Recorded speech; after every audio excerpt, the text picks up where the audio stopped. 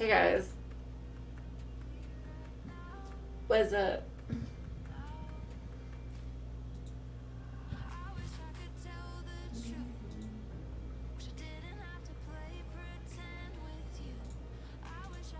Alright, let's see.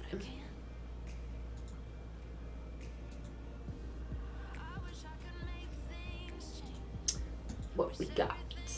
What do we have?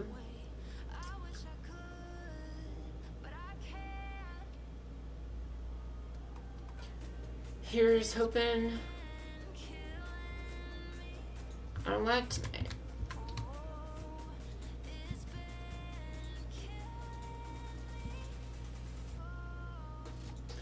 Don't crash. Don't crash.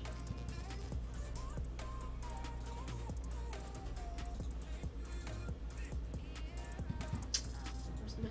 There we go. Right here.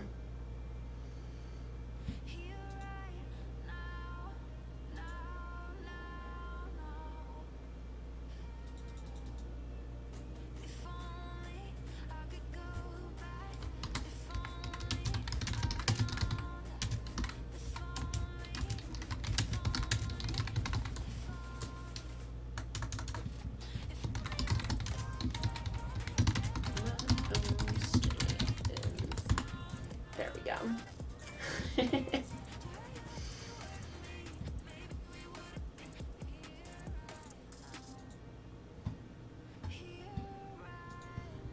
How's it going, guys?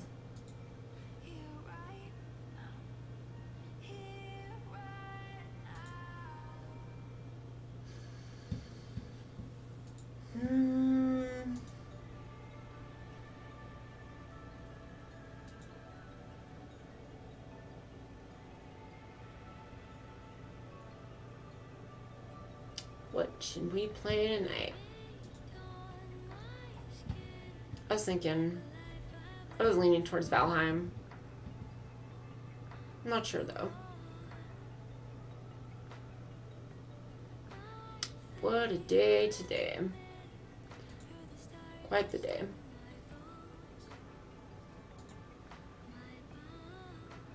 Where am I trying to go here?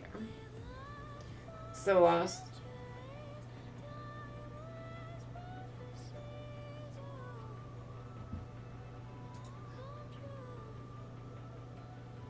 I need to turn off notifications.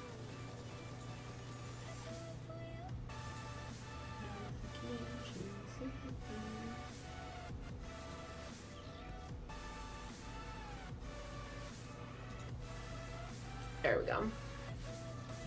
That's better. Hey, Prince Adam. Thank you. Hey, G-Sean. What's up, guys? How's it going?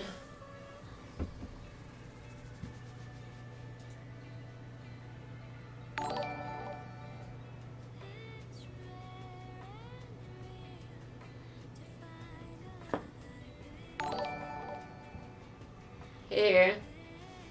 Hi, Alyssa. What's up, guys? What's up?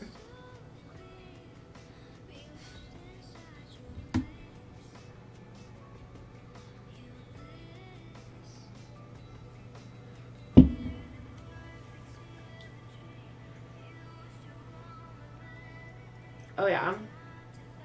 Hi, Alex. And Jean. It's okay. No problem. Do I have blue light on? Yeah. Do you want to see what it looks like when I turn the blue light off? My middle light. Let's see. I can turn this one off. I've got like 3 clamp lights. Alright. Here will be on and off. Blue light off. Blue light on. I kind of like the blue light.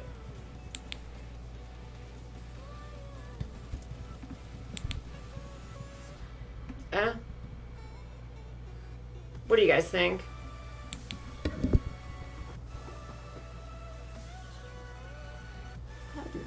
down here. Got like a bite or something.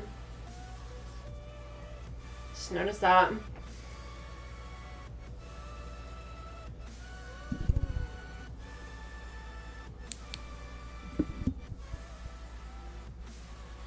I like it.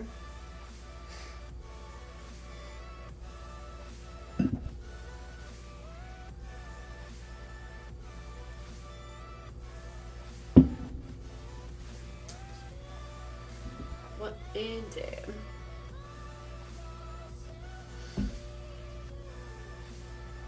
I went and saw a house today.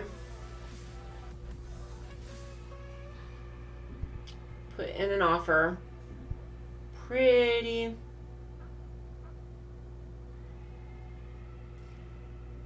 Blue makes me look washed out and off and see human skin tones. What if I don't want to be a human? If I want to be a robot?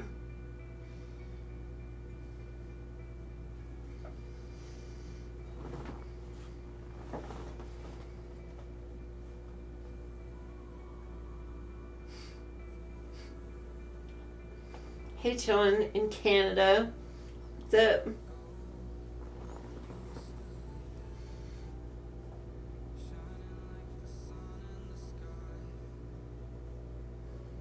You like the blue? Me too. I think it looks better.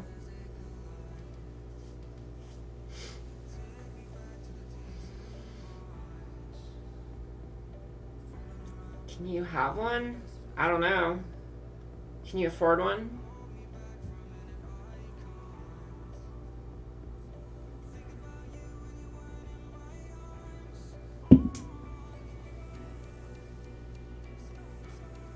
It's for the follow. Vincent Blood.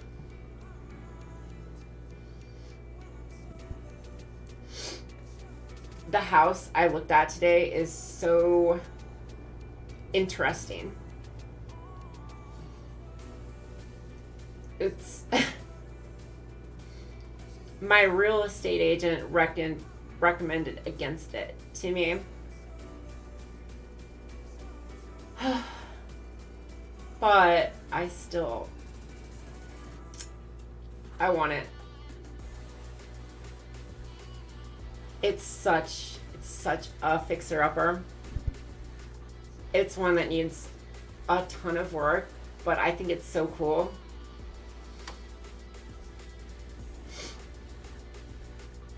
There's definitely a lot of potentially serious issues with it.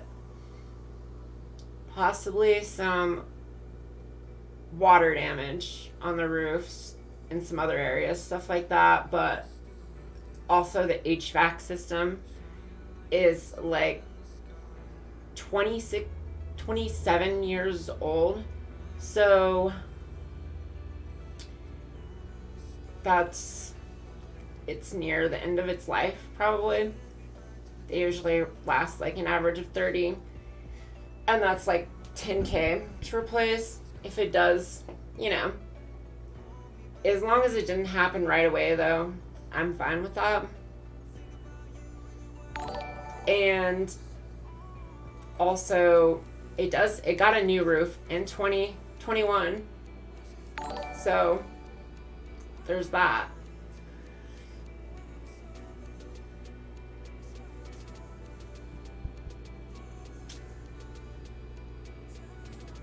But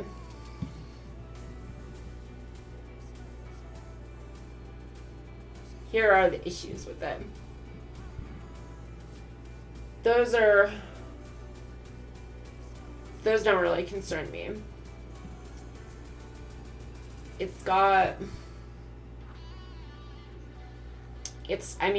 just in general, it's like very, it like almost every room needs redone except for the kitchen. The kitchen's actually pretty solid, but the rooms are like just pretty, need new carpeting, need new like paint, bare minimum kind of stuff. I mean, I guess they don't need it, but like stuff that probably should be done. And also, I hate the master bedroom. That was like the one thing I really, really want in a house is like, I just want a nice master bedroom with a walk-in closet and, you know, a decent bathroom. But this one, it does have an attached bathroom, but no closet, and it's like super tiny. The master even is super tiny. So what I decided could be done though is there's actually, it's a 4-bedroom, 3 bath, and it's a weird tri-level, like split, where there's like an upstairs and then there's like a little downstairs, and that's where like second living room and biggest bedroom are, and another bathroom.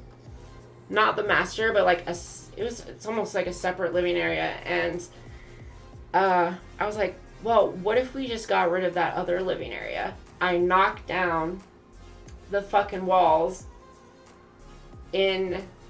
from that bedroom down there, and I could make like a huge master suite with a huge walk-in closet and completely redo the bathroom down there to have a really nice one.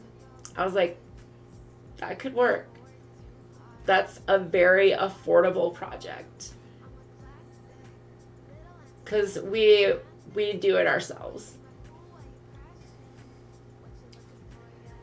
Think it could be done for under $5,000. Thanks, guys. It does have a skylight. Actually, in the kitchen, it has a skylight. Like, you want me to show, I could pull up the pictures here, actually, if you guys want to see it. Let me see it. Get Zillow on here. It's probably easier to just pull up these pictures, right?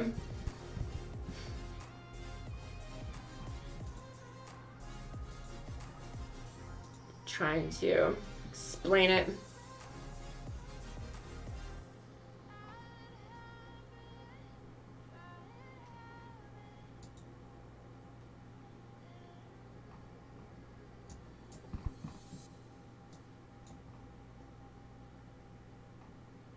Where are ya, you bastard?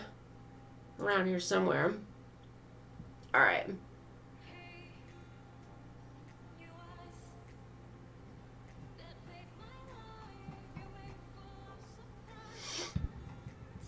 Oh, yeah.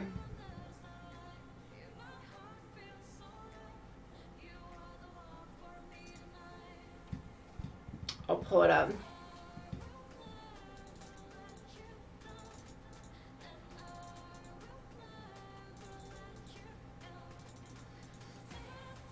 Oh, okay.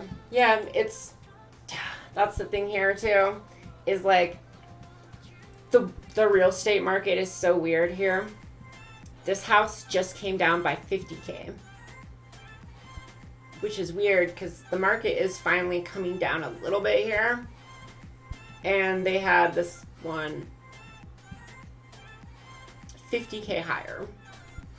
And right now it's at the very top of my budget. Like I can't go $1 higher than their asking price. But bye, VizKit. Thanks for coming by. Well, yeah, I mean, home inspections is something that's required. It's literally, it's not something you can skip. They're required. But I mean, like a home inspection isn't going to tell you whether the HVAC system is going to fail in 1 year, 5 years, 10 years, you know? You don't know. Could be the next day.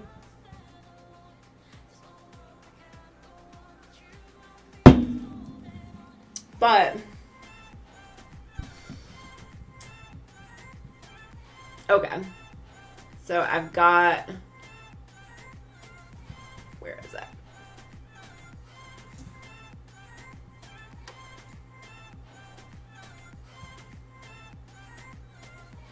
There we go.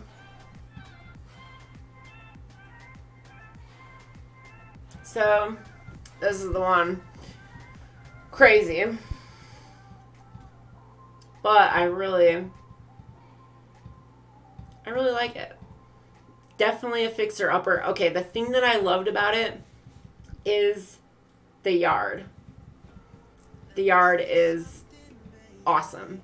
The yard needs so much work. It's crazy. Like, it has a fucking pond and a gazebo, but they're like so fucking dilapidated. Like, it's so fucked up. Like,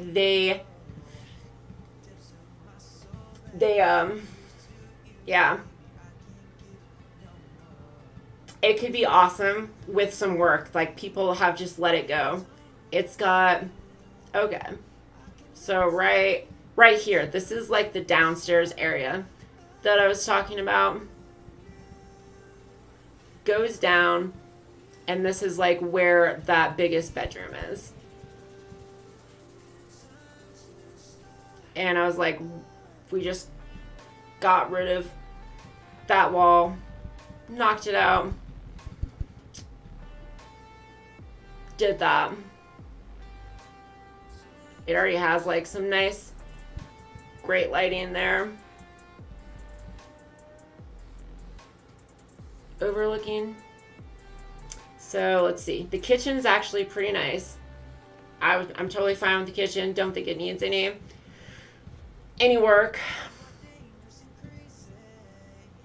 Not really. Totally fine with it. The bedrooms all suck. They all need redone. Like, look how garbage all those bedrooms are. Like, they're so blah. And like shitty carpeting, you know, like they need redone. And then that's the upstairs. The bathrooms are all whatever. Here's the part that was really selling me on it, though, because for one, it's in a really nice location. This is like great location, and two, this like deck. It's on half an acre. It's fucking a huge property, and there's like all this crazy shit out there. You can see that's the fire pit. The ponds over there, they don't even show. Like, there's a pond over there and a gazebo. The reason they don't even show it is because it's so fucking, like, their gazebo, like, this shit has not been taken care of. Like, their gazebo is just filled up with shit.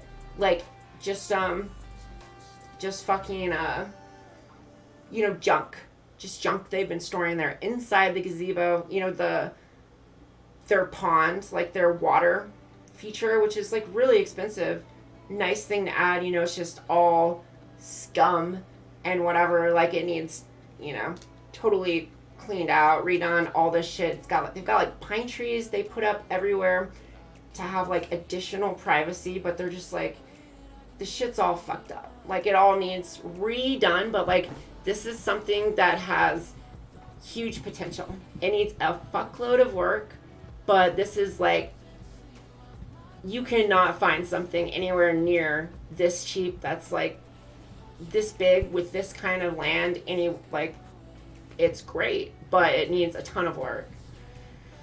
If it had, like, this would be, if this was fixed up, it'd be like a $700,000 house in the area, you know?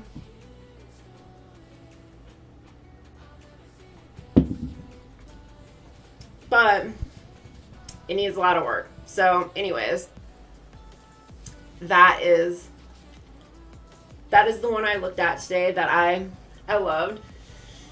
$425K in a fixer-upper. Yeah, I mean, that is what it's like here.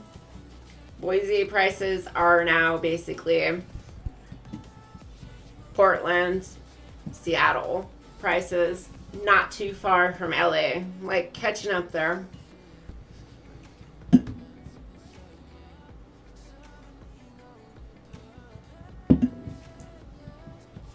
Should I look at the prices of houses around the house you're looking at? Oh, yeah. You mean like in the area? Yeah. They're all way higher. This is low. And it's because it needs a lot of work. It's in a very nice area.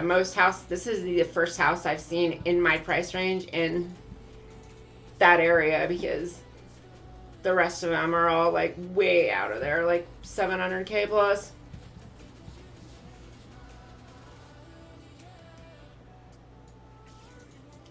It's my take on the transgender athlete in the Olympics who came in last for weightlifting. Do I need a take on that? I just mean, like, what take is there? Besides, who cares?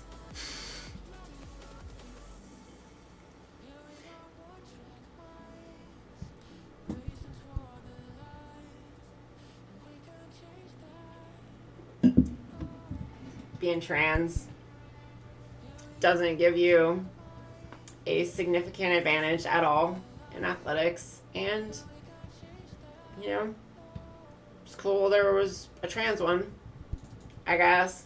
I don't really care or follow that stuff, but people just shouldn't be too concerned with it. That's my take. Stop worrying about trans women in athletics. It's a stupid issue that shouldn't exist. All science shows it doesn't matter.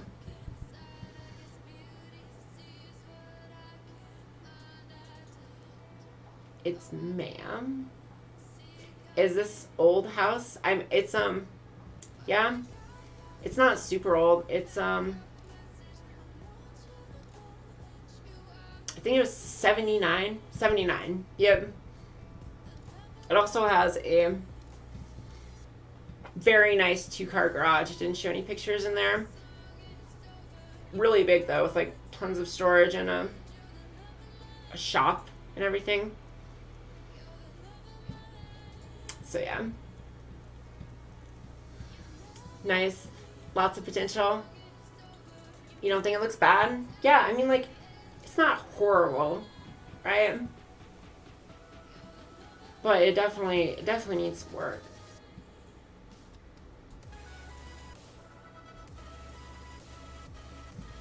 Yeah, minimal interior, 1 room at a time. Nice project.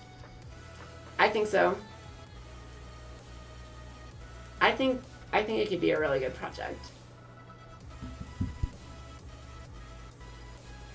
My eyes are 2 different colors. 2 different colors here.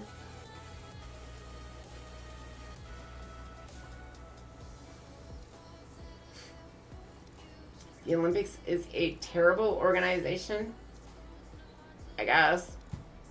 Again, don't really follow it. Don't much care about the Olympics.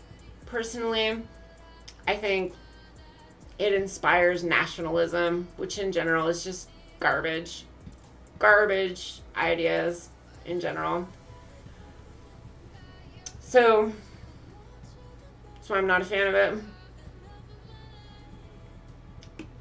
Pitting nations against each other, like, doesn't really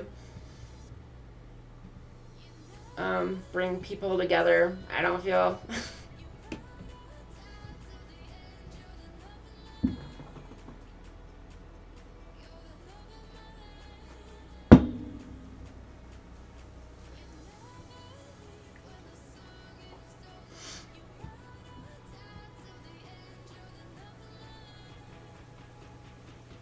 Yeah, I mean, I put in an offer. Probably won't get it. Maybe. My real estate agent said someone apparently who saw it today was going to put in an offer tomorrow. When he talked to the agent, we'll see. It's such a big decision. I just don't know what to do.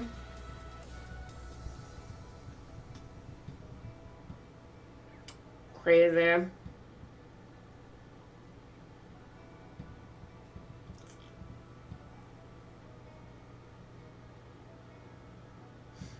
The Olympics is for foreign relations. Oh yeah.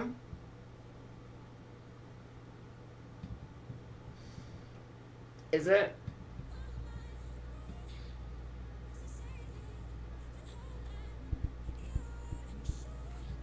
I don't really know what the Olympics is for, honestly.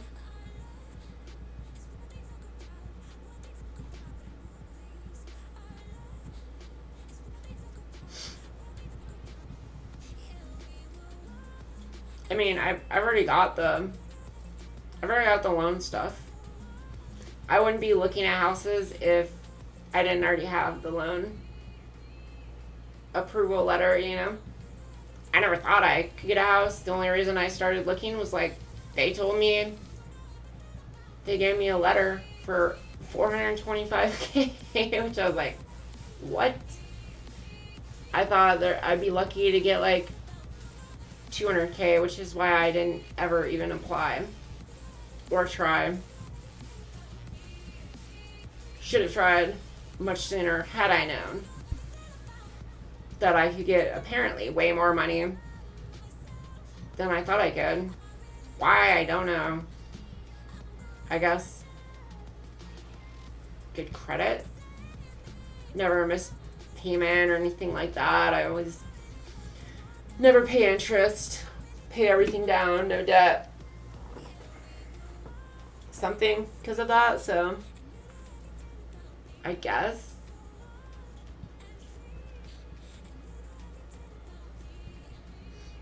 Do I have closing? I mean, yeah, like, obviously I've got that stuff is like worked out before you can even get a loan. You have to approve all those things, that you have money, etc. Bank statements. What is the interest rate? 3%. 3% interest with like 3.4 is the APR on a conventional loan.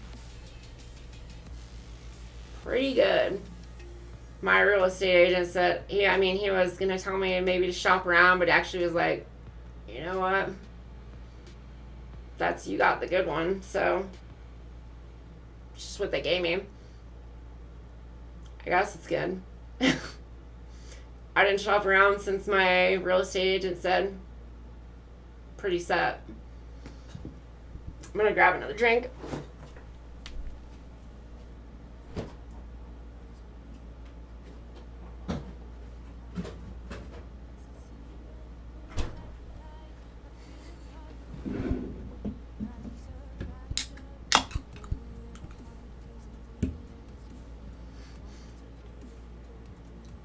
Hi there, and Alex.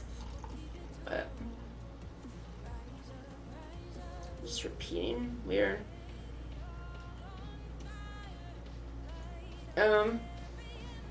Wait. That is good? Yeah. I think it's good. I seem responsible. I guess I weirdly kind of am. I don't know. I just never really thought of myself as responsible or even an adult, really. But I guess I kind of am now. I didn't used to be.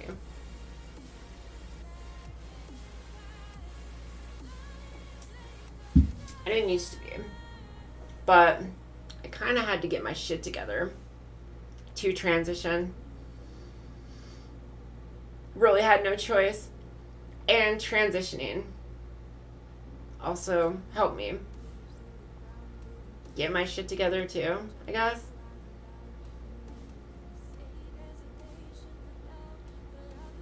Proper medications went a long way. Lots of factors, I guess. But yeah. I guess I do sort of stay on top of shit nowadays.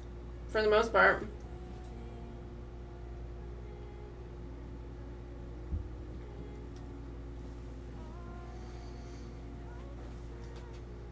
Been a long time since I've missed payment on anything or yeah. missed an appointment even or anything like that. Not really.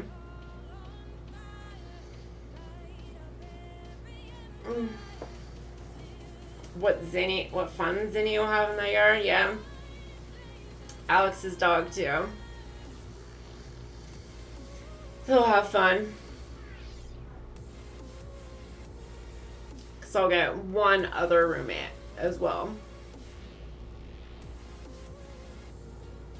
2 roommates.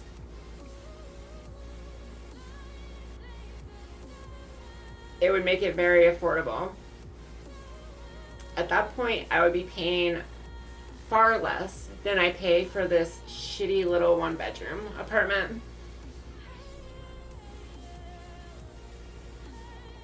Even with just one roommate, I'd be paying pretty much the same.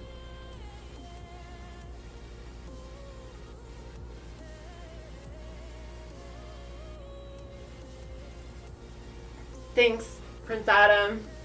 Appreciate it. Thanks for coming by.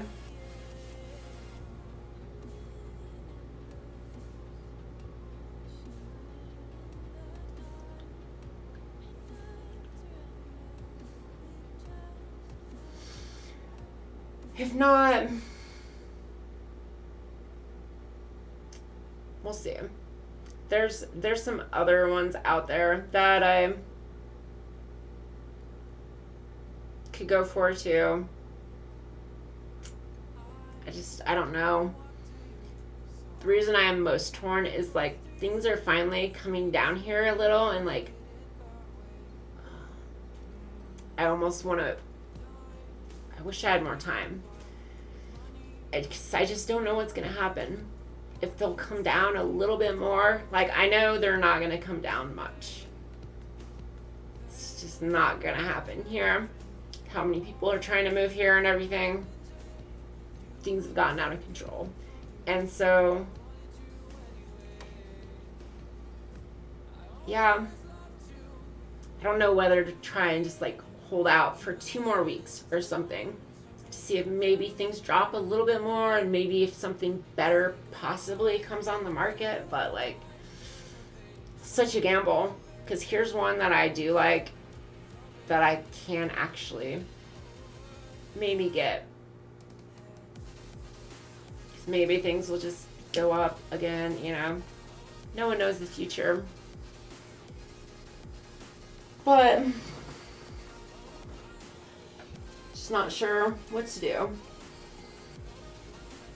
It's scary. It's a big decision. It's a lot of money and a lot of commitment. It's a big commitment that scares me a bit. Getting a house. Guess I won't be leaving Boise then. Guess I'll be here. I was considering like moving away from here too.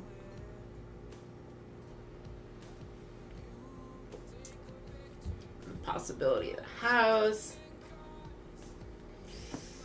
Now it's like, well, doesn't seem like I'm moving. If I do that, definitely I'm not moving.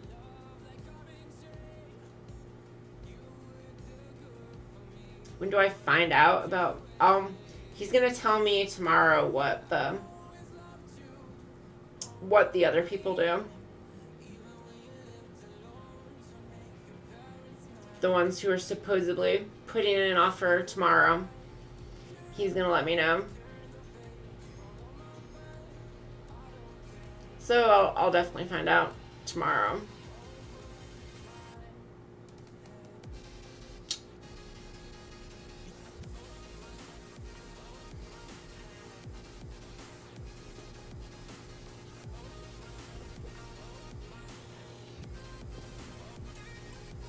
Well, I haven't technically put in my offer. We're waiting. Because we're gonna see if they put in an offer or not. Because if they don't put it in, we're gonna underbid a little. And if they do put it in, then we'll put in our offer at that point. Unless those people really want it. If they really want it, I'm not getting it, no matter what. because I have my max is like at asking, so I can't outbid anyone unless they undershoot. So that's how we decided we'd play it.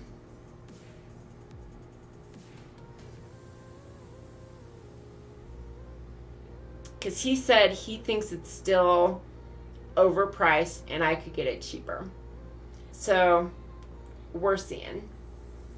Maybe we can.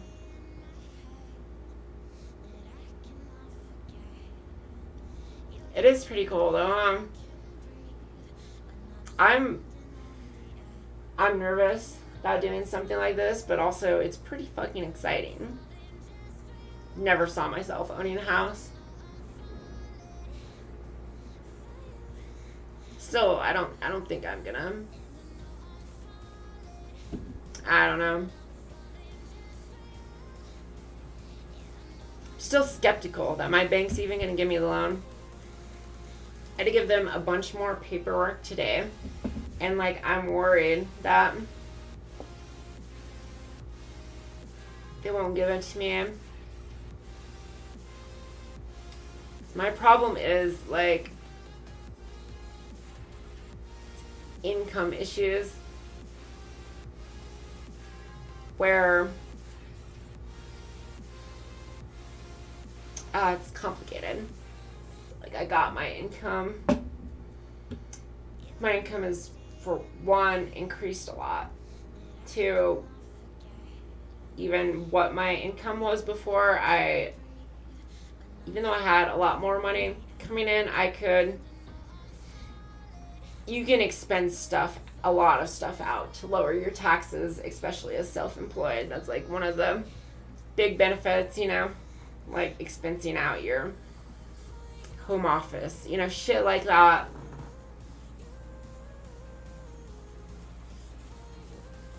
Which technically gets your income a lot lower, but in reality, it doesn't really lower your income. Like, regardless, you have to pay rent or mortgage, right? So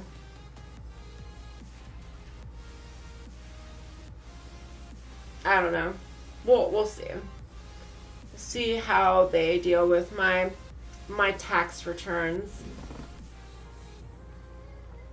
and whether they have an issue with the fact that my income's gone up a lot.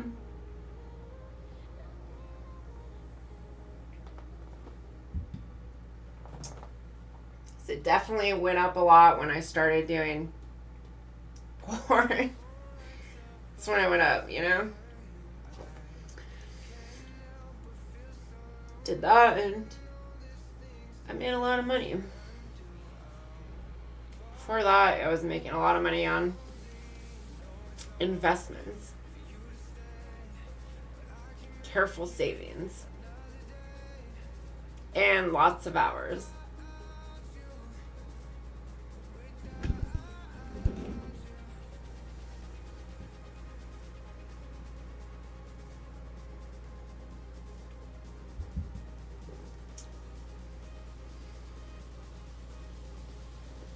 I'll let you guys know what happens. Probably should be finding out tomorrow. Nope, it's seltzers. Wasn't gonna drink, but yep, always the same.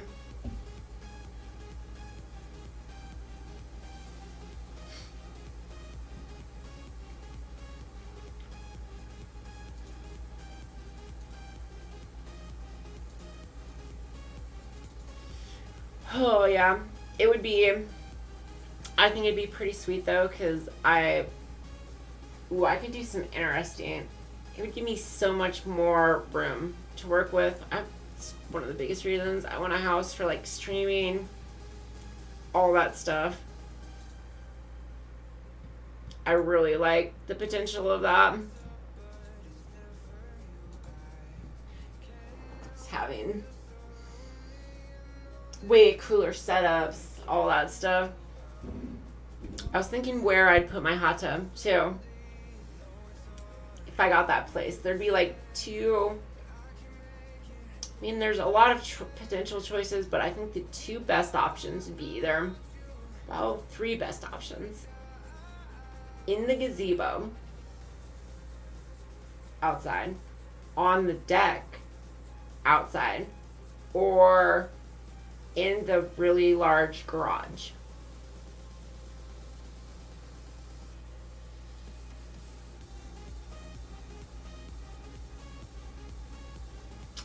Couldn't really put it in a bedroom because unless because I want to make the lower bedroom the master, and it's too heavy to put upstairs.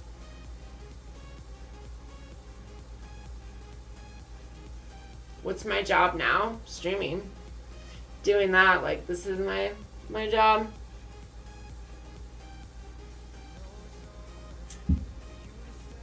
Kind of. Along with the other stuff. The other side things, you know? The adult content. I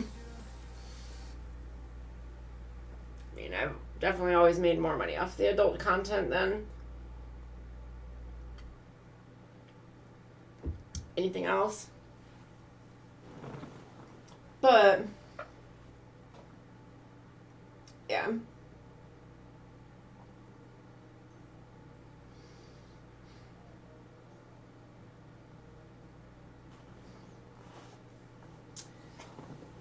I could make a lot of money on, like, Chatterbait, all that stuff, you know, and it was nice, but I didn't want to be doing that forever, and it's not really a great, like, long-term solution or anything, so Twitch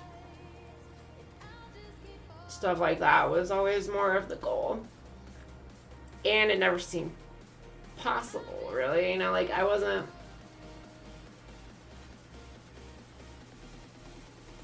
didn't start maybe seeming possible until I started kind of taking off in May, and then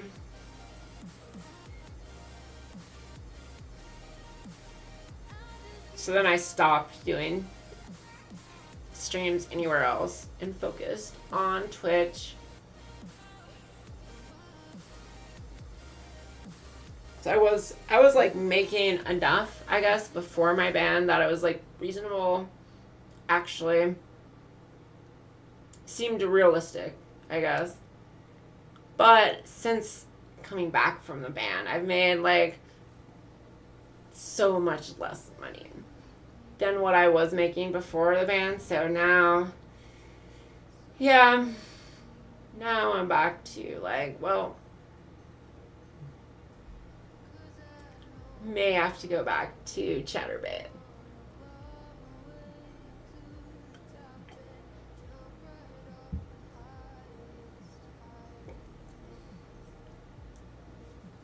How long have I been transgender?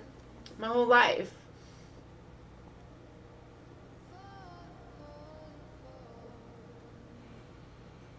If you're asking, like, when did I first know for sure, is like by 13 I knew beyond any doubt. I just didn't realize what trans was before then. I didn't have words for it or anything, but as soon as I did, as soon as I realized that trans was a thing, I looked it up online and everything, I was like, oh, definitely me. Definitely me. Oh no, my numbers are definitely... No. I mean, before my band, every stream, like within 10 to 15 minutes, I had over 100 viewers every night. So, yeah. Till I'm over 100 every single night, I'm definitely not going to be anywhere near that where I was.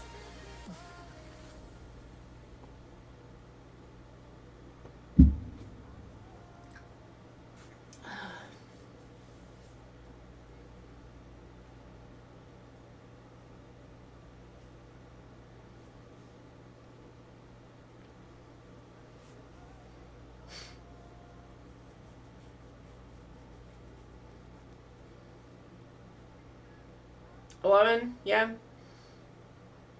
If I had been exposed to anything trans, I definitely would have. And yeah, definitely I knew as a kid, I guess, just not, didn't have words to describe trans. No education, no exposure.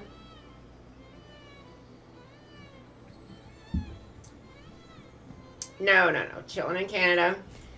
It's not. Things have just changed.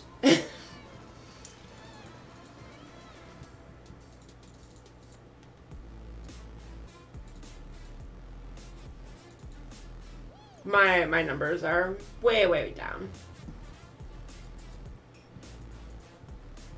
Ever since coming back.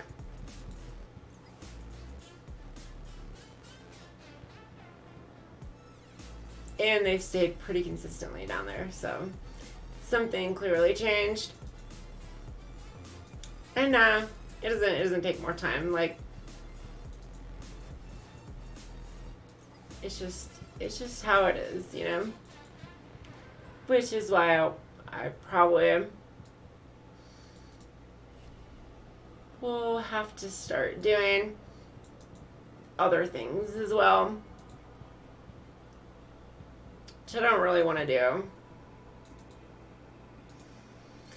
Really, I don't really like streaming on Chatterbait, you know. I mean, guess I usually have good nights there, and I end up like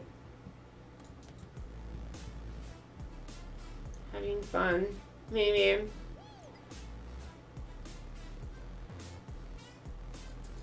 There's like definitely some level of like rush when you do have like a really good night too.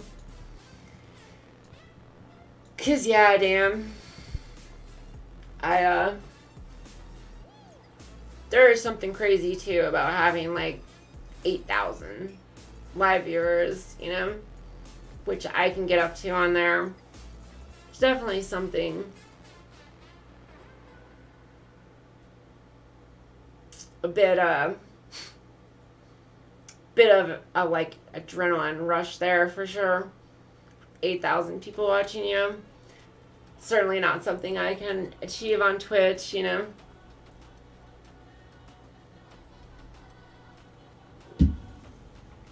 So,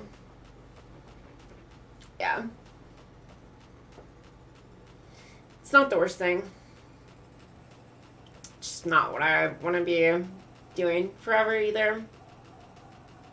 It's not really a future there.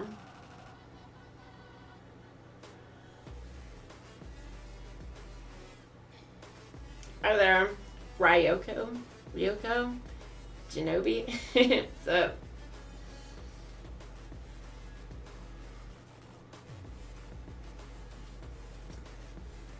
No, certainly not. I'm not willing to risk anything that's even.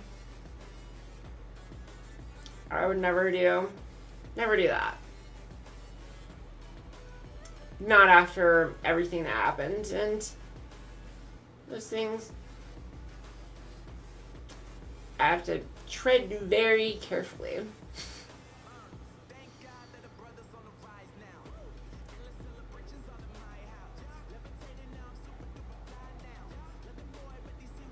Can't be wearing anything that's like more than like a very, very typical bikini and stuff.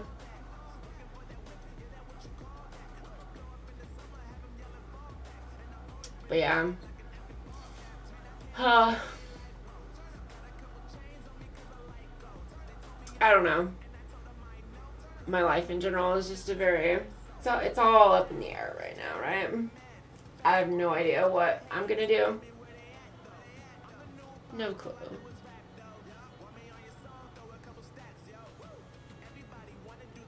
I've got to do something different than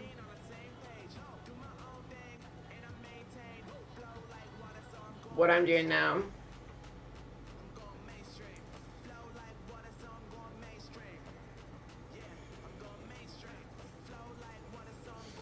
I could just start going harder on like OnlyFans again too. Also, just don't really. Ugh.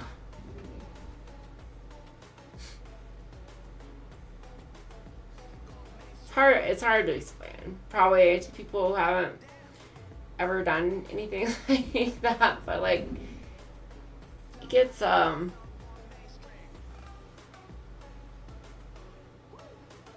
emotionally draining, exhausting.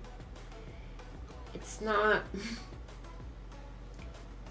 It was something that was like very, very beneficial and positive to me in a lot of ways for a period. Helped me with a lot of issues.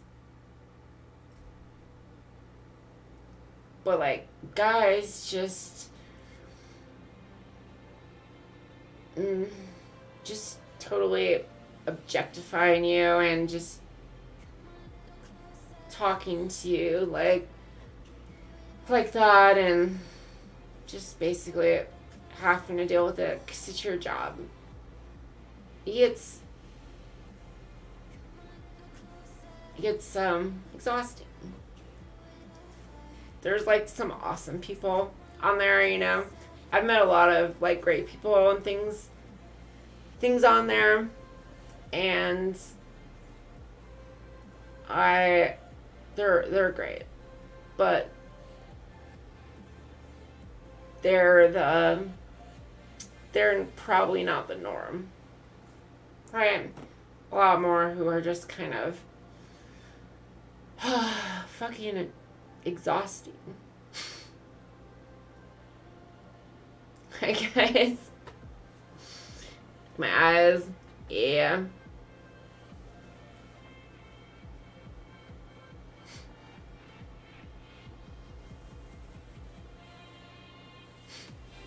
What are my pronouns? God. Sometimes I want like such a ridiculous answer to that, but I don't even know what a ridiculous answer to that is, because I've seen some weird ass pronouns out there that people are actually serious about. But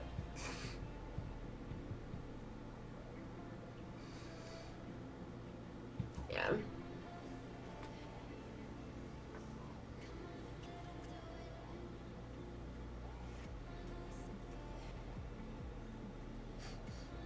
Do I have a cat? No.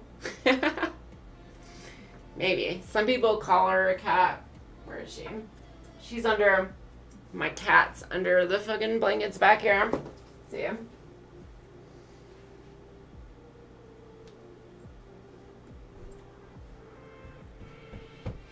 There we go. Now you can see my cat.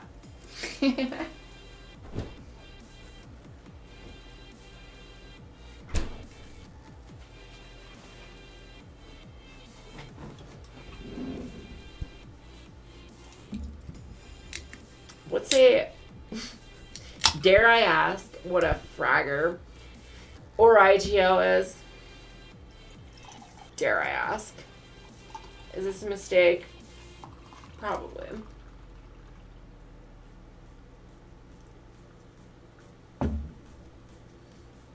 Welcome back, Eddie. Welcome back.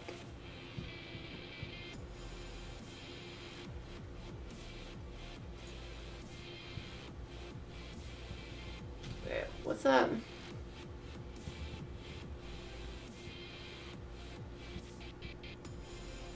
Oh, okay.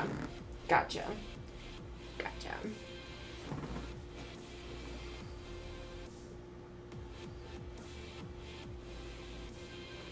Thanks for the follow, Doc.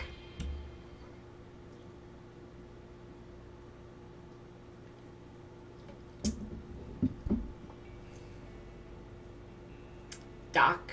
Chocolate. Nice. Hi, Zinny.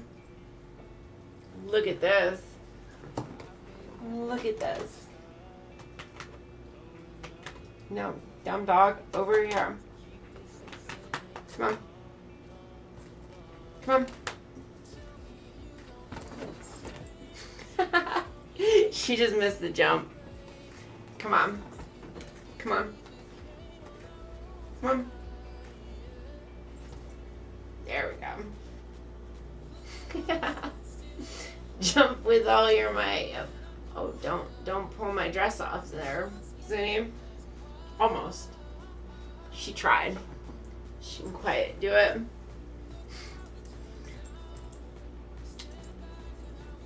Right, buddy?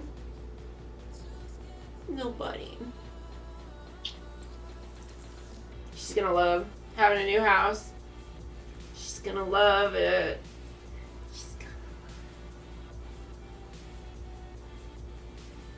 Her name's Zinny.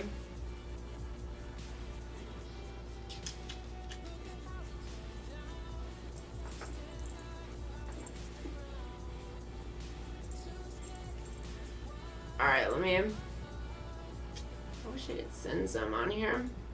Oh wait, I can. Where's my little Zens? There we go. Yep, little Zennies are the most used emote in here by so far. Always at the top. There we go. Little Zennies. Little Zennies. Fucking Zenny.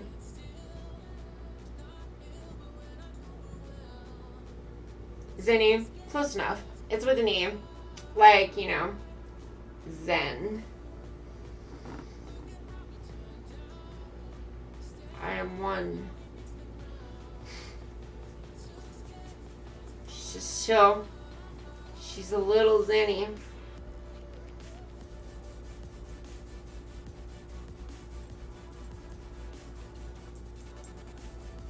Yeah. Yeah, that's happening. She's looking at me like, what the fuck, dude? Are you fucking kidding? Yeah? Yeah. Oh. Little grunts. Here you go, buddy. There you go. Yeah. Alright, buddy. There we go. She's got some moves, yeah. Hi there, Raven.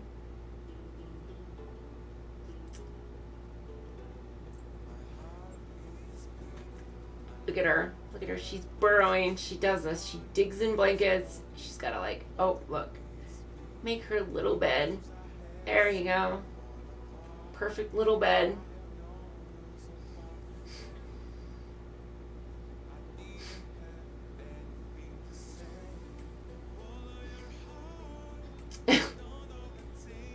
Innocent little face. She is. Innocent little dog. I'm Czech. Greetings from, you know what? When you say that, I'm imagining like someone just holding a gun to your head.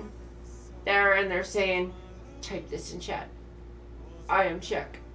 Greetings from the Czech Republic. The Czech Republic is a good state. That is what I imagined as I read that.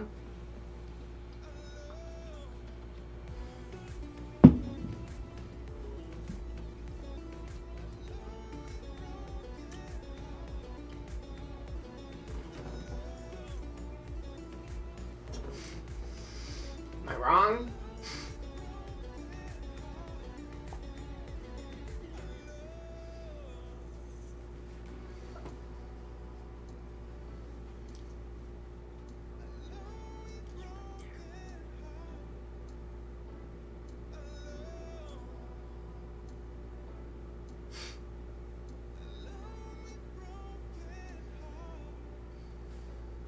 It's a Simpsons reference.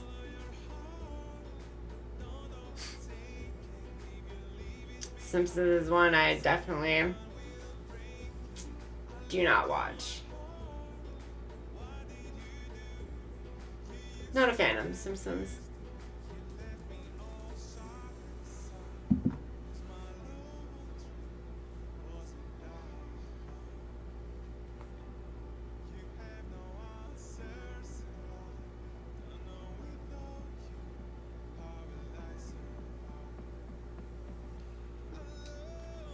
Eyebrow.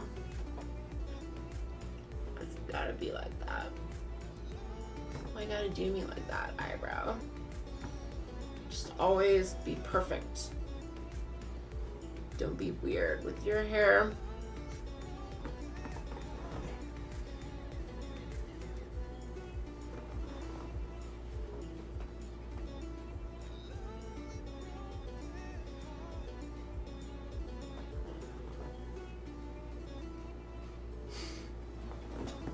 Oh yeah. Hi there, alien penguin. It's called heterochromia. Doc. Heterochromia.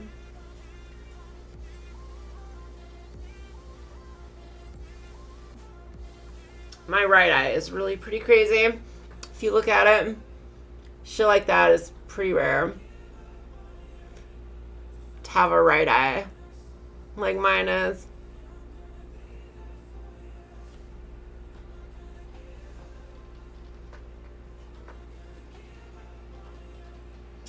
Not at all like David Bowie.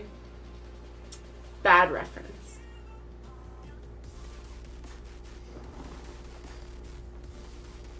David Bowie had one eye that turned blue and white because of injury. He got like hit in the eye really badly and it caused a large amount of damage and caused it to turn blue, basically. Kind of like the weird way blind people's eyes can sometimes look. Like it just caused, it's like from damage, you know? In their case is usually genetic, but that kind of damage. And that's a very different thing than people who are born with it or like have it naturally. It's just like just a totally different thing, basically. Just an injury, essentially, versus just having two different color eyes.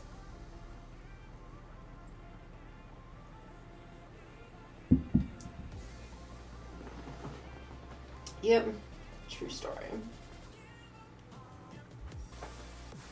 Because if you look at his eyes, like it was kind of weird, right?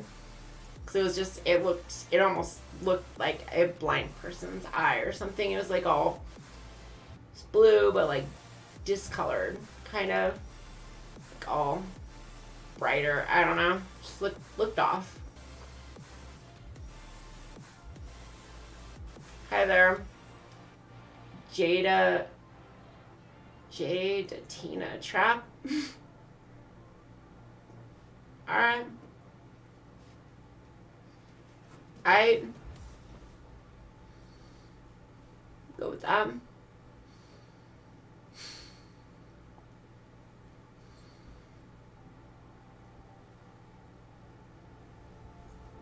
Oh my god. Zenny right now she's just tearing up my bed. She's over on my bed, just tearing shit up, throwing it. She doesn't care.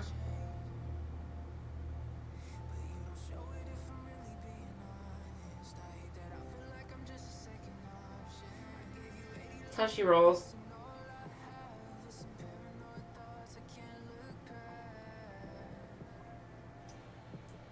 You know what I was thinking of doing? Probably bad. But I was thinking of doing some gambling streams.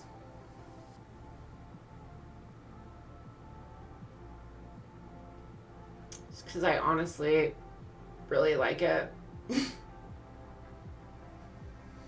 I've always kind of done that. My family, it's always kind of been like tradition too. every Christmas and stuff. We go play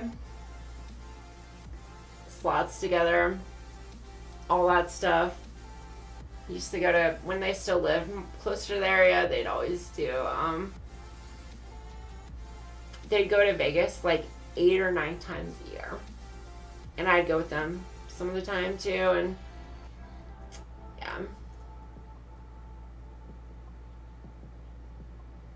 Just kind of fun, and I know it's kind of like controversial, though, the gambling streams in doing that, but like, I honestly, like, I've got slots accounts, like, I just do it on my free time before, you know, and like, I used to be like super into poker, especially. I wonder if there's any places that you can play Hold'em online anymore.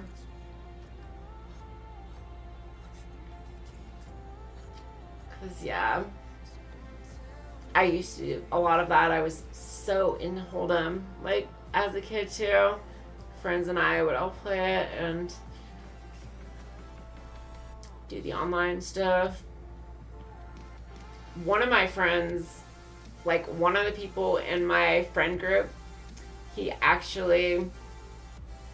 won like one of the Poker Stars or something free roll tournaments out of like 8,000, something like that, and got the invite to one in the Caribbean. This tournament of just like a 10-person tournament for $1 million. And it was, yeah, he got so fucking unlucky. He got all expenses paid and he got 10 grand. That was guaranteed. But he came in 5th. And at 4th is when they cut the deal. So everyone at 4th or better, they all got like at least 100 grand because they did the split then. And he was in 5th, so got knocked out right before, so he missed out on that payday. But yeah.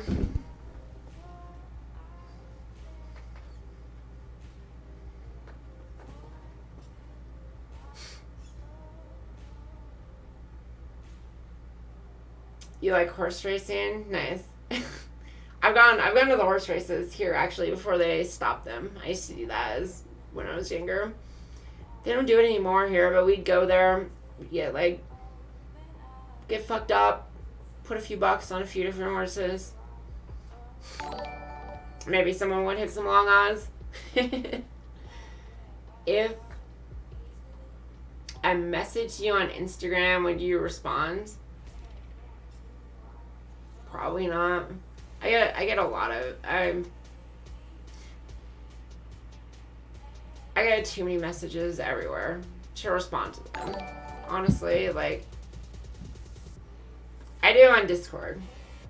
I have to limit it to like 1 or 2 platforms I can actually reply to people to, because there's so many platforms if I can't reply to them all. So, Discord.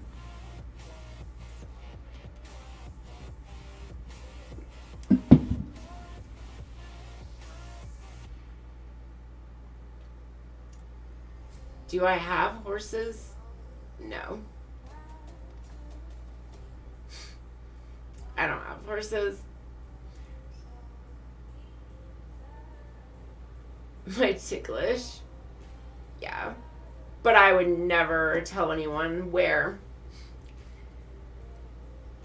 So many guys have wondered. Very few have cracked it. Because I can fake it. I can hold out for a while acting like something isn't ticklish, and only a few have ever figured it out where I actually am ticklish, and they keep it up. They'll get me to crack.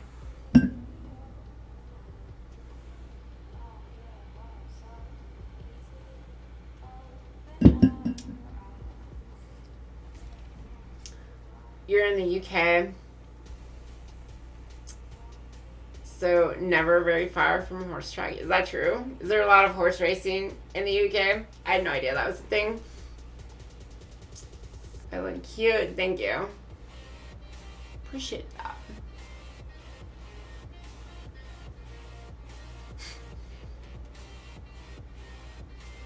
I do need. Cue the Silence of the Lambs music. Dancing in the mirror.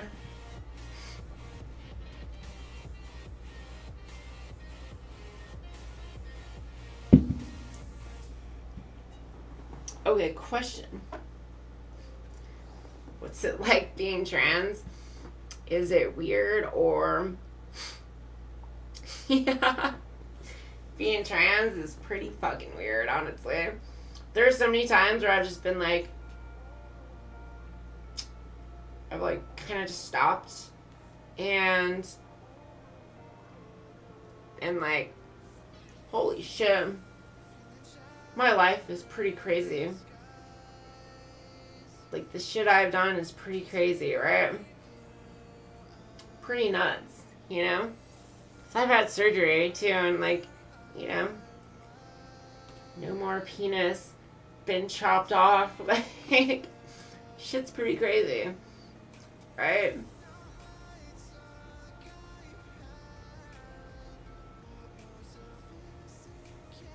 Definitely weird.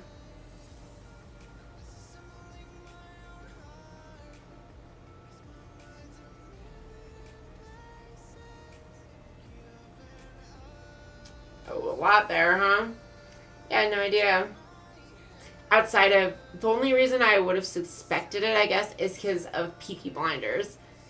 You know, Tommy being so into horses and horse racing.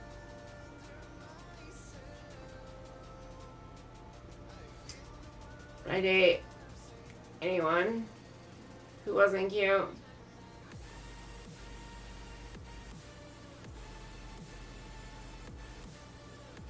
Probably not.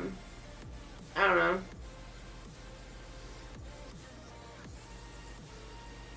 Like,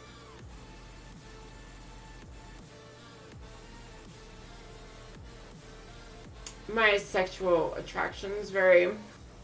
My attraction in general is very complicated, hard to describe. It's taking me a while to even understand it myself, but like, it's a bit more flexible with females than it is with males. Males, I'm in like a very... There's very specific things that I care about for me to feel any attraction whatsoever. I've tried. There's been like so many guys where I'm like, oh, why can't I? Like, I just want to be attracted to them, you know? Dated them, everything. Looks so good on paper. So many nice things. It's just like, fuck, I can't feel it. Just feel like repulsed, you know? No matter all that, and it just sucks. But that's just something we don't have control over, right? People in general, you can't really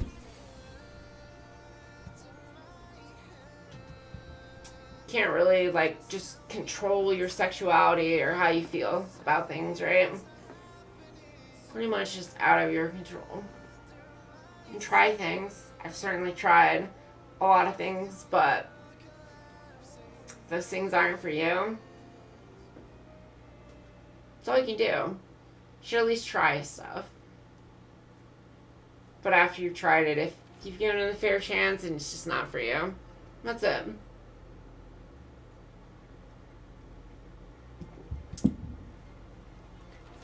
Hi there, Diggings.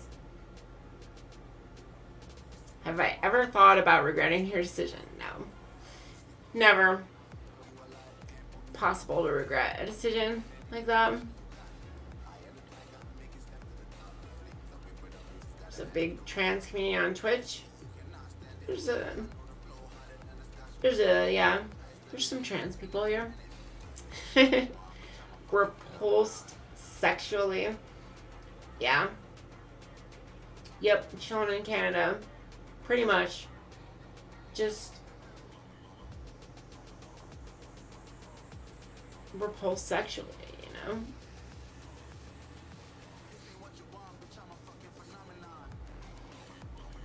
Like, everyone has those sorts of feelings, I'm sure, right? Like, there's gotta be people where you've just had,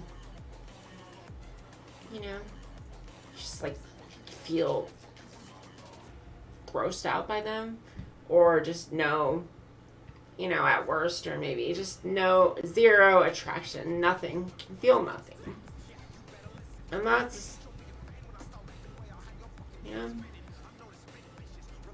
something that happens to people. I've definitely experienced it plenty. Lots of people I just prefer as friends or whatever, because I can't feel anything. My attractions are very specific, very narrow, especially with males.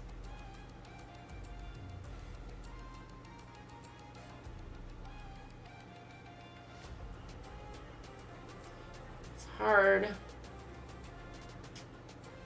to explain the actual feelings, because they aren't necessarily like, oh, there's like type there. If I showed you pictures of like everyone I dated, you'd like be like, all right, there's definitely a common thread here. I don't know exactly how to describe that common thread, but there's definitely one.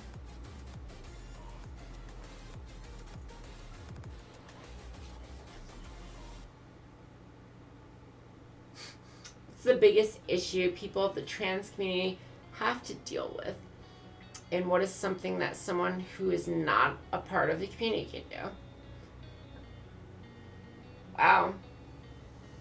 It's an interesting question.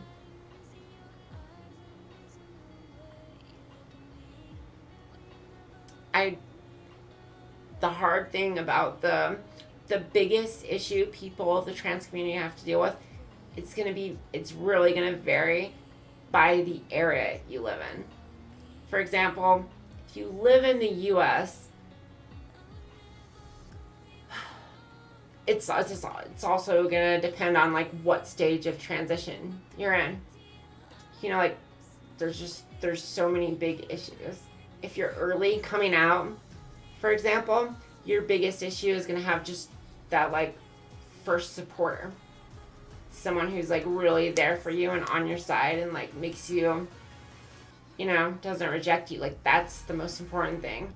And then if maybe you've come out and you're past that process, like then your next important thing is probably going to be having people that like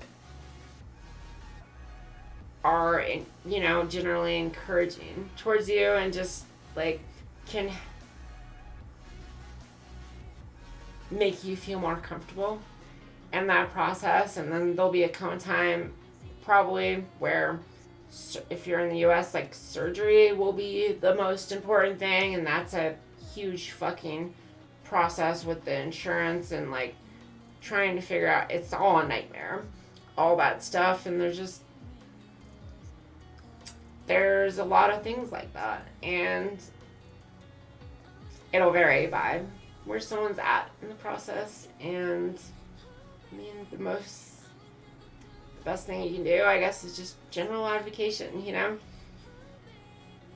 Speak out against general anti-trans shit, and if you know any trans people or whatever, then just be there for them.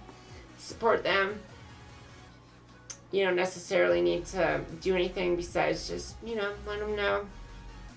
Here if you need me.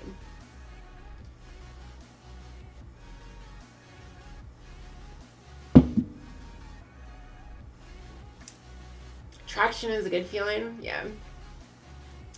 You've never been in a romantic situation.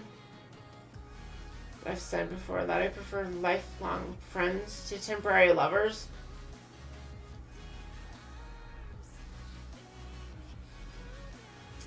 That's,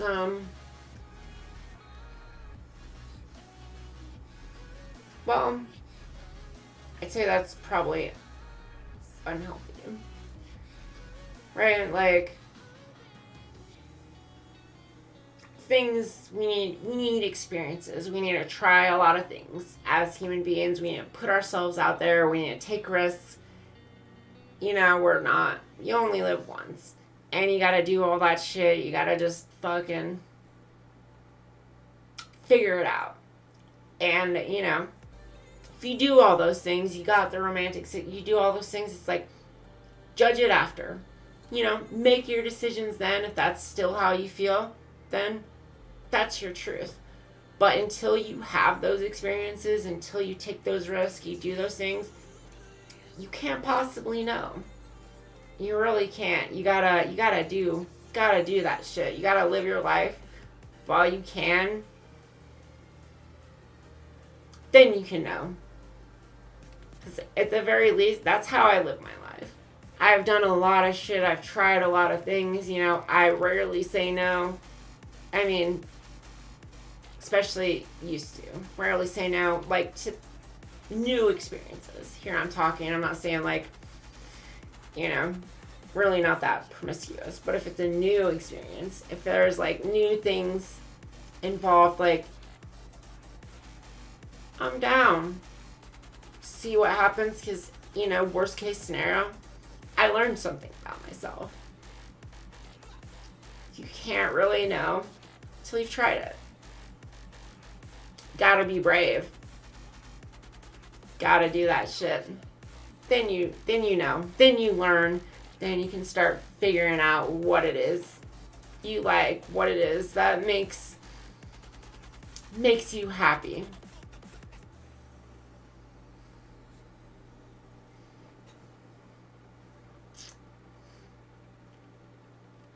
You typically fall for a girl who loves me, but for whatever reason won't be with me.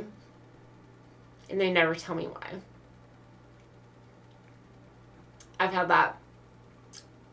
Alright. Been there. G-Sean with, in general.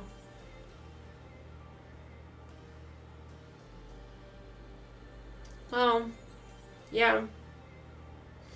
I mean, there's definitely something about someone who is, like, super into you, super in love with you and all that stuff. And even if there's no long-term potential, it's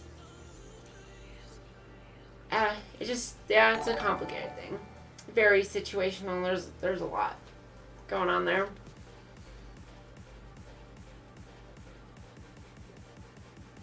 Thanks for the response. No problem. Day 3 gigs. YOLO.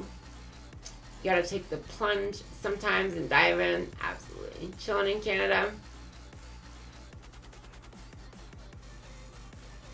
Be ballsy. Yeah. That's life. Like, so many people just live their lives so fucking boring. Honestly, so fucking, like, scared. The reasons anyone does that, anyone lives their life fucking boring, it's because it's fear. My motto is never let your fear decide your fate, right? That's what it comes down to.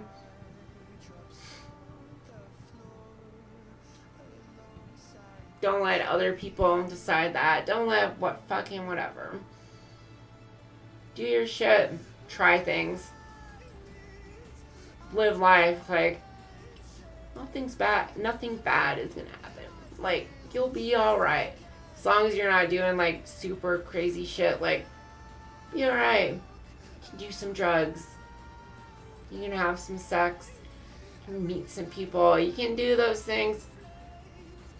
You'll be alright as long as you do them smartly. You have to do them like there's a like you can do those things responsibly.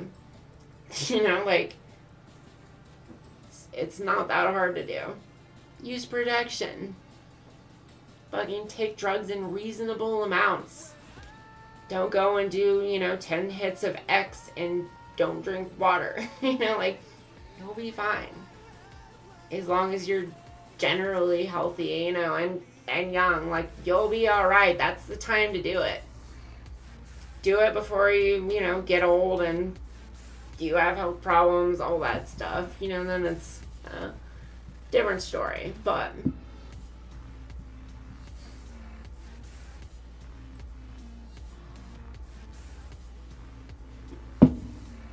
I think people don't push their limits and potential, considering we're only here once. Complacency. I agree. Very few people do. It's sad how many people I know who just really have not tried things. They base their judgments on the media, on misinformation, on just other people's opinions, rather than trying things themselves. Just gotta try things. I've been guilty of that. There's a lot of things I had prejudices against. I just had these ideas in my head from growing up, campaigns, whatever, both sexually and other experiences too, where I just, had these ideas in my head that I was like, oh no, that's obviously bad, like, no, horrible thing.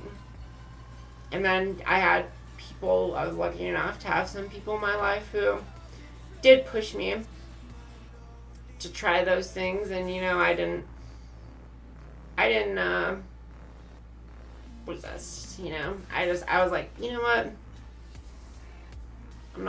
I'm gonna trust you. I had good enough people in my life who were telling me, what you think is bullshit, basically. And I had to stop and I had to say, maybe it is. Let's find out. And it turns out a lot of that fucking was.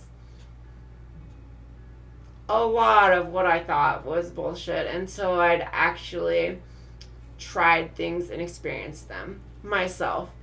It's really hard thing to distinguish too, unless you actually just do it. It's not something that we can it's really hard to break away from those things, those ideas, those thoughts, those beliefs, whatever, that are ingrained in us young. Those things happen, and it can be really hard to just shake them. And the only way to do that is just to have that undeniable proof of experiencing it yourself. That's it. That's what can do it. You do that and you're like, oh my gosh, I was fucking wrong. There's no denying it. I just experienced it. Can't deny it at that point. That's what it can take. But you have to be brave to do that.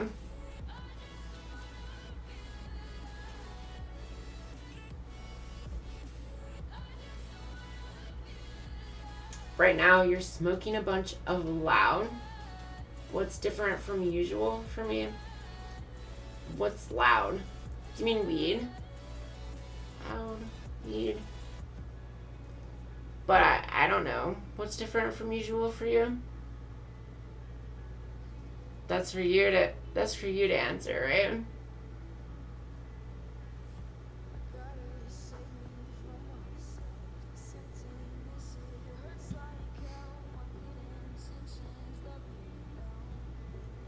Push it now or regret it later. Exactly. So true. Come back as a butterfly or a pigeon. You're colorblind and you love my new green. Is that how it looks? Shit, you really are colorblind, right? I think you've said that before. Someone else was joking about it, but you actually are right. You can't tell how awesome my new hair is. Awesome. It's pretty awesome.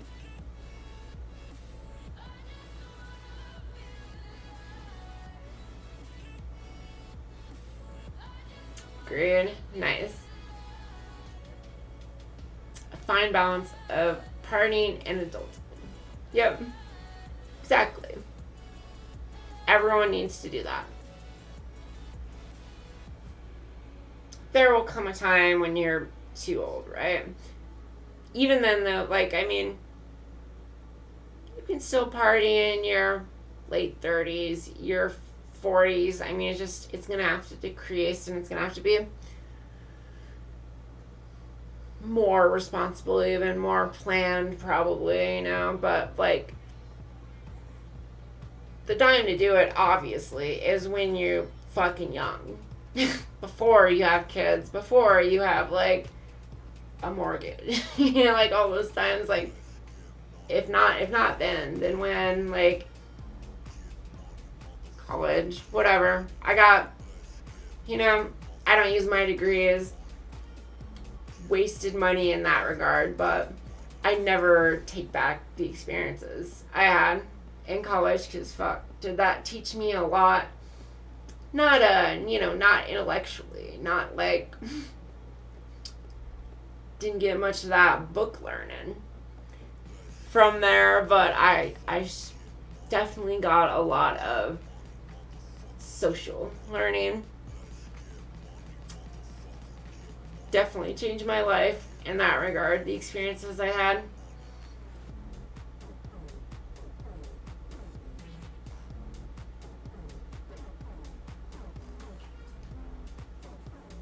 You really are. I thought you were, Sir Lemon. When you get a mortgage, you have house parties, but use coasters. Yeah. That sounds about right. For what if I got the house, I was thinking of probably what I do. I already use coasters. Most of my friends at this point are adults, you know. I'm like, I can't be in denial anymore. Full on adult at this point, I guess. Fuck. But you know what? I still party. I can still be an adult and party. Those aren't mutually exclusive. Right?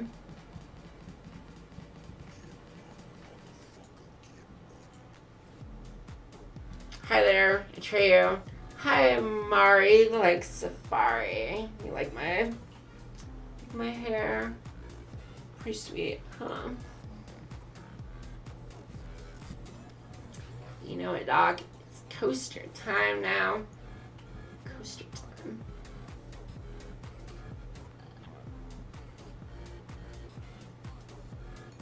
Oh my gosh. Apparently I have to, like, turn up slow mode to, like, 20.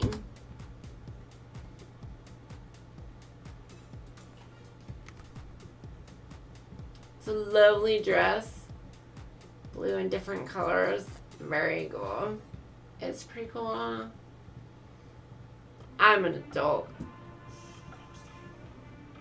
I can have blue hair. Blue and purple. Those are not contacts. This is my natural eye color. Natural eye color.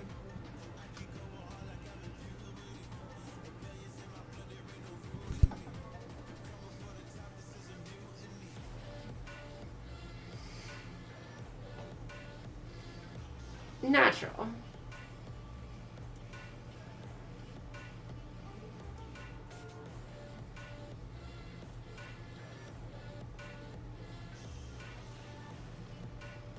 You. It's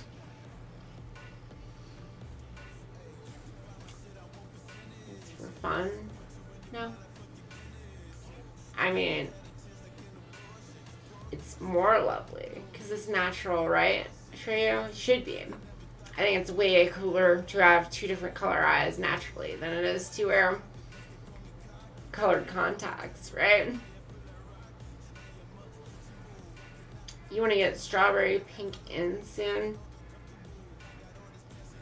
but you've yet to find someone who knows what they're doing, sadly. I mean, I did mine live on stream last weekend. We did this Saturday. I let my friend do it for me. She helped me. Autumn did it, so I think it came out pretty well. She did a pretty great job.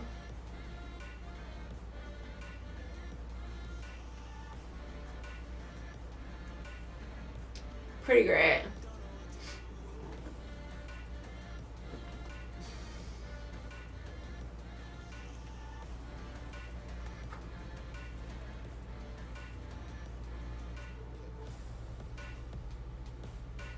Is it just harder for people to be genuine online anymore?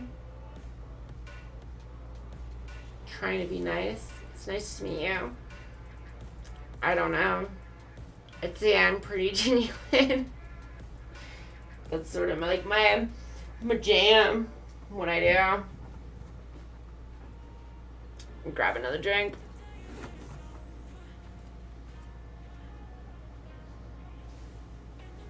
And I'm gonna grab a little chihuahua first, actually. She needs to stay.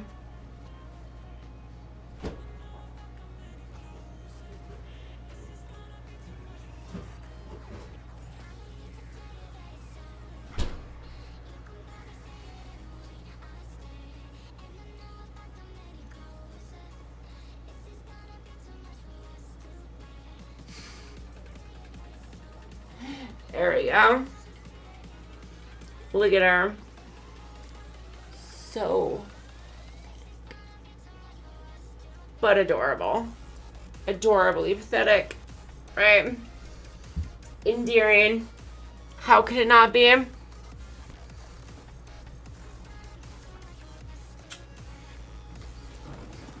Endearing.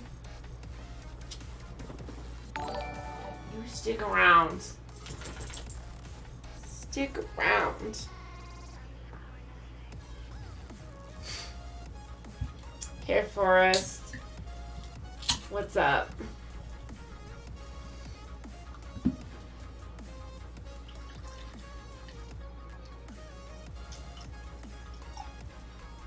You like how the pink tips are subtle. Yeah. You do you, dude. I think that would be pretty sweet.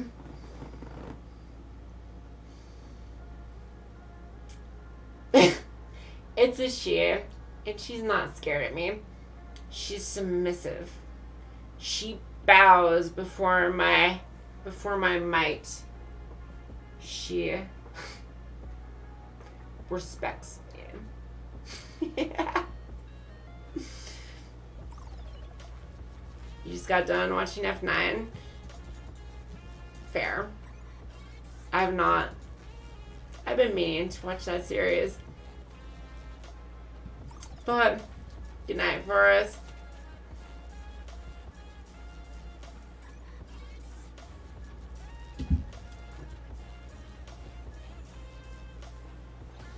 Make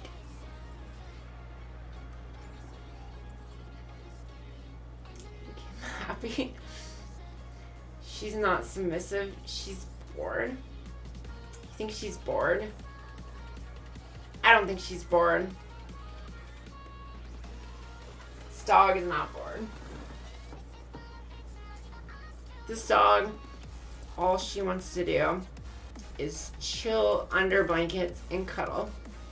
I mean, I try to do so many things with her. She doesn't want to do it.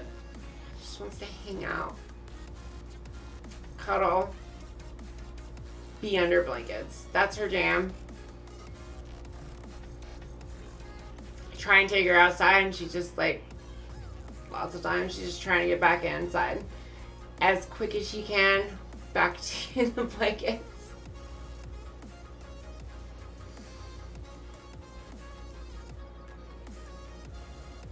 Yep, she's going to sleep. Your Chihuahua does the same. Must be in their DNA. They respect their authority figures. They're strong pack animals. They're super strong pack and like super territorial and also super loyal to typically 1 or 2 people. They'll be super loyal to them, and like that's just kind of how they are. And they're also super cold. They want a lot of blankets. Most Chihuahuas I've ever known, they just want to be under the blankets. That's what they are all about. Blankets, warmth, and like 1 or 2 people who just like will cuddle them. Right, buddy? Am I talking about you? She heard me talking about her.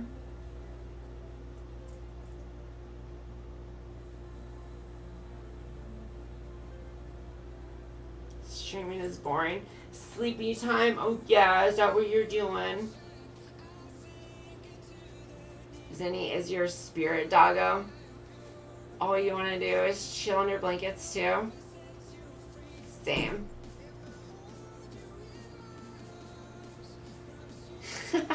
She's sitting right there like, can I come up please? Yes, you may. Look at her. Please. Please. Come on. Jump.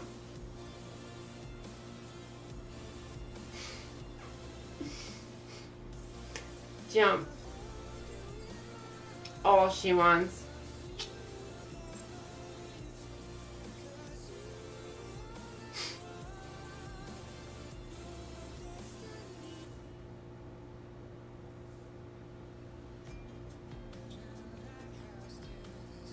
Yeah, you kind of do have to bleach your ends to take color. Shown in Canada. If you want to do it, all you need to do is like just bleach. Bleach your hair, the parts that you want, and then put the color on it. Only the parts that are bleached will take it, because I have dirty blonde hair too, and I've tried nothing. It will not take any color. Unless you have it pretty blonde from bleach. Doesn't hold color.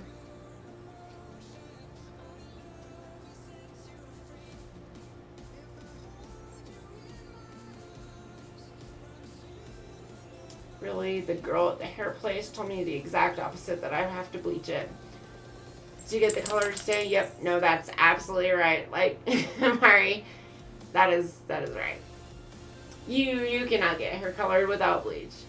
Gotta bleach it. Unless you're naturally a super blonde.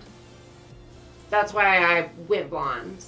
And then I had to wait a few weeks for my hair to recover, and that's when I changed it. So I was blonde for a couple weeks, because I've done color on it before when it's not bad. It does not take. If any of you saw me back in like March, there are some pictures out there where like I did get some color, but I did highlights. I just did highlights, and it only took in the place that I was highlighted. It looked cool still then. It was like some purple highlights then. But yeah, it's gotta be bleached.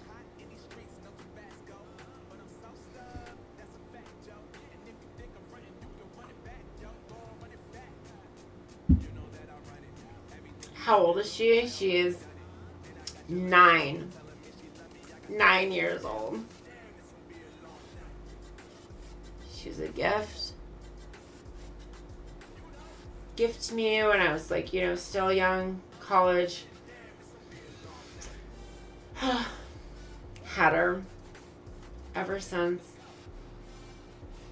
Been with me through everything.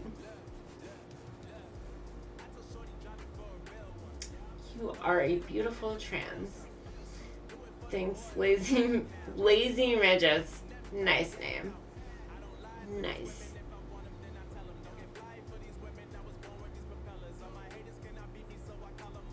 This blueness is so pretty. Is your hair actually blue? Yes. It's blue and purple. Along with my dress. I've got, here, I can turn off my blue light and you can see my natural. This is just the natural color. Well, not natural, but like what it looks like without my lighting. So I do have a blue light, but like that's just the color. I'm outside with the blue lighting.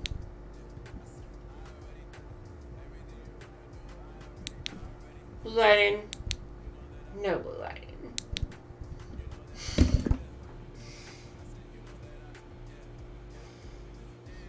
You always say every girl is a squirter. As long as you get the right artery. Nice. Pretty good. I like blue? Yeah, I do. It's like you have one blue eye and one brown eye. Some people say it's blue. I think it's green. I think my eye is more green than blue, but I have been told by some people that it's blue.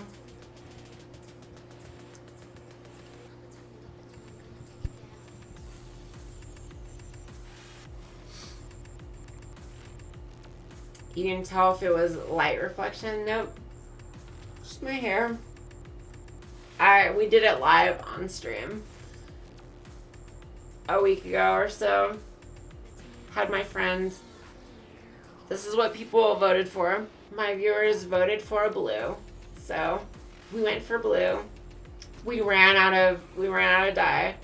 So we did the rest purple. Which I actually think is awesome. It came out really well. Glad we ran out. Good. I didn't want more blue. Wanted purple anyways.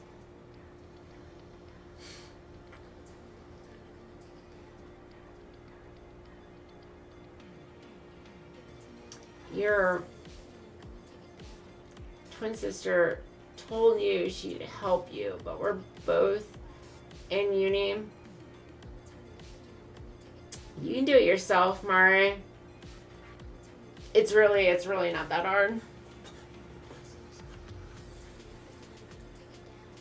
I was gonna do mine myself, but my friend wanted to help and wanted to be on stream, and so who am I to say no?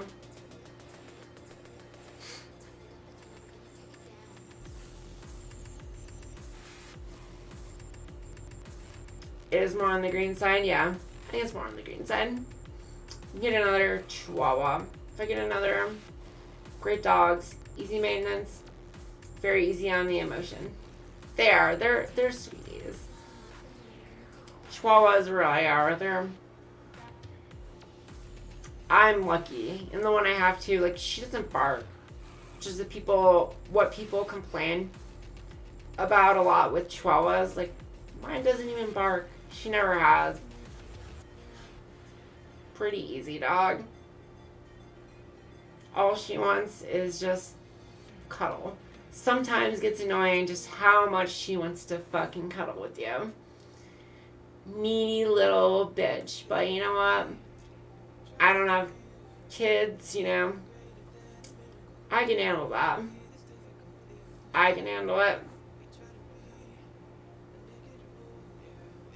You love the look. The blue looks nice on you. Thanks.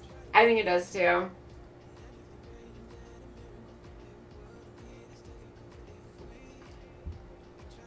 Happy mistakes. It turned out better. I'd say I agree. It's better. Better. Because we have like, what we did was we put lighter blue streaks in it. We took some parts and we put the light blue in them. And then the dark blue everywhere else. That's why it's like a gradient. That's why it's not all exactly the same color. Some parts are darker. So we did like the light in some parts and then at the end, when we ran out, we did the ends in like fuchsia, technically, kind of purple, pinkish. I don't even know. Don't even know.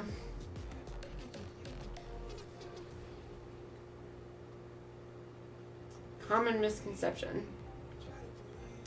Most dogs are so underestimated, though.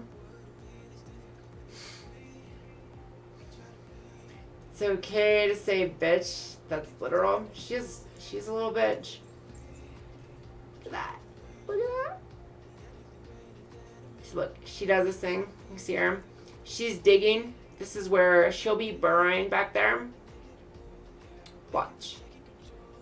Oh, no. She gave up. Because the blankets are not in a great position for her.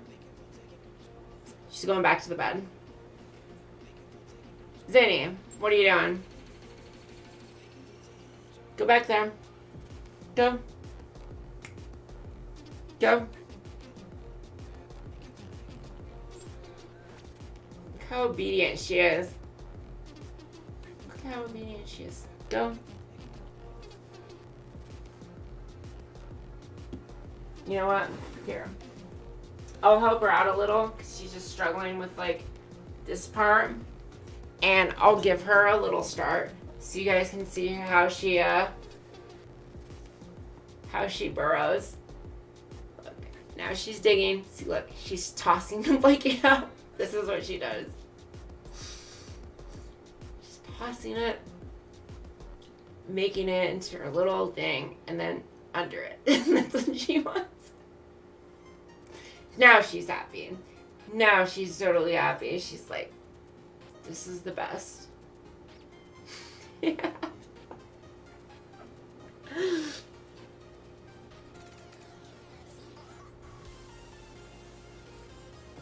Dog nest. Yep. That's her little nest. I call it burrows usually. It's her little chihuahua burrow.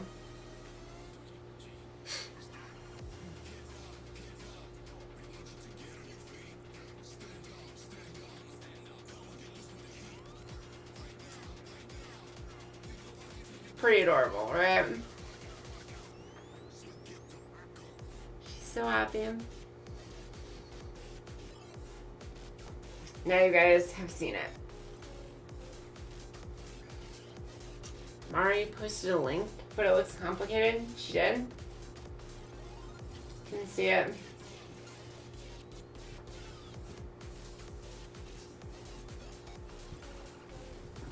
Imagine thinking there's more than two genders. Yes. Thought it. Imagined it. Or like a thing there, I guess.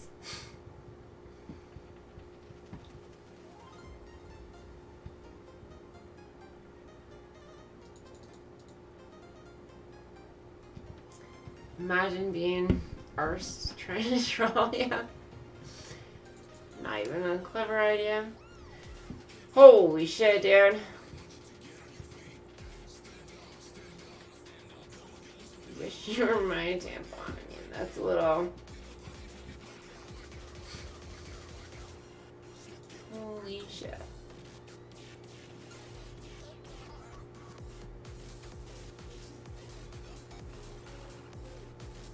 Kind of funny.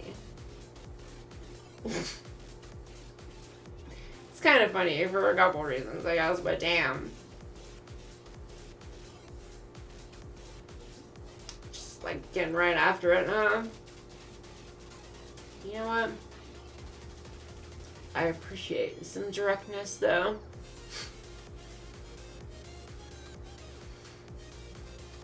Yeah, you let it live for a piece. I mean, yeah. It's, you know, mildly amusing, right? Deal with that.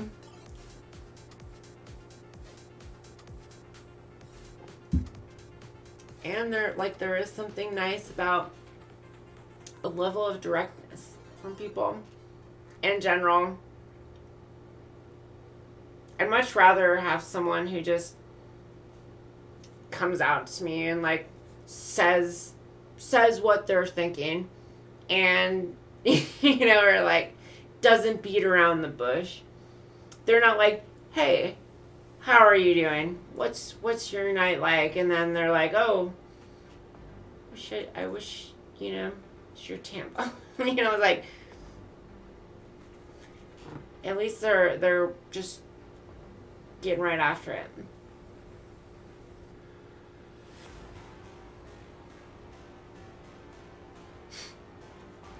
You're a lovable degenerate, are you? What is a lovable degenerate? Degen is one of those like terms and words that I feel like it's hard to even define now fully. People use it so broadly. How's my night going? Pretty well. I had an interesting day overall with like seeing the first house that I'm really interested in. I'm like really hopeful that I might actually get it.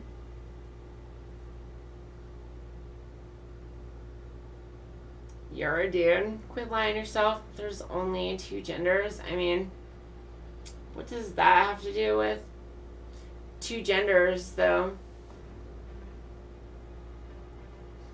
It's interesting, the 2 genders focus, because, like, I'm not non-binary.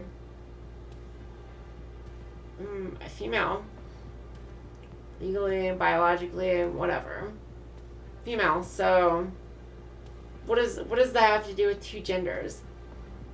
You know? Not saying I'm other. Identify as female, so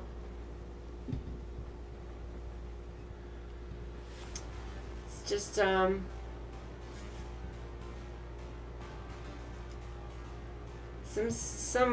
sad levels of ignorance right there. They heard someone say once, there's 2 genders, right? And they're like, they took that to heart.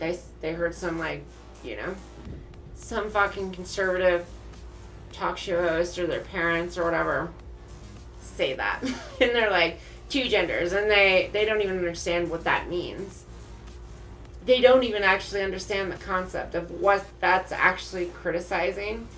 And then they just like repeat their little, you know, thing to others, they're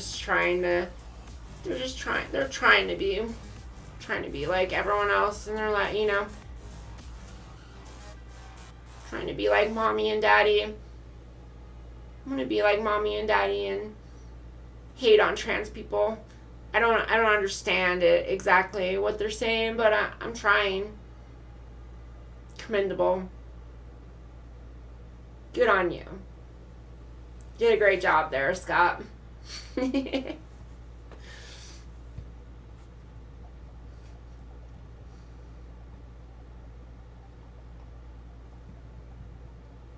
More of a reprobate, actually. It's fair.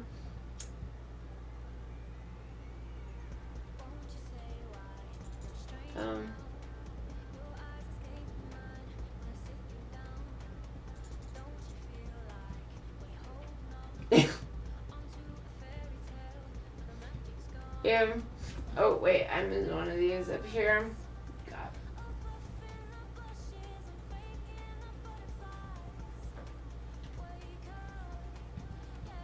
I missed that one. There you go.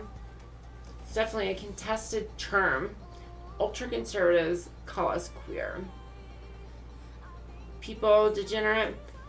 Yeah. That is true. I'm also just thinking about in general, like some people say it kind of jokingly, like, oh, I'm a degen with one arm. I saw that stream title. today, and it's like some people kind of use it in the context of neck beards, I guess, too. It's like, oh, like how that term is kind of, I don't know. There's just, degenerate is definitely a flex term that is up in the air a bit, I'd say.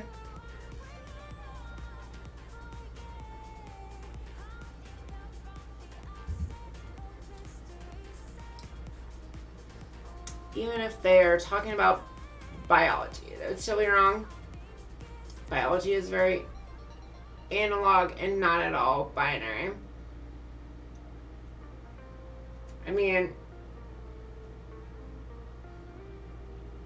I'm biologically female. I have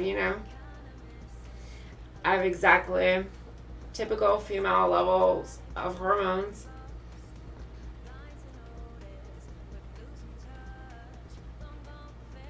What is really different there? Even have a vagina.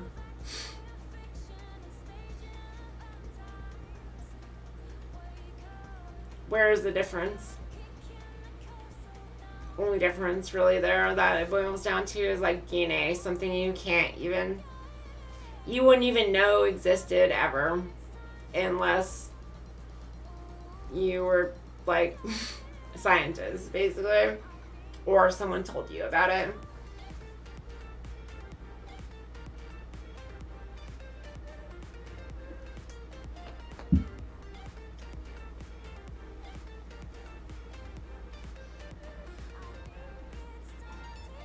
You're gonna challenge that queer is a term people are proud of. Well, he didn't say it wasn't. He just said they call people, us queer people, degenerate. As in, that person was identifying themselves as queer. And was saying that the problem is some people call queer people degenerates.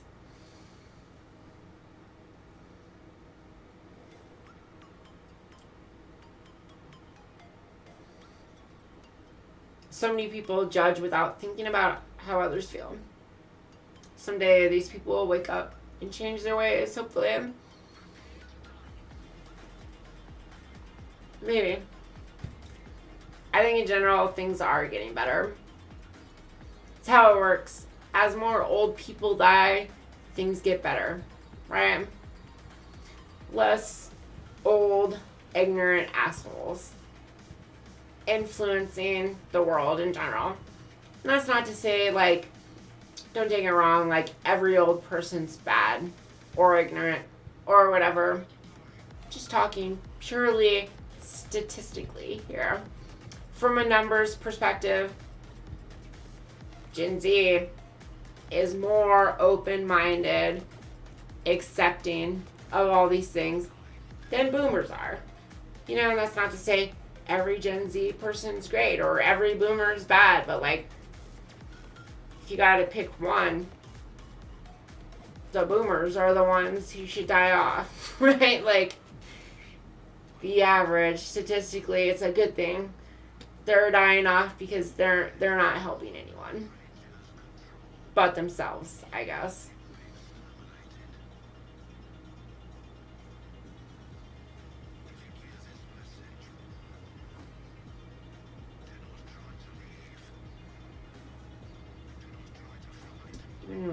Listening to a podcast about the Iraq War. What's your hot take about that whole mess? Stupidest war ever. I have a lot of... I go on a lot about that. I mean, just common knowledge, we installed Saddam as a dictator. That was like our choice to install him. I mean, in general, the U.S. does this thing that's like called,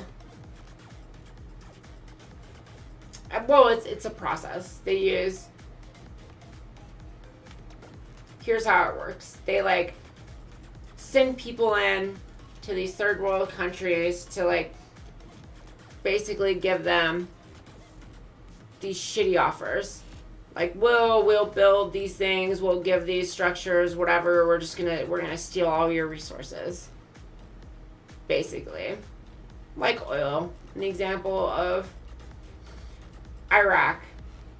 You know, and that's the offer. And like, if the current leaders refuse, you know what we do is we get rid of them. You know, first choice is always to like, I mean, there's a whole process there. It's like, you know, can we incite insurrection? Can we do whatever? And like, you know, we go through, there's all these boxes. It's like, all right, we do this to get what we want. And then when those all fail, you know, the final option is assassination. That's what it comes down to. And, you know, Saddam, he'd been there a long time. He'd been through the process before. He saw it before. He was smart enough, you know, from that perspective. He was part of the CIA at one point, I believe. Yes, you know, like someone was like, he knew about this shit, and so he was smart enough to do every prevention possible to not get assassinated. We could not assassinate him. So what happened then is like our, you know, the US's last resort, which is declare war, basically. You know, it's a whole process that is gone through. It's happened over and over again since the 70s, basically. And so that's the reason there was a war with Iraq. And if you really think that's fucking... How could anyone possibly support that sort of nonsense in any way? It's obviously just fucking stupid as shit. That's it. It's really that simple. Anything else you were told you believe it's all irrelevant. It's all just illusion. All that is how it works. That's what it's boiled down to, and that's Iraq. That's why we had to go in, kill tons of people, eventually kill Saddam, all that shit. That's what happened. Iraq. There you go. My take on Iraq.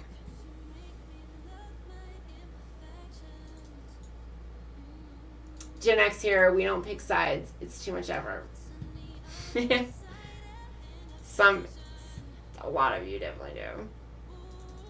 Gen X is not that great either. Gen X is pretty bad in general. Not to say you are, or everyone is, but like, Gen X is not that great. Better than boomers, but you're still raised by boomers, and like, still not great. You know? A lot of shit there. Millennials are, you know, far from perfect either. I absolutely recognize, you know, Gen Z's better than us. Right? I'm a millennial. Gen Z's better. I've got way more hope for Gen Z and, you know, them having grown up with the shit they have, the access, than we did, and like, they're better. More accepting, just better people in general. So yeah. It's funny how they believe gay isn't normal. Gay's been around for a long time. I mean, yes, no, being gay, that stuff, like, you can trace it back to ancient Egypt. 6,000 BC. It was commonly accepted thing there. You know, it was actually part of tradition. Weirdly enough, like, young boys would have sex. It was like part of their rights towards manhood. So we're talking like 6,000 years BC, before Christ. You know, like, they would have sex with men. They're like mentors, basically, as like parts of rights into, I mean, it was probably pedophilic, really, and like lots of other shit you could say, but like, it definitely wasn't homophobic. You know, I mean, there was other shit going on there. It's all complicated, right? But, like, certainly was a thing.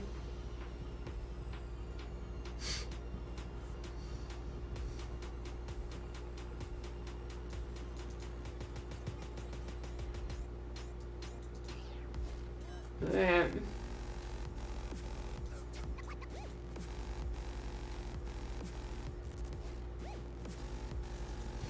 God, I really hope we never were like that again. The way the media and most people were pro-war back in the day was terrifying. I agree.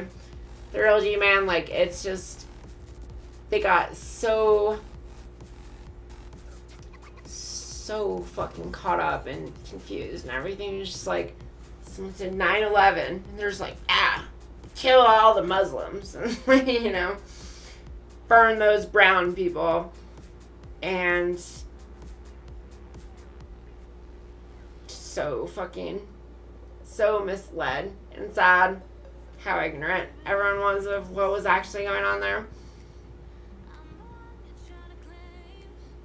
Thanks for the hot take.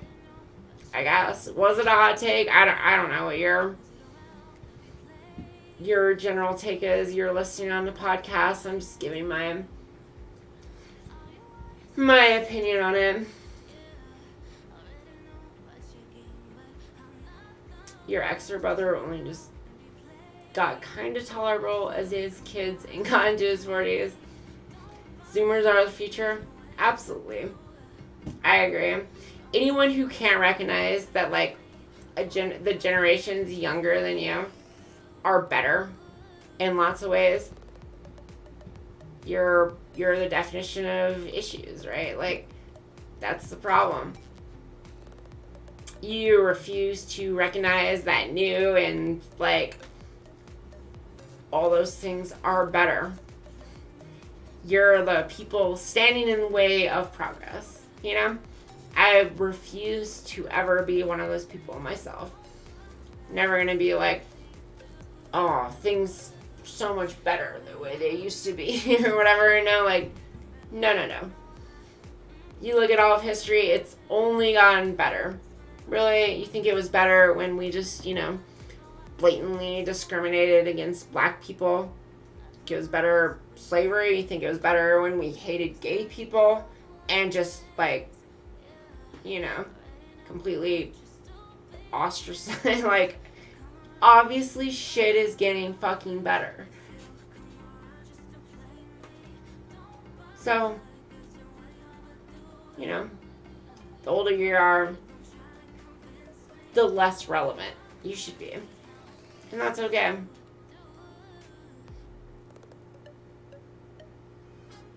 That's okay.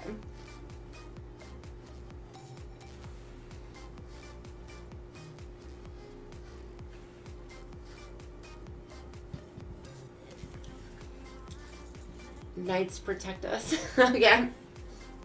Any new generation is technically the future? Yes. They are.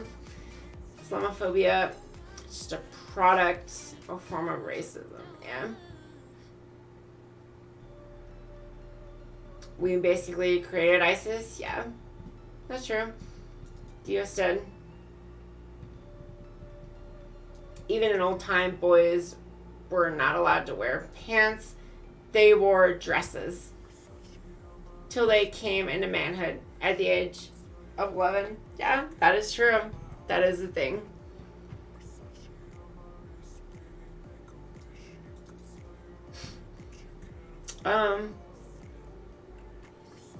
My chat is delayed or something. Is it? I don't know.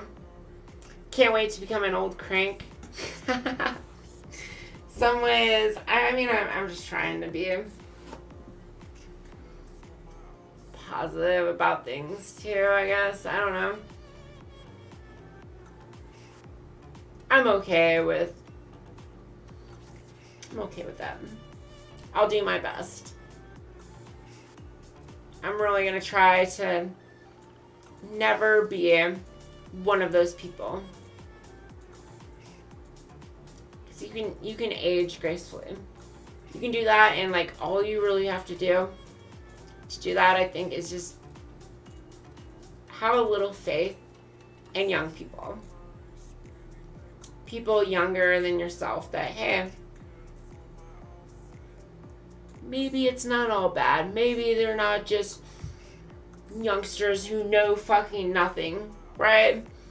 Maybe give a little credit to people in general.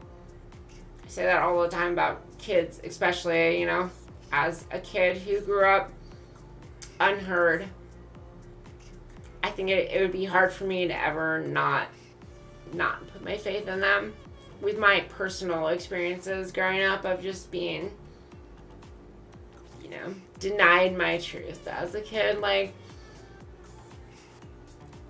I always will say they're like appreciated, underestimated.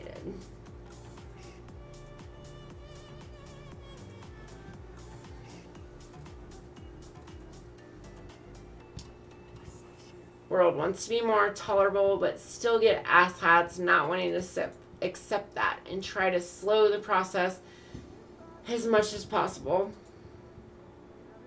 It's true. And most of those asshats are old people. Unfortunately, that's how it works. People get old. They forget what it's like to be young. And they rationalize in their heads like, oh, they're kids. They don't know what they're thinking. They don't know. I know. I'm old. Wisdom. No.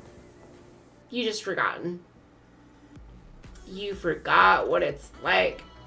And you've got this idea in your head that somehow you know better than them. You really don't. You're out of touch. You've been, living your own little world. They've actually been a part of the world and seen it, and they've experienced things. That's how it works.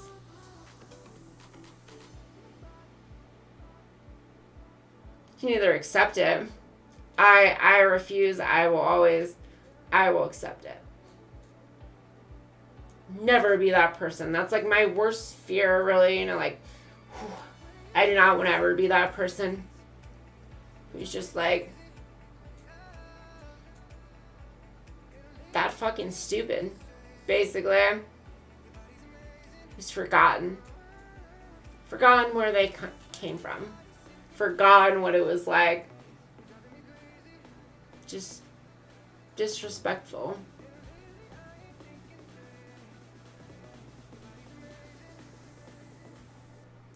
You're trans from Australia, Penny? Nice.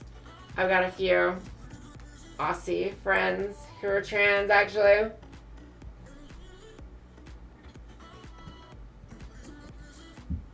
I haven't been in here for a bit, but Natasha and Madison. Can we at least go back to having Christmas orgies?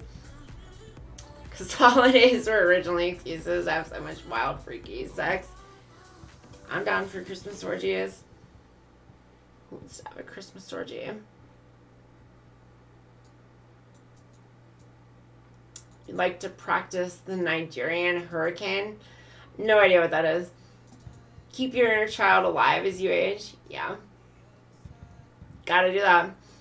Are my irises different colors, or are those contacts? They're different colors.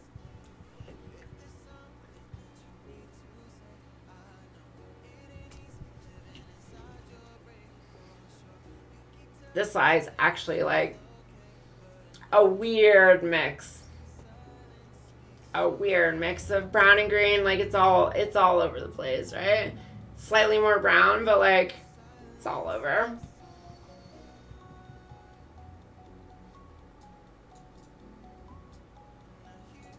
Have I been in jail ever? No. Never been in jail. As you get older, though, you realize everyone sucks. That's very cynical. very cynical of you. See, that's part of it too. I refuse to ever get that cynical or jaded. It's part of it, right? Like, if you really want to be like one of the, few old people who basically isn't just holding back progress and fucking shit up for everyone else, can't be cynical or jaded, right? Strongly believe optimism and pessimism are choices. You can choose to be positive. You can choose. Can't choose whether or not to be depressed. I mean, there's lots of things there, but like, you can choose to look at things in a positive light.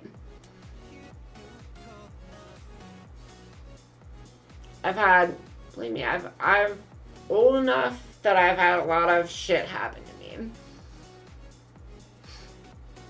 Even as a kid too. I've had more than my fair share of struggles compared to most people, I would say. And I'm still an optimist. What's your excuse, Do you really have like that good of an excuse? Probably not. You can do better.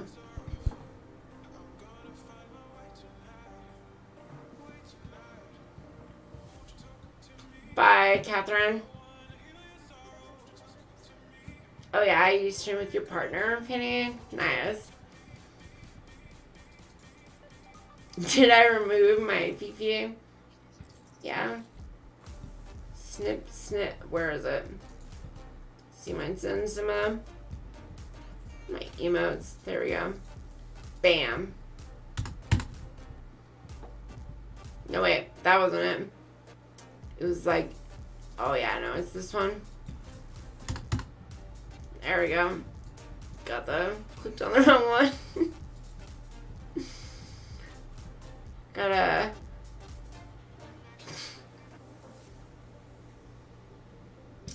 cut that rocket.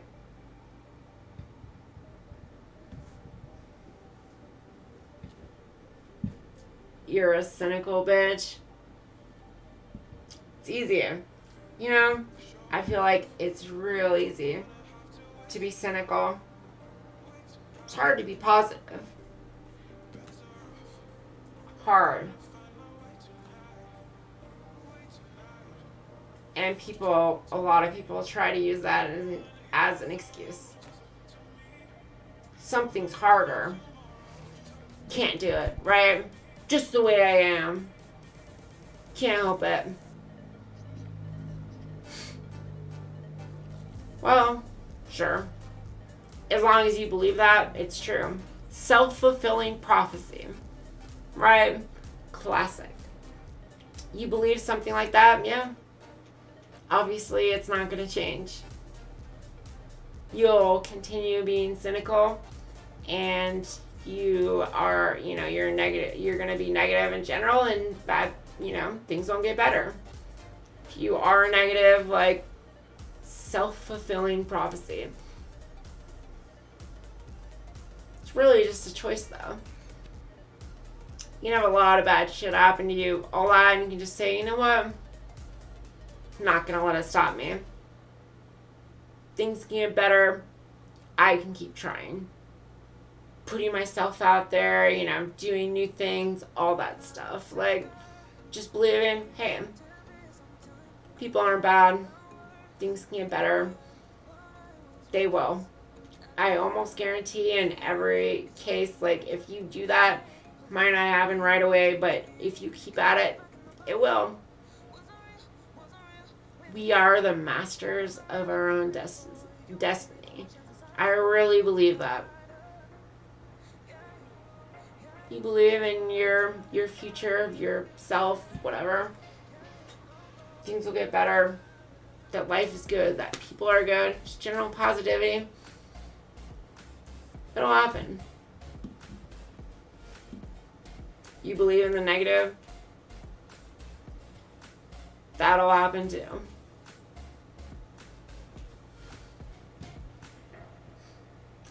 Good night. Doc, thanks for coming by.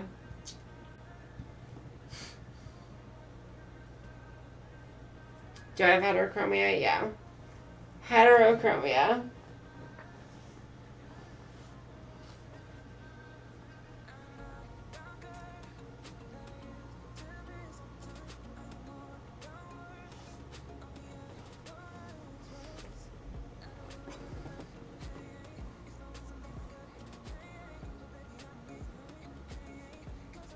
You didn't leave right away? You're buzzing while getting ready for bed? Nice. Hey, you actually use my... I need to update that email. Huh, Eddie? Because, I've kind of changed my look over time, right? I'm no longer a brunette with glasses, right? That was my look for a long time, and I've kind of moved that look now. I haven't worn my glasses, really at all in a long time now.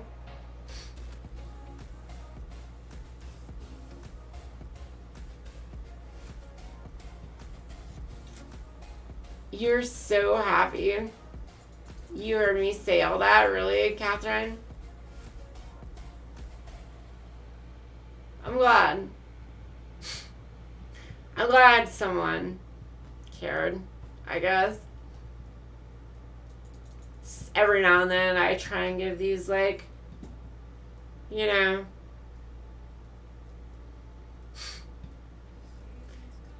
do you call them? The motivational speeches, I guess, to people. I don't fucking know what I'm doing, but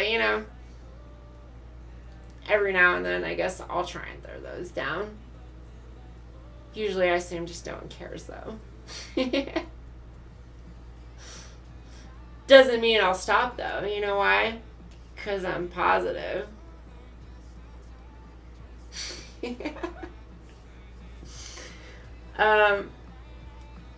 You feel me on that though?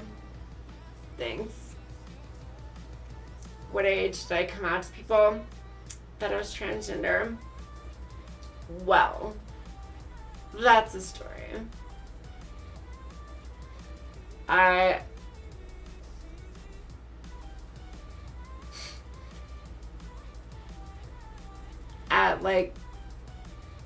14 is when I finally worked up the courage to tell my parents.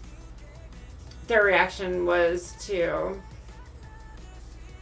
have me kidnapped and taken away to an inpatient facility in Utah for 3 months.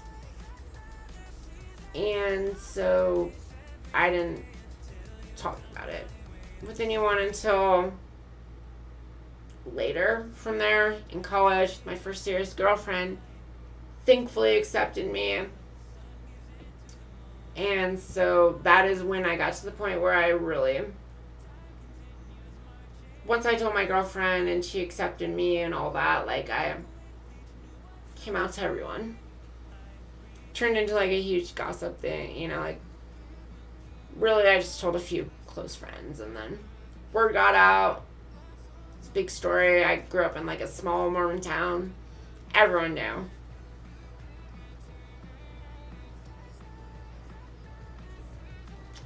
So yeah, that would be when I came out.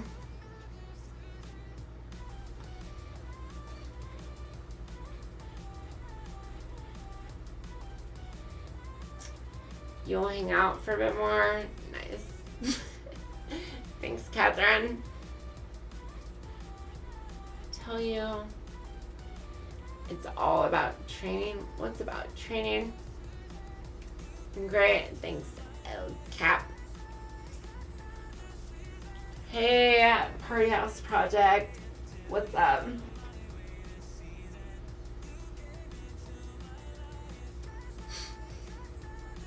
Right? Things. Do I feel things would be different if you're coming out at 14, 20, 21? Yes. And, like, I have regrets about that. Like, I never feel jealousy, really. Certainly not towards, like, cis females or anything like that. But one way I do kind of feel jealousy is, like,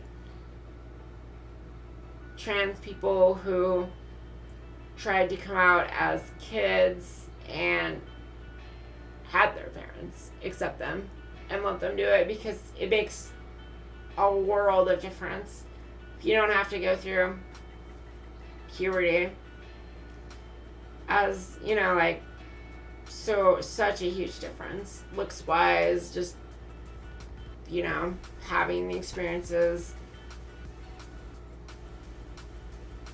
so much sooner, like, all that stuff, really big thing. And so, yeah, I think absolutely if it was now, I probably would be able to, even though I had conservative right-wing parents. Even then, I think, though, they wouldn't have reacted the way they did in modern times, because even though they were that way, they're still smart. They're not dumb people, you know. They've accepted me now. They're fine, we get along, all that. I've forgiven them. And, you know, if it was a different time, it's very different. Back, like, things have changed so fast. They really have, which is awesome. It's awesome that they've changed much for the better for young people. But, yeah, been pretty awesome if I could have just done what I really, like, I really tried to. I really put myself out there, you know. As a kid, I was like, I'd done all the research, I thought about it a long time, you know, like, I came at them with, like, a plan, you know, as a kid, for, like, hormone placement therapy, all that. Like, that's all I wanted. I knew, you know, that prevents the puberty changes for the best results, everything, you know. Like, it was just, it wasn't like a thing random, you know. I spent, like, almost a year probably prepping myself mentally and, like, working up the courage and researching all that stuff before I came out with it, you know. And yeah, I think today it would have been fine. Probably would have been fine. But things have changed a lot. It's a long time ago.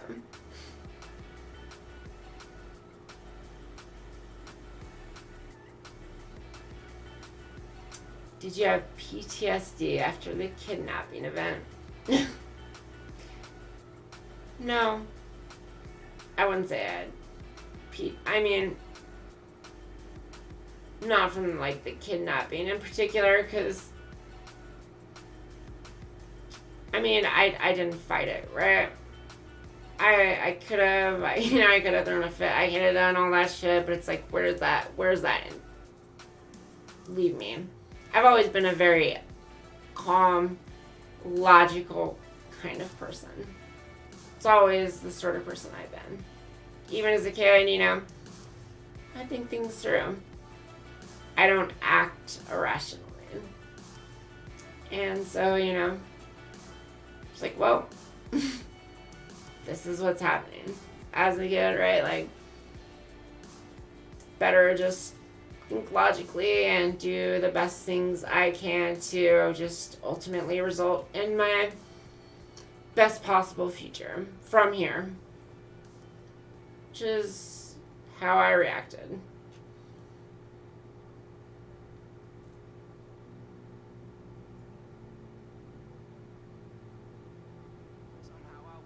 It's a shame children have to suffer through stuff like that.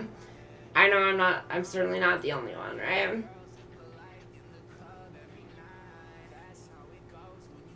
And not even the worst. I mean, certainly kids who have had it worse and kids who still probably have had it worse than I ever did, you know?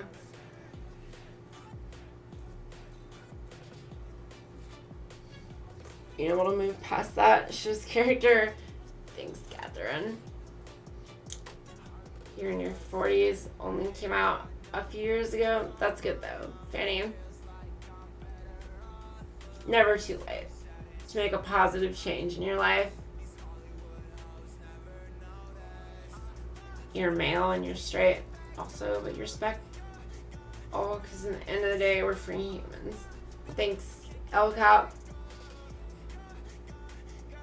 Forgiveness isn't easy for most. Sadly, it isn't. You're right. A lot of people have a hard time just letting things go.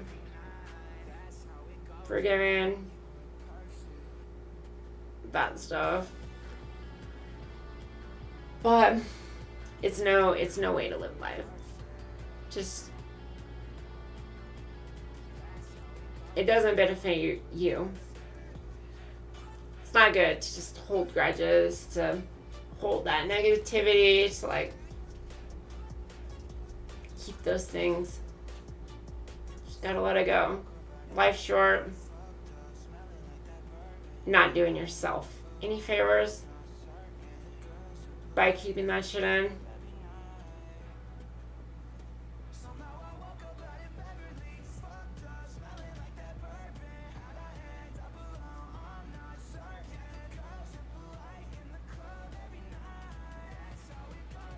Do I still have a dick? No.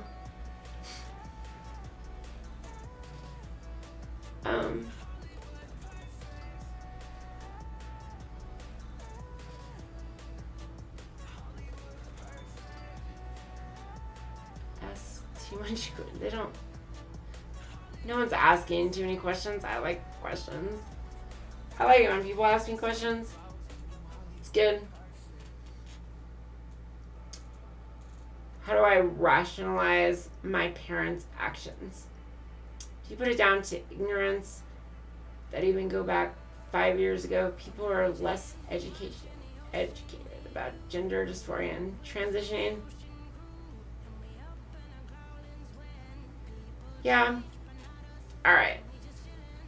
So, when I was a kid, some of the shit, like after, I was kind of the golden child, right? A family, I was a prodigy.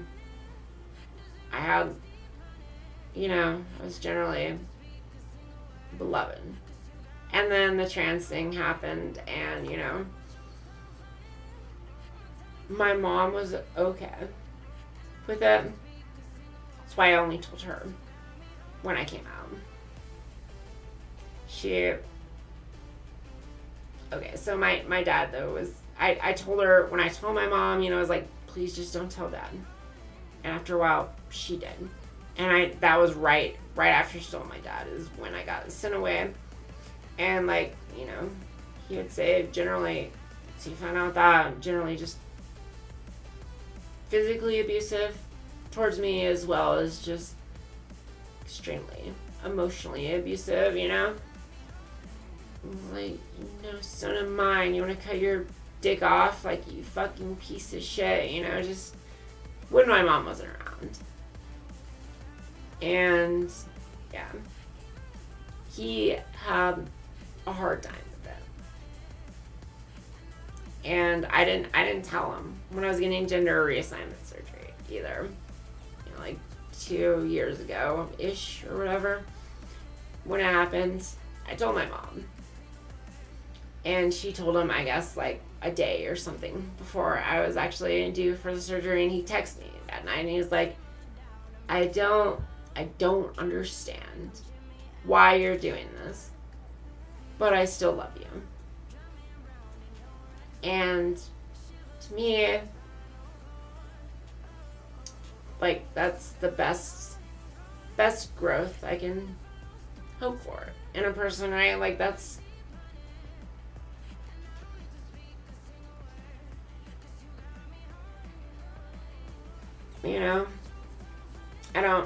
I don't really know how I rationalize it, I guess. Like, just to answer your question, that's like the best way I can describe it, I think, is like I haven't really tried to rationalize it, except I think they were always trying to do the best they could. Parents are flawed,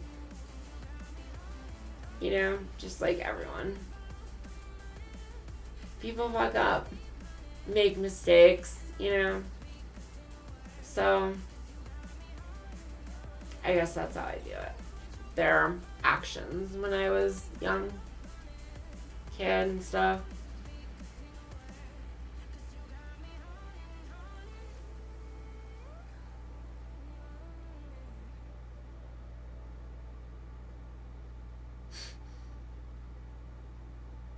You lived in Holland for 5 years. There's no judgment. Thanks. Oh, yeah. No problem. Boo.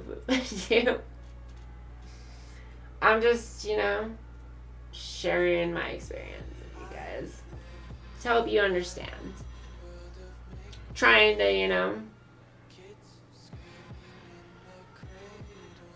share what I can, I guess, for you guys to have as good of understanding of things as you can. Jade Smith, hey, what's up? How are you doing?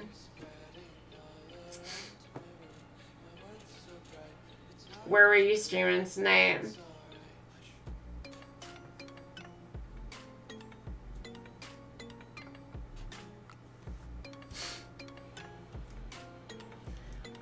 I'm not hot tub streaming tonight, right? I'm just chatting. Just chilling. Chatting with people. I was gonna game, but this happens, I swear this happens every time, where I'm like, if I don't just start straight off gaming, I get all caught up in chat and I'm just end up chatting with people. First time seeing me in clothes, yeah. It's not a usual occurrence here, right? Actually being clothed.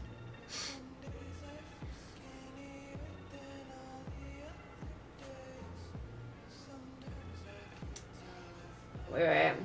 I think you have to, I think you have to not use the @ Here, I could do it. How do I do that? Here we go.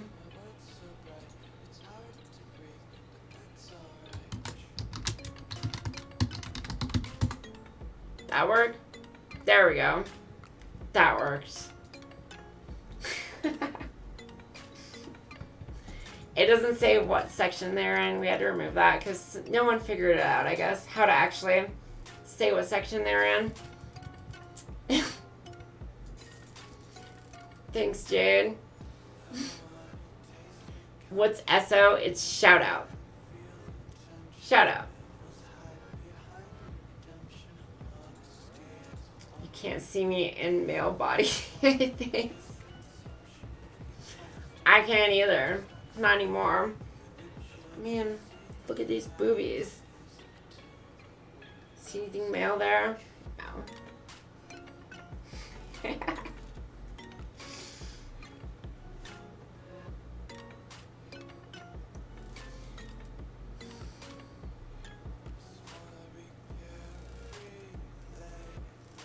Where are you? The sun goes. I'm in Boise, Idaho. That's where I live. It is 2:46 a.m.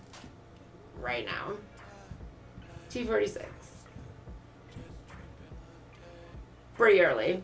Still. Oh my god, you see my dog just like she went back there. She's in the she popped out from her little blanket den. Her little head sticking out now.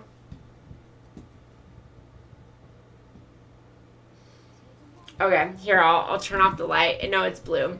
I have a blue light on, but yeah, check out my hair color now. We did it. I had one of my girlfriends do it on stream, like a week ago. We did it, And so yeah, now it's like blue and purple is my hair now.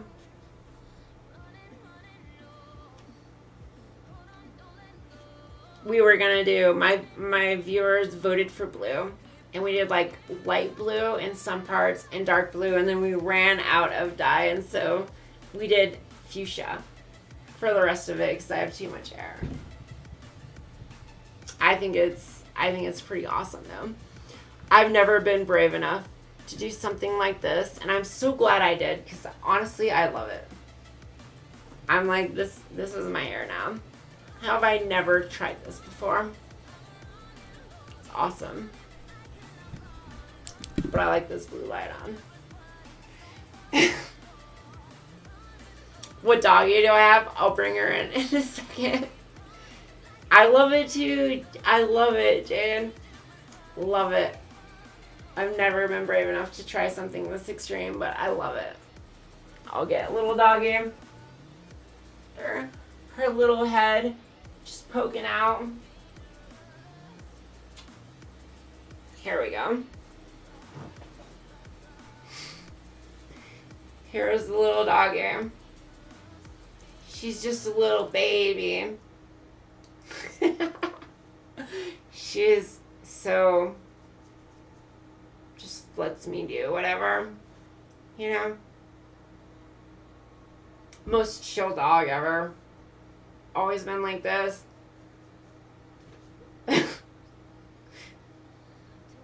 How chill she is. Chihuahua, yep. Is she not the most chill? She doesn't bark anything. Just the most chill Chihuahua ever, right? Hi guys. I'm sleepy. I am sleepy.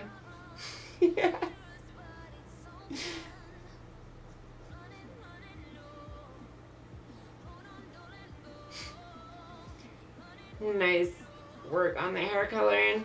It's like the colors of a that. I don't know what that is. Did something get deleted? You have a Chihuahua too, Jade?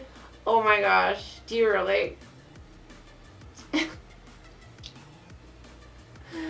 I love her so much. She does not look sad. She's like the most spoiled Chihuahua in the world. Guarantee you. Your Chihuahua is the same, never makes a noise, just a dog that sleeps.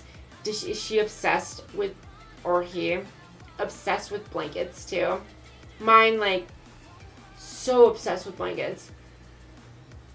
If it gets too late, like, she goes into bed under the blankets, waiting for me. If I'm under blankets anywhere, she will just paw till I let her under those blankets. Like, she's gotta be in there. Too cold, I guess, otherwise. A beta fish, like a small... Okay, a beta fish. Betas with just one T. Two T's beta, so that was why I was confused.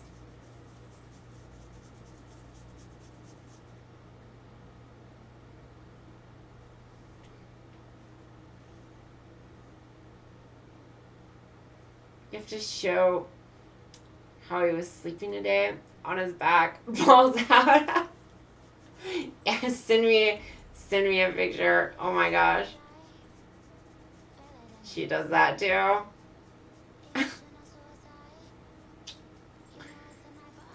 So ridiculous.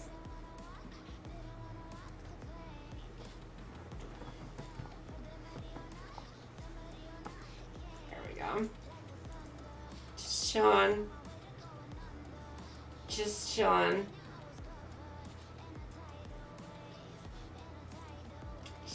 Yours is in your streams too.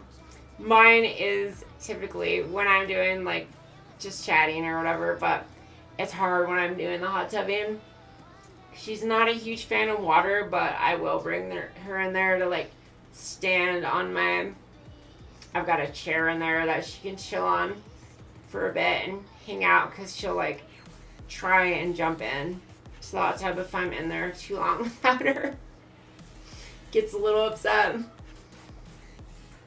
She's actually really old. She's 9. I got her when I was like, she was a gift from someone I was dating in college who had a chihuahua and wanted me to have a chihuahua too. Gave me her, and I kind of hated her at first because I was too young and wasn't ready for the responsibility of a dog to myself. But she grew on me. I don't know what I'd do without her now. Because I've lived alone a long time, and like, she's my little companion buddy, right? It's lonely living by yourself sometimes, and you need this little buddy with me.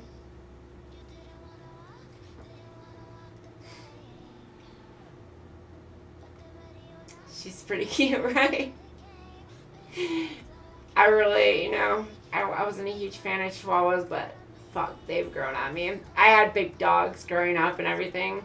I was like, nah, I don't want a small dog. I love small dogs now. She's sold me. Like, look how adorable this is.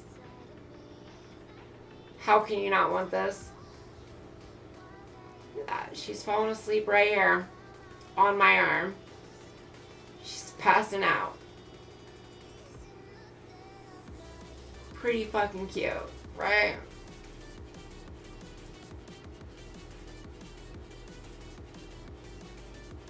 So fucking cute.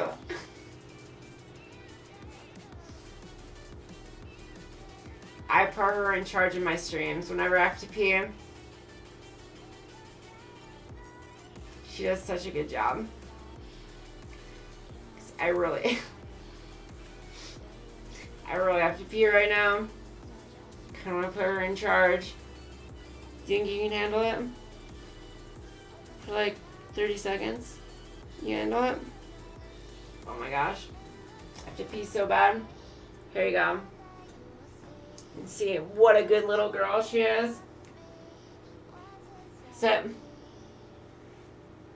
Stay. You're in charge. Stay. Stay.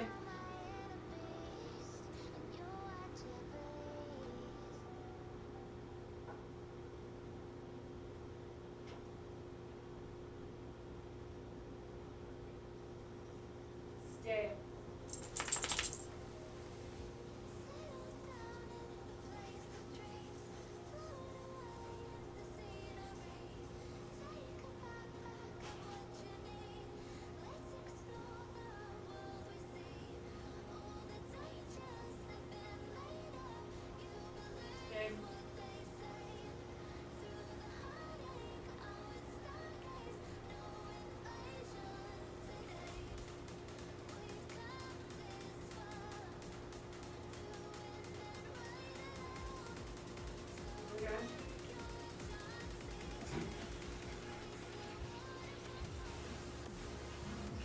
What a good girl. Stay. Still stay.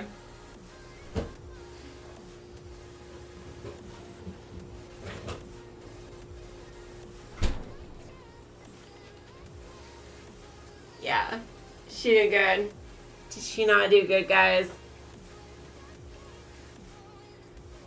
She's a pro. Oh my gosh.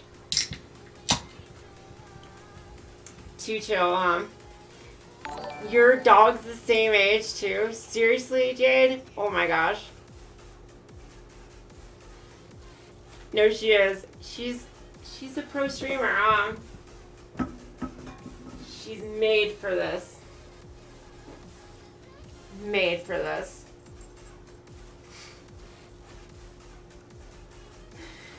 Oh my gosh.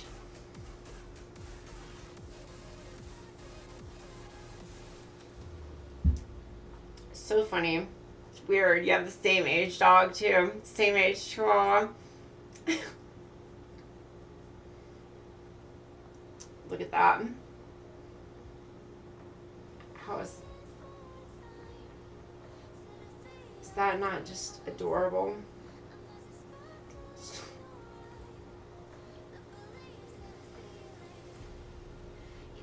Born in 2012, yes. I know, Jade Smith. Isn't that crazy that Chihuahuas have the longest lifespan of any breed of dog? I was worried till I read that, and I was like, oh, wow. Their average lifespan is 15 to 20 years. She's got, you know, if it was like what is it? Not Mastiff. What's the ones that are like the skinny, super big ones? The like biggest dogs or like longest dogs. I was trying to think of the names there, but they only live like 7 years max because they're so big. Their hearts give out, you know, and that's like the longest they can possibly live. I think like the oldest living one was like 8 years or something. You know, that's thank goodness. Not Chihuahuas, because I would not be able to handle that. I'm not ready for her to be gone.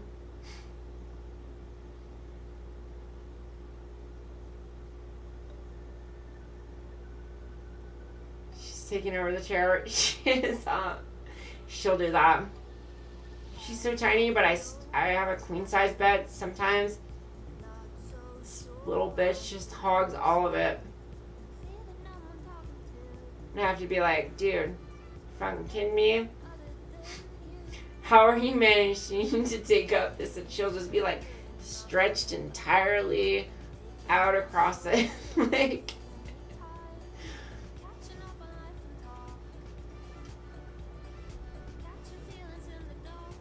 Great Danes. No, you got it. Great Danes. That's the breed I was thinking of. The Great Danes who live so fucking short, you know? They've got like 7 years max. I could never have a Great Dane because of that. 7 years? Oh my gosh. It's way too short.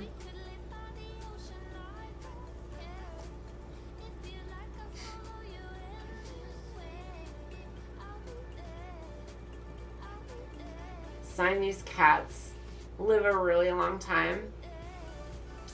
Even cats do. Cats can live a long time, yeah. Does she sleep behind your knees? Yeah, actually. Like curled up in that area, yes. That is like her favorite place to curl up, actually. Either that or sometimes my butt. She doesn't like curling up here too much. I think it's probably because of like breathing, you know, moving, too much movement, but like anything that's like waist or below, she really likes. That's her sleep spots. If I'm sleeping with someone too, if I'm sleeping with a guy or whatever, you know, like she's gotta be in the middle. She's all about the middle. She'll accept it if like it really just isn't happening, but she's gonna go for that middle hard. Right in between us.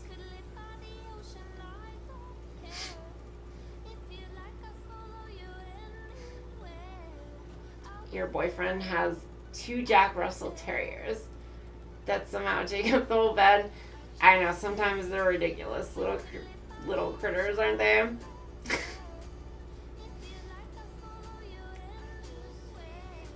Why does it say trans? It says trans since I'm trans. That's why.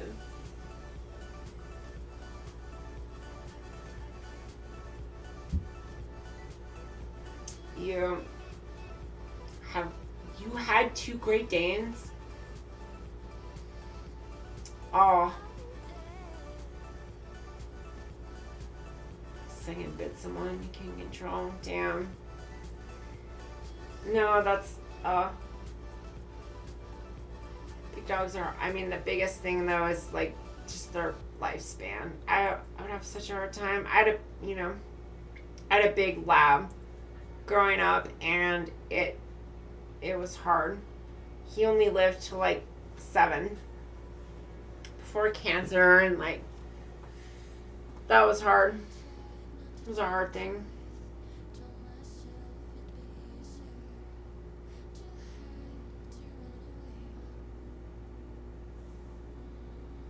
If you have a dog again, probably a Chihuahua too. The one I was thinking of is a oh,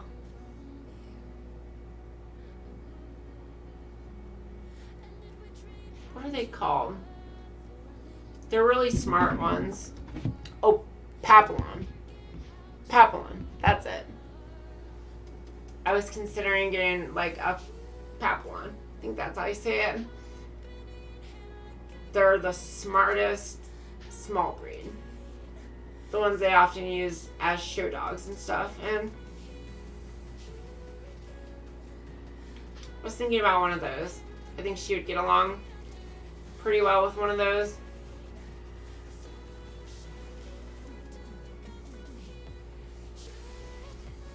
I do love how, like, just how loving and needy she is. She's such a sweetie. Such a sweetie. You know, if I had a kid or something, probably wouldn't need a Chihuahua, but she's like the closest thing that I have to a kid, you know? My little baby. When I have a kid, I probably won't get another Chihuahua. But she hits that spot for single, living alone. And she definitely gets spoiled as all hell. This dog is so spoiled. So spoiled. The amount of attention and love she gets. Lucky. Your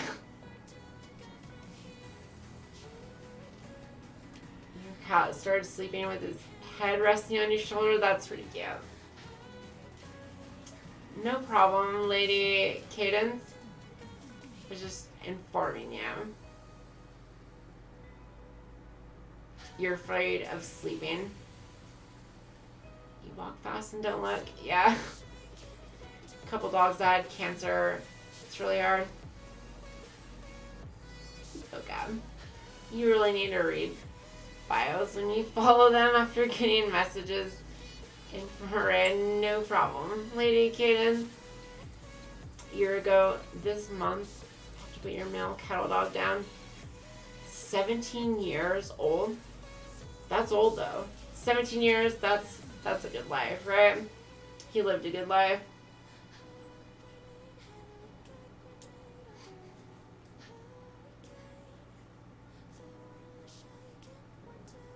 She's trying to get into a comfortable position. There we go. Let me help you out. There's any. No problem, lady. I know it can be annoying on mobile, right? Like trying to get to some of those bios or whatever and stuff.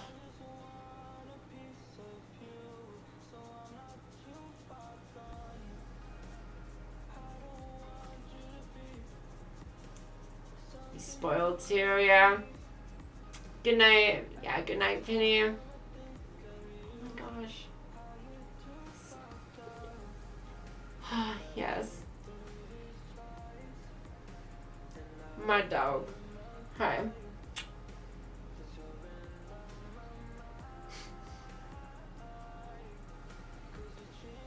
Hey.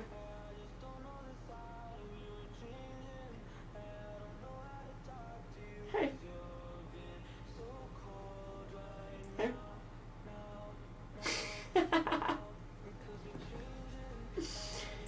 Oh, love this little dog.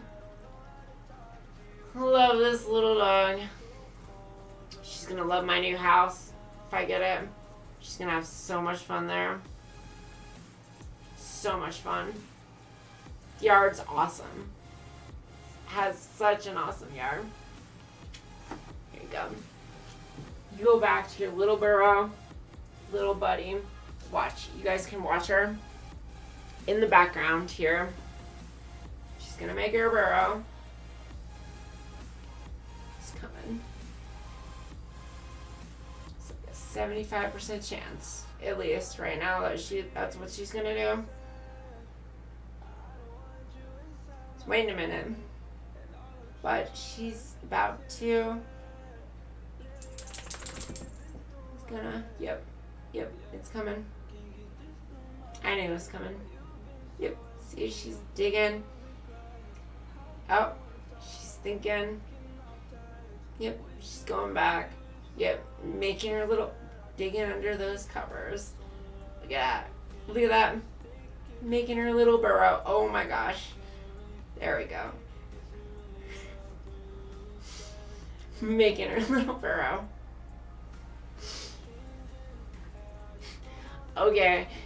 Thanks for coming by, Jade. I really appreciate the raid and everything. Thank you. Where am I from? I'm from Boise, Idaho.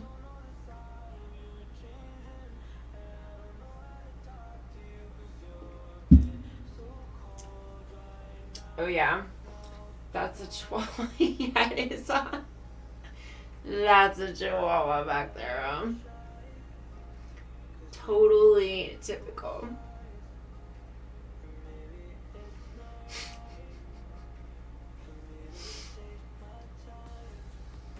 Yeah, no, I put in my, trying to buy my first home. Trying. Gonna find out tomorrow. What's the deal on that? My accent sounds Midwestern. It's weird. Probably is. It's weird having an accent as trans. I don't know. It's like a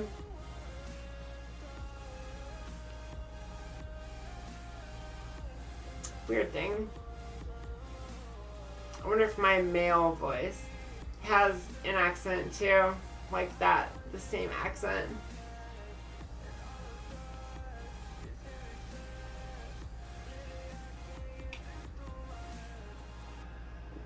Good night, howdy ho. Howdy ho. Little Mr. Hanky. Exciting it is on a sushi monster. I really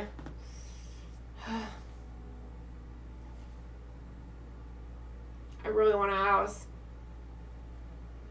Always been my goal. I just never thought it was possible. Fingers crossed. Still don't believe it. Still don't believe my bank's actually gonna give me a loan. We'll see. We'll see if they actually give me a loan.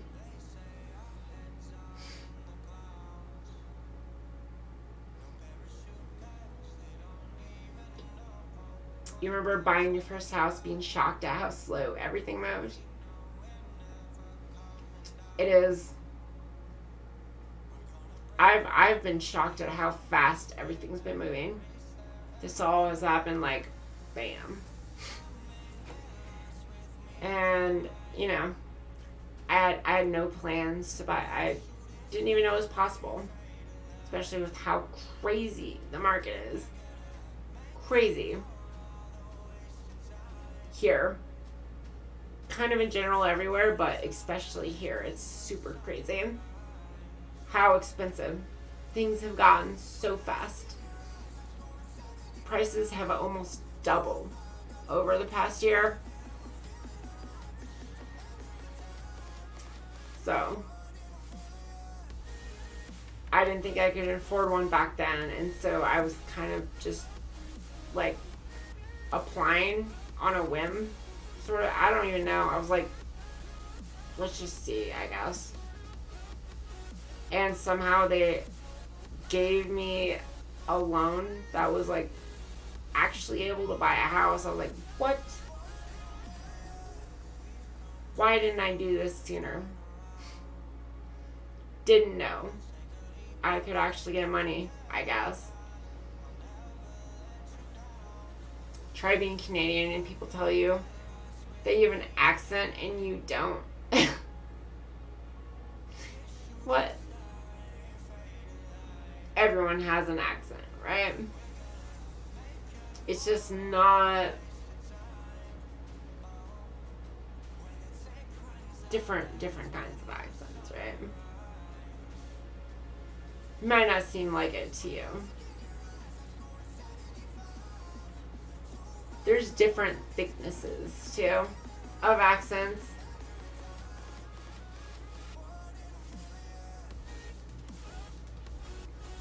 I definitely do have a Midwestern accent. I'd say it's pretty correct, but I don't think it's a super thick accent either.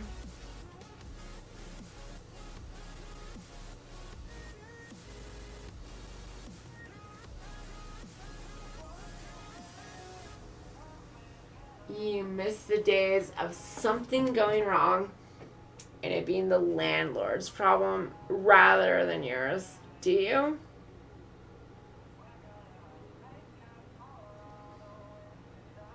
How many years does the bank own your soul now for that house? I mean, 30 years. Is that a big deal though? Really?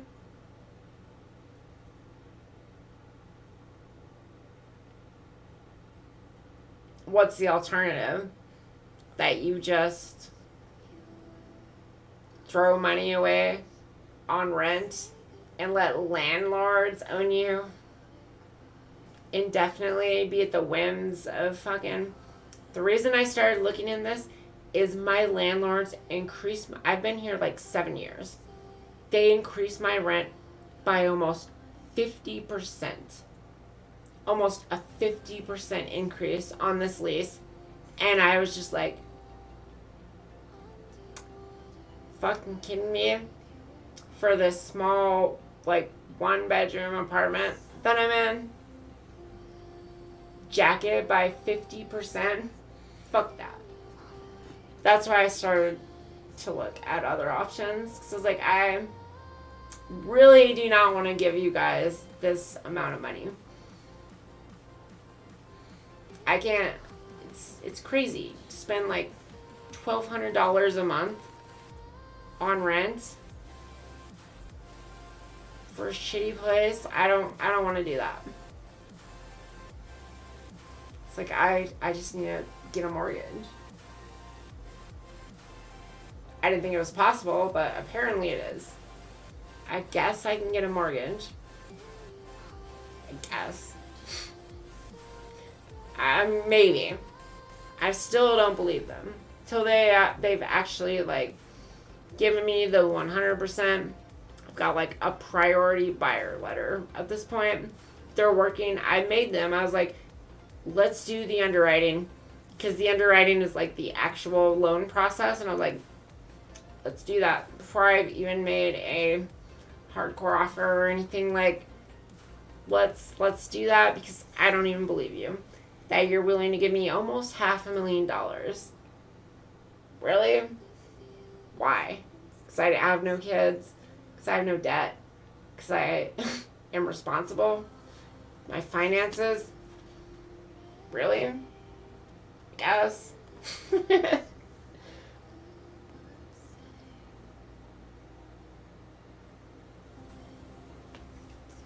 Apparently. I might actually be an adult. I don't believe it still. So, like, no. I'm a fucking kid. But the bank thinks I'm an adult. They think I'm an adult. Maybe I am. Maybe I am.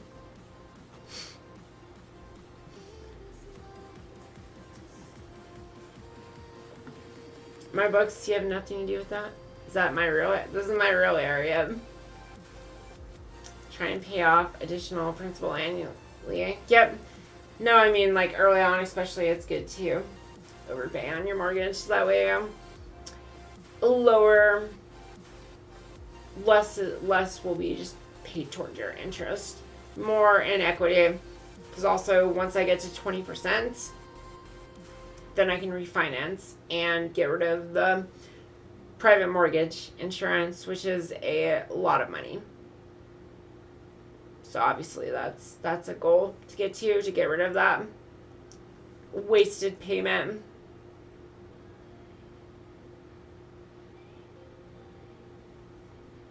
$1,200 a month for 1 bedroom? Yeah. It's where I live. Rent is crazy here. Crazy. The market in general is crazy. I was showing people in my house earlier that I'm bidding on, and they're like, $425K for that. You know, like, yeah, it's a definitely a starter home for $425,000. Sadly, sucks because, you know, just like 6 or 7 years ago, $425K here was a mansion. Basically, you can get an indoor pool for that price. Not anymore. Things have, if only I had the, you know, capabilities to get a house then.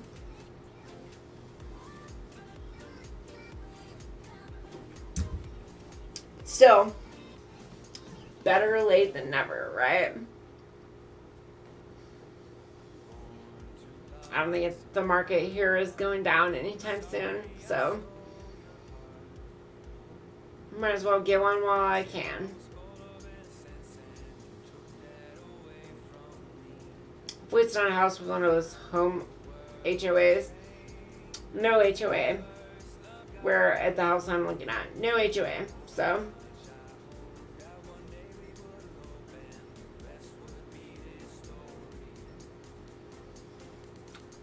will I like to have kids in the future? Maybe.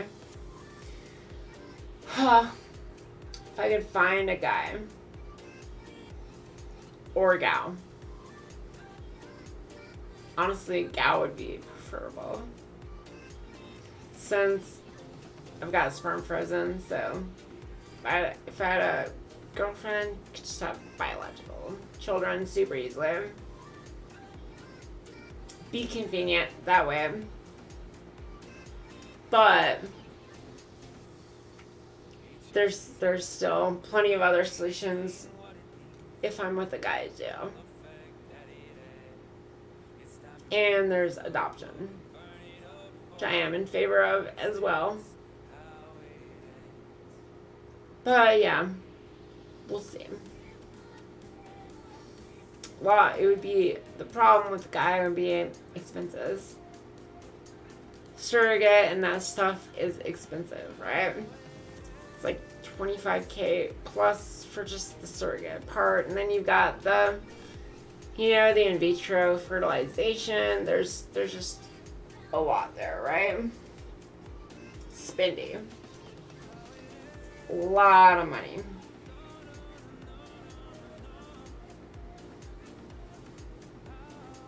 Certainly cannot afford that right now. Maybe in the future.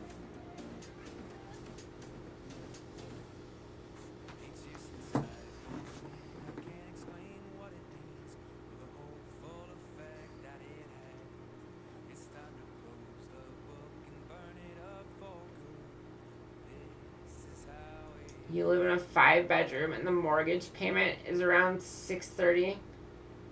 Fuck you. That's crazy. My mortgage payment will be around like $2,000 for a 3-bedroom.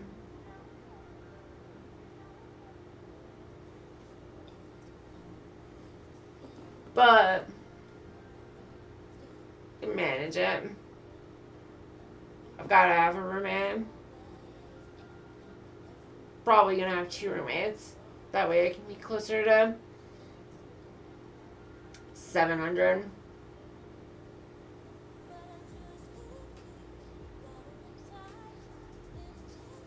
But as long as I'm not throwing away money on rent anymore, it's better. So painful to just like throw away that much money every month, and just the insecurity of it all, of like knowing you could be kicked out at any moment. Like, I can't do anything with it. There's no motivation to make where I live better because it's not mine. It's like totally different story though. If I own the place, changes my perspective on everything, and that's important to me, then I care and I want to change it. I want to make it better. I want to do those things. It's actually mine.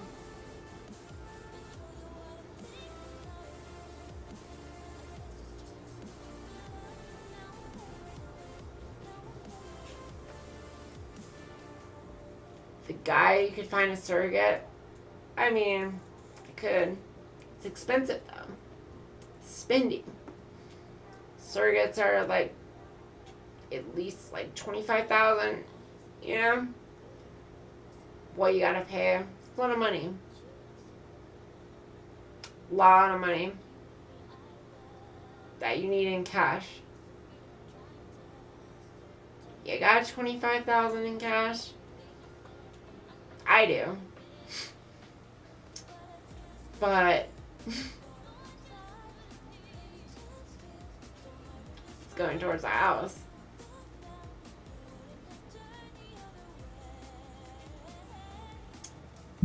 I won't after my house. That's like my savings, you know? Got my savings.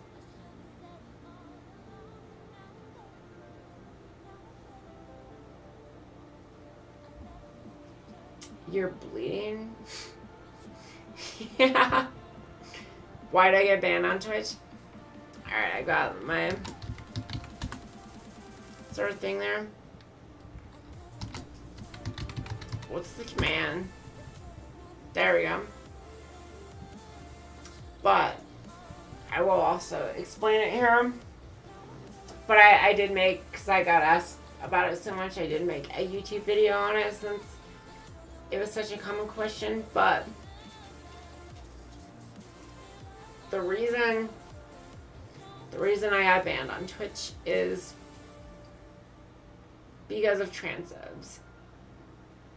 The way algorithms, the way companies avoid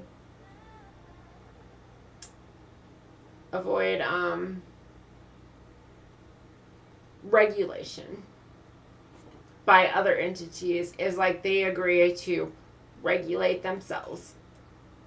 Basically for shit that the reason is like, you know, Child Protection Act, and like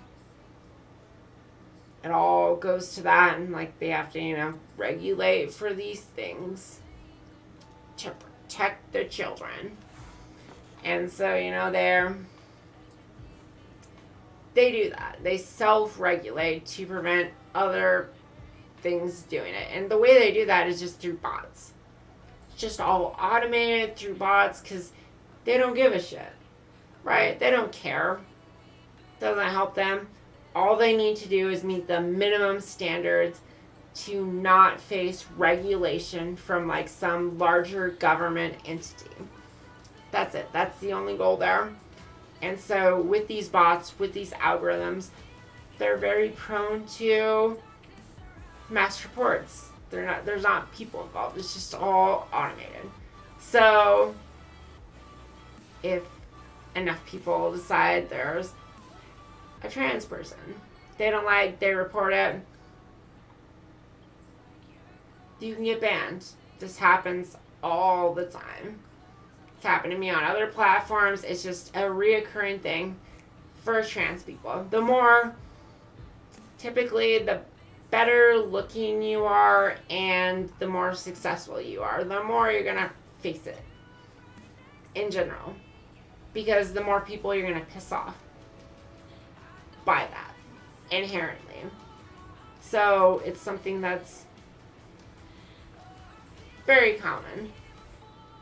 And it just keeps trans people down in general, and you can get banned by just people mass reporting you. And it's often very hard to get those things lifted. You know, Twitch and is notorious for never lifting bans. This thing that happens, they don't comment on them, they don't lift them.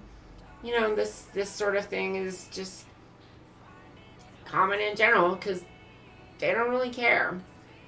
They don't need to care like companies and their, YouTube, TikTok, been screwed on there. Like Tinder, I'm permanently banned off there for being trans. Like, just these things happen.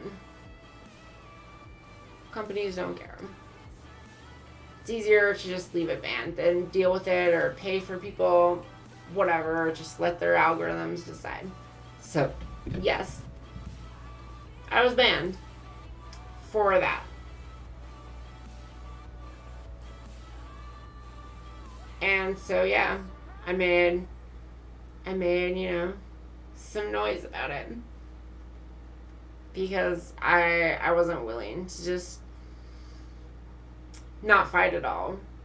I felt like I'd be letting down way too many people. And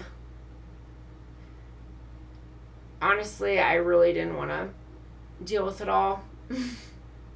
I was ready to be done with it, kind of. Just fuck it.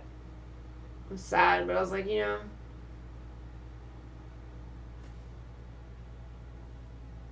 But when it came down to it, the amount of support I had and everything, I was I felt like I had to. And I did. I fought it, I said some shit, I tweeted some shit. I had a bunch of news articles written about me. I took it further. I pitched after I had all the news articles. I started pitching news articles to other journalists. I got more news articles, and after my final news article where I really kind of called Twitch out on shit, I got unbanned a day and a half later. And so, yeah, they bothered to look into it, I guess, at that point, and saw, obviously, it was bullshit, my ban. Just from mass reports, it was from transphobes, it was from whatever. And so, yeah, they unbanned me. Very, very rare, too, which is, it's cool. I'm not gonna talk shit on them for that. At least they did it. Most companies haven't seen it. I haven't gotten unbanned on Tinder. I've gotten unbanned, other places just for being trans and, confusing straight guys getting really upset by being attracted to me or whatever. I mean, whatever reasons they have for being so upset by someone like me.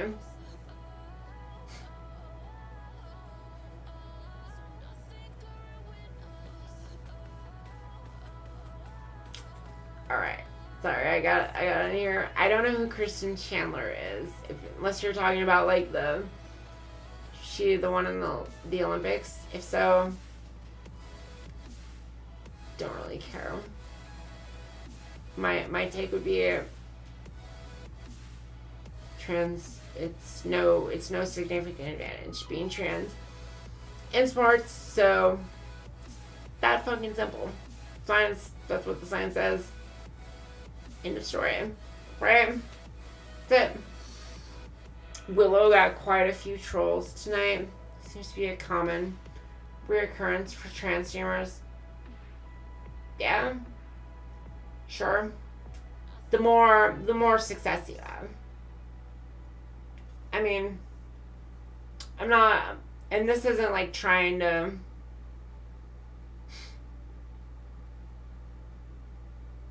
I don't know, call out or Willow or anything. But like I mean like when I have a lot of viewers on before my band and stuff, tons of viewers on hot tub streams, like just in general, the amount of hate you're gonna pull like I pulled there is per capita per viewer. I guarantee it was higher than anyone else ever has had on Twitch. And that's because Twitch is misogynistic. For one, they're transphobic. And then they also hate hot tub streamers a lot. There's a lot there that's like, they really hate hot tub streamers. And so doing that, like, draws a ridiculous amount of hate. So much hate.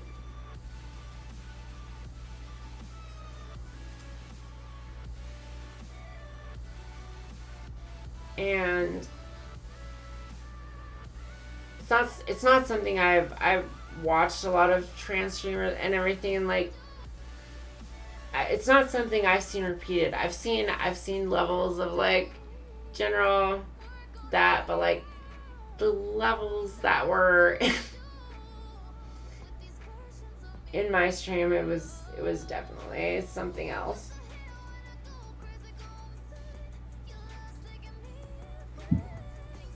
It's like if I'm in just chatting like now, I get trolls, I get haters, I get all that, but like, oh my god, is it nothing compared to the kind of shit that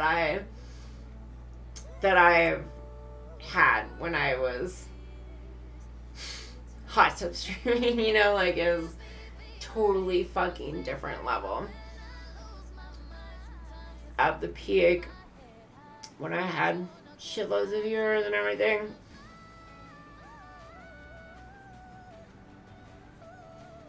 I think it's I don't know. It's hard for me to really say, because I mean, like, I feel like it's very, very minor. Like, what I get here and what's now, and, like, I don't know.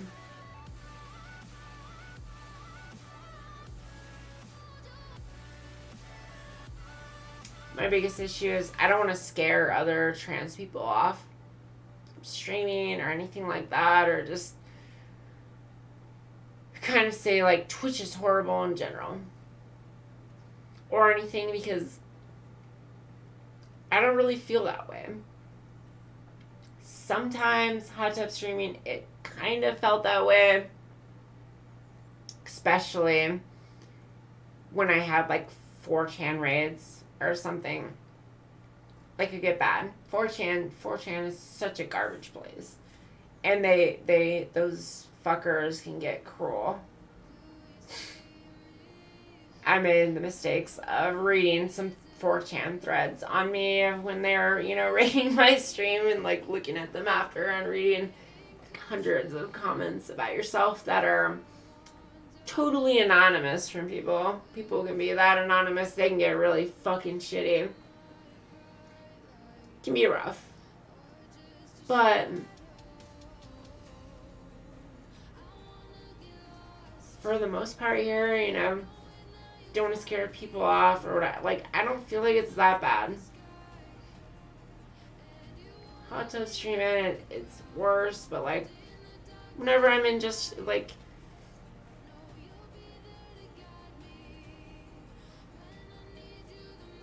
there's a bit. There's always going to be a bit of transphobia, whatever you got to deal with. Some trolls, but like, it's not that bad. You have to have like some level of like thick skin, I guess, but like, I've watched a lot of other trans streamers, and like, I guess, I mean, I don't want to say really like other people's experience. It's not bad, like, I watch like Demon Mama, and like every now and then she gets someone like calls her out a bit on stuff, and she'll call them out back and be like, come on Discord, talk to me, whatever, but like it's not like crazy common, right? It's not the norm or anything like that. And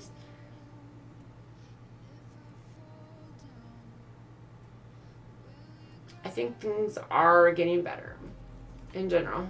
I guess I'm kind of trying to be an optimist here. Not being doom and gloom. Not saying like trans people have no hope. On Twitch, like, I mean, I would not recommend probably hot tub streaming as trans, unless you're really, really thick skin there. But in general, like, you know, if I'm anywhere else, has really not encountered that many issues, right? And I've really not seen anything from other trans streamers that's like so fucking horrible that it's like, you know, insane. You look at like my tweet, one of the tweets that went viral, like just from one night, like my unban request, like a tiny little thing, like I dare any other trans streamer to like show anything like that. Like that's a different story. It's one thing that you can criticize on itself, but in general, I'd rather lean on the side that, like, Twitch is not that horrible. It's not that bad. Could be better, but it's heading in the right direction, at least, I think.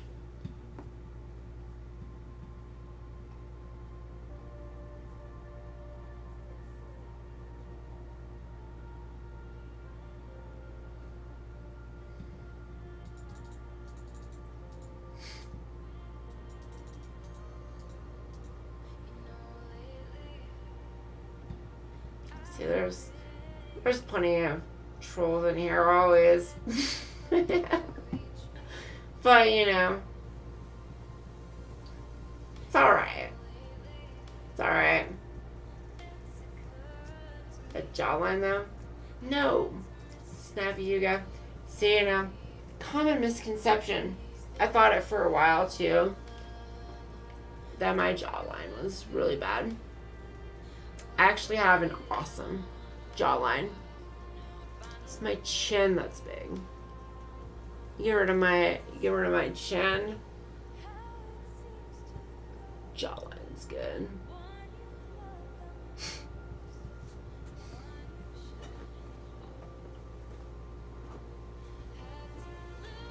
But see, people like that, they're just, you know, they're coming in here, they're trying to make me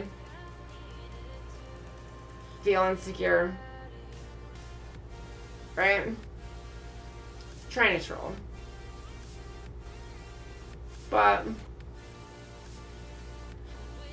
I'm so far past that. I know exactly where I stand. I know where I'm at. I know how I look. Which is, you know, pretty good. Better than most people. Sure, I'm not, like, gorgeous or whatever, but, like, better than most of you have ever even had sex with. Right? Like, a significant amount above average still.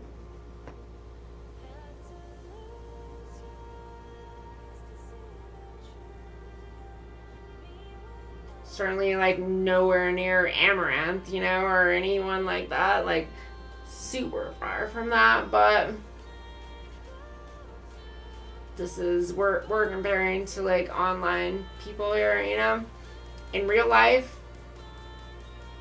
I do alright. Easy to criticize people online, but, you know, I do alright.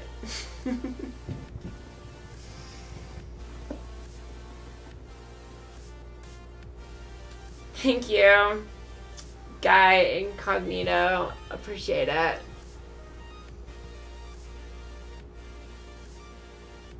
You are gorgeous, and as a trans person popping in your chat, a confidence booster.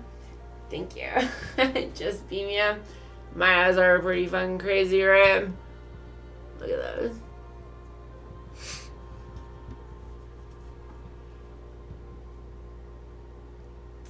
Die Hard 2 is transphobic. Is Die Hard 2 transphobic? Ace Ventura is transphobic. Even though I loved Ace Ventura as a kid. That's a fucking... That first movie, oh my god. Transphobic. That is like, that'll always stick with me. The most transphobic fucking movie ever, basically. Because I saw that as a kid and I was like, it really confused me. As a kid, it really confused me. I was like, why are they throwing up?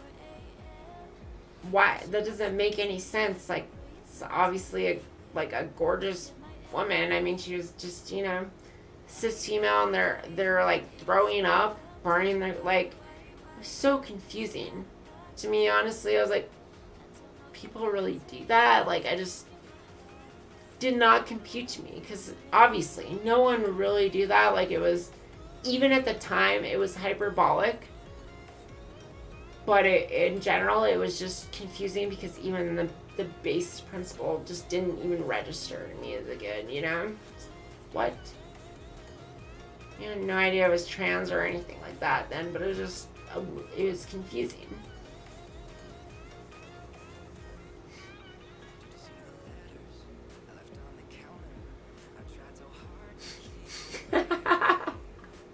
Can we at least agree that Ace Ventura is based?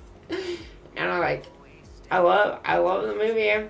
Even the first, second one, I was all about that. When Nature Calls. Awesome movie. I don't want to cloud my general judgment of it all, I guess. Good shit. I enjoyed it. But obviously, like, super fucking transphobic. And confusing. Just the one part, if you could just cut out that, like, 3 to 5 minute parts right there is fine. Outside of that.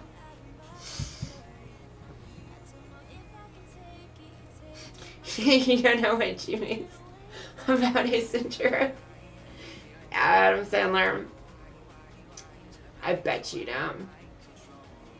Happy Gilmore, little fuck.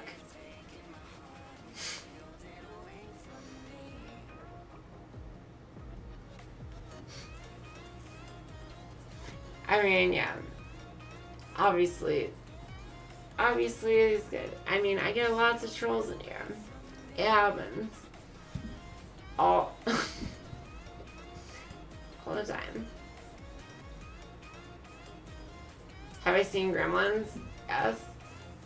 Seen those Gremlins.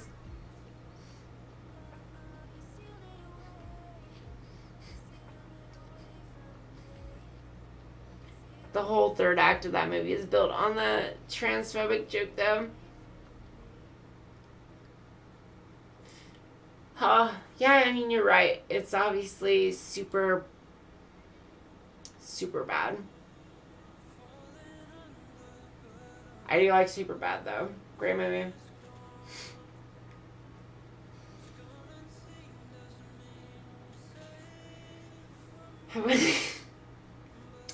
Fuck Gremlins, too. Female Gremlin. You know what? Have you seen the Key and Peele sketch on Gremlins 2, though? Where he's like doing the meeting or whatever on the Gremlins. He's like, the electricity Gremlin, he's like, you, sir, are psychotic. But I love it. It's in the movie. It's in the movie.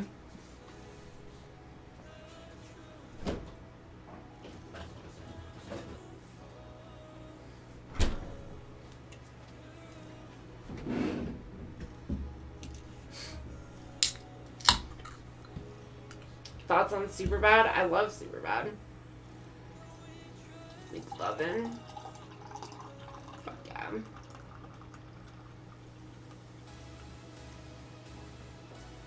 Classic. Definitely a classic, right?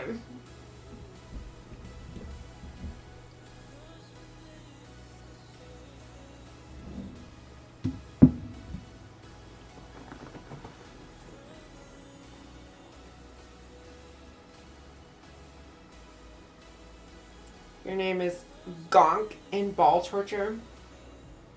Nice. I don't know what Gonk is, but you know, Ball Torture.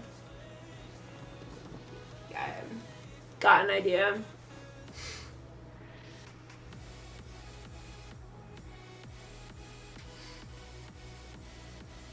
You're beautiful. Follow and head to bed. Thanks, Dibs. Good night. Joe Dante didn't want to do any more sequels. He did like a dozen sequels in one. He made it impossible to top. No. I watched Gremlins too. Actually, with my friend recently on Halloween, like last year, I think. Because we were bored and watched that. And I don't think I'd ever seen it, or at least not since I was a kid or something. Good shit, just ridiculous. So dumb.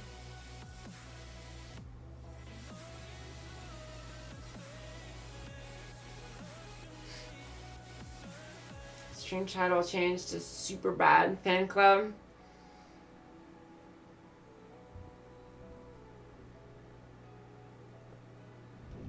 I mean, you want to know what? I'm a general fan of Seth Rogen. And you know what I went as for Halloween last year? My friend and I went as Wolf and Tiger from Superman. Or from Future Man. Future Man. Which is Seth Rogen's show. Pretty recently ended. On Hulu. Love it.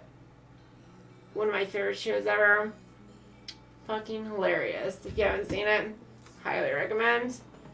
Future Man. If you want to see a picture of me as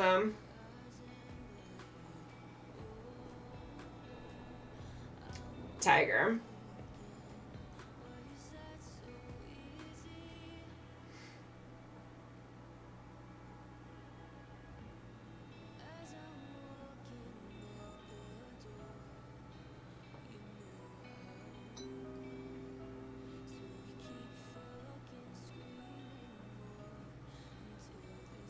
Where is it?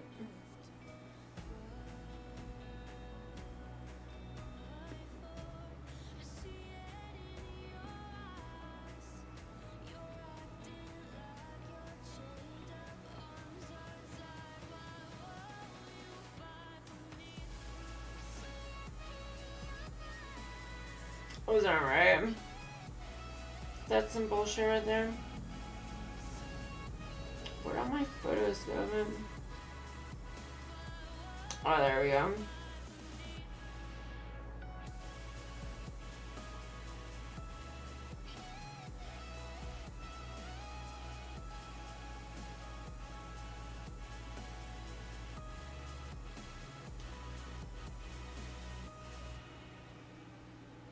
Yeah.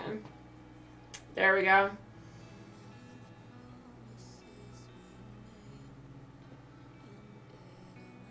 Tiger and Wolf from Future Man.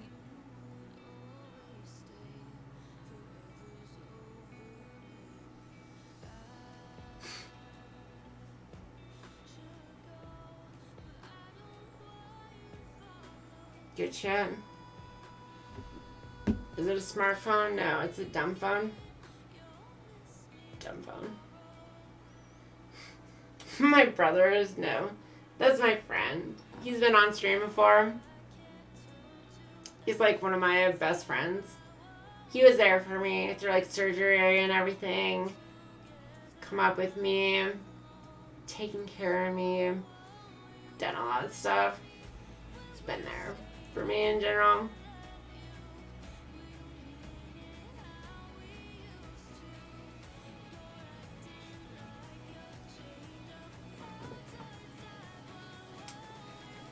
Good day, though. Walk about. Good day, mate.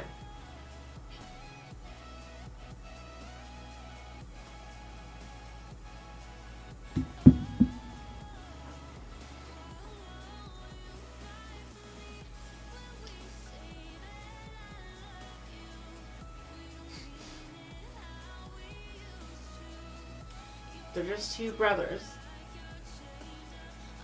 Just two brothers. It's one of my favorite Rick and Morty parts, you know? Just two brothers. Like interdimensional cable, you know, like old women are coming. Just two brothers.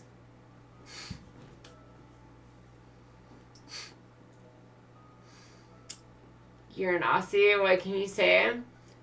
I don't know. I'm all for Australian accents are sexy, right? Just like English accents. Because they're almost the same. Sometimes can't tell them apart. Either way, sexy. Everyone knows.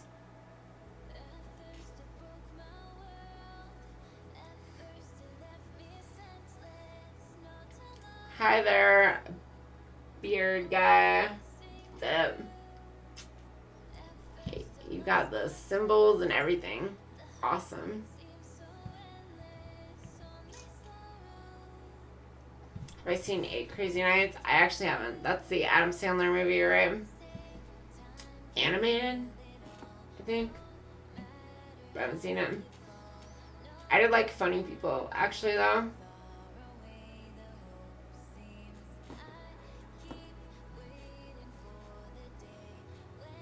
Funny People had one of my faves in it. Jason Schwartzman. It's my boy right there, Jason Schwartzman.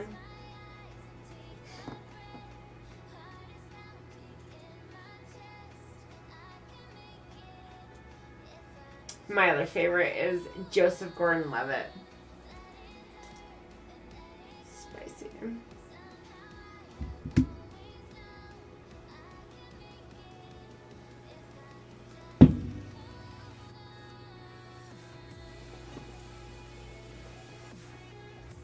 You're from the UK and they're definitely not the same. Obviously they're not the same. I know that, but it's very common for Americans to confuse them. It can be very hard to differentiate between Australian and English depending on where the English accent is from.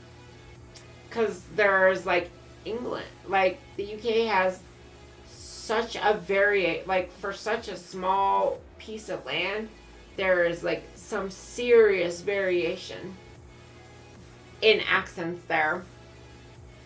Some of them, though, do sound very similar to Aussie accents. Some of them sound super different. You know, like John Oliver's accent, for example, that's like a super distinctive English, like, gutter trash accent or whatever. Yeah, I think he did. He describes it in those veins, and, like, that is definitely true. Very distinct from, like, the, you know, the high English accent.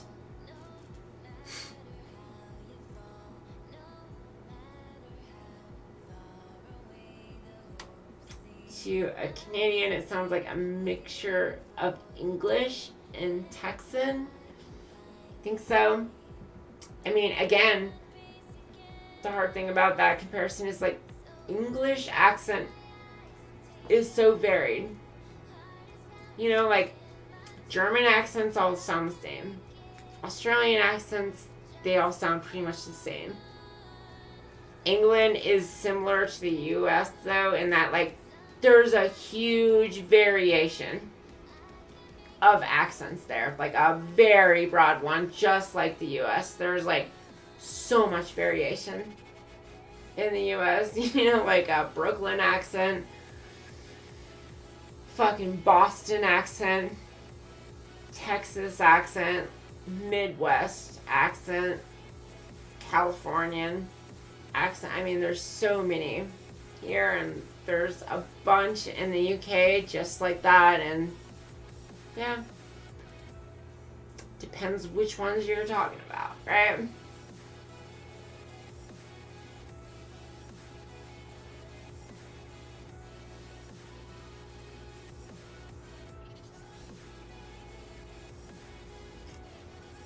I do Lady Kittens. I do like porn, I guess, you know? I do adult content. That's where the majority of my income comes from.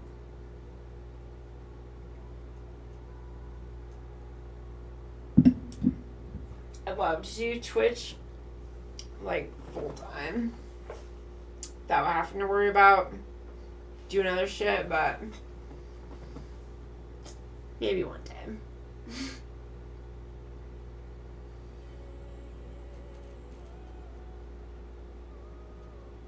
Only thing you have in common is saying made a lot. No.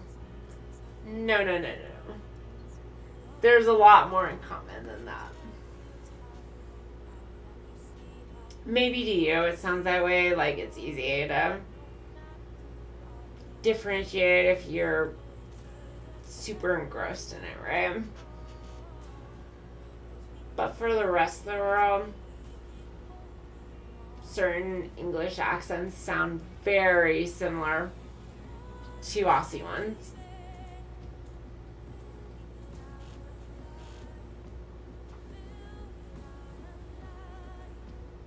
Am I enjoying it? Not really, Lady Kittens. Well,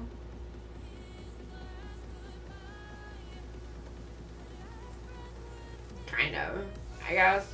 I like it more than anything else I've ever done. But if I'm given the options of like Twitch or, you know, porn, I take Twitch. Definitely.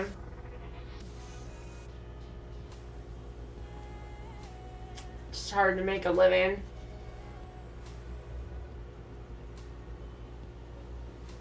On here, right? Very few people are gonna actually make a living on here.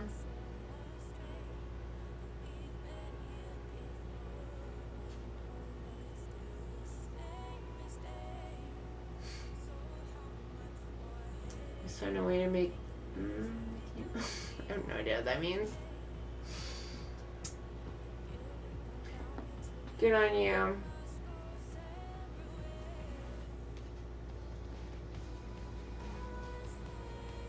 My tongue blue. I have blue tongue.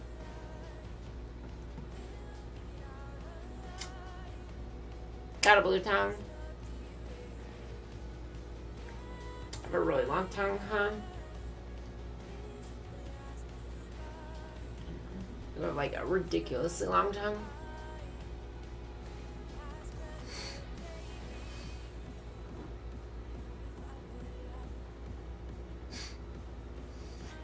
See, you're having some fun doing the adult entertainment. There's never anything wrong with investing more. Meaningful, yeah. It's basically how I look at it, Lady Kittens. Like, my adult entertainment has served an important purpose in my life.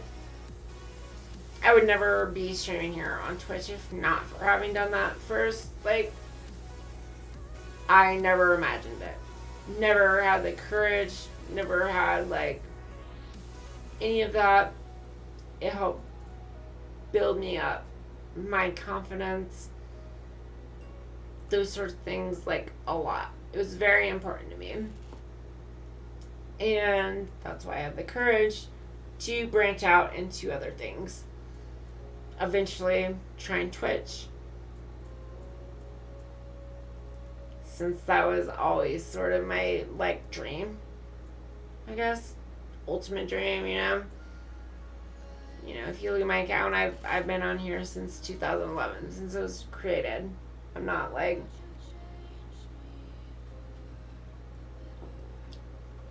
not something on a whim, you know? I never streamed, but it's a huge viewer. Big time gamer always.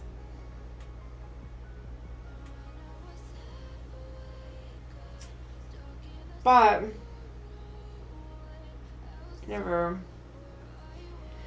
I still, you know, don't expect really to have success in that regard.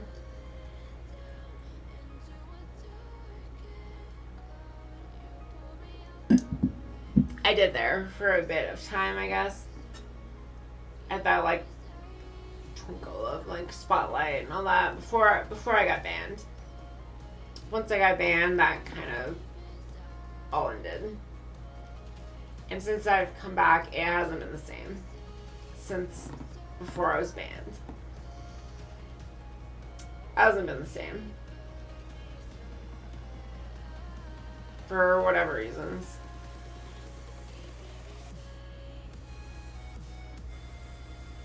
Hard to say exactly, but very possible, you know, like shadow ban, I don't know. There's it's been different though. I was making enough money there where maybe Twitch streaming actually could have been.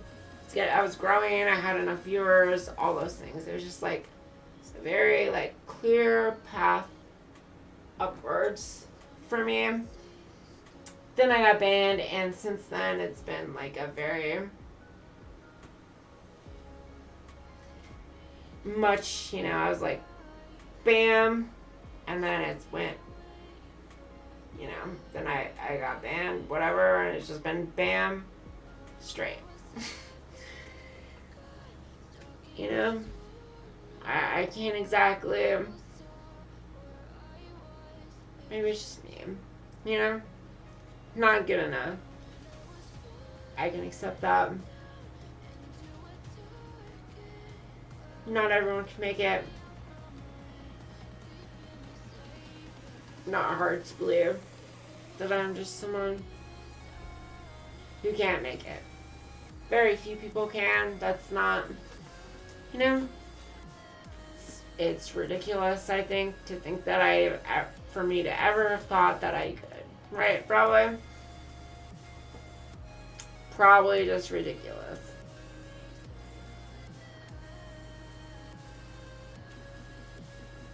Nice thought, but absurd. Unrealistic.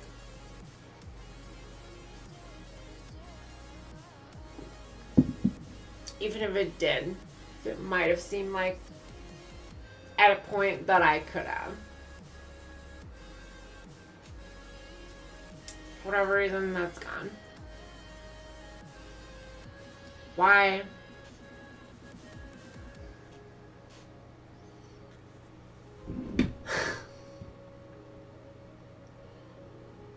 Have I eaten any blue muff lately? What is blue muff? What's blue muff?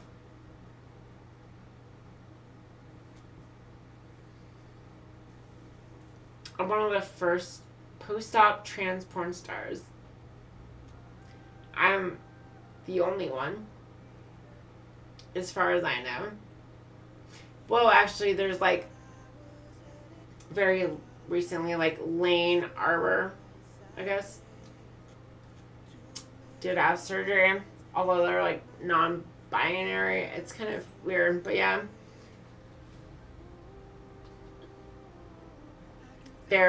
On Chatterbait, I was always like the only post-op streamer.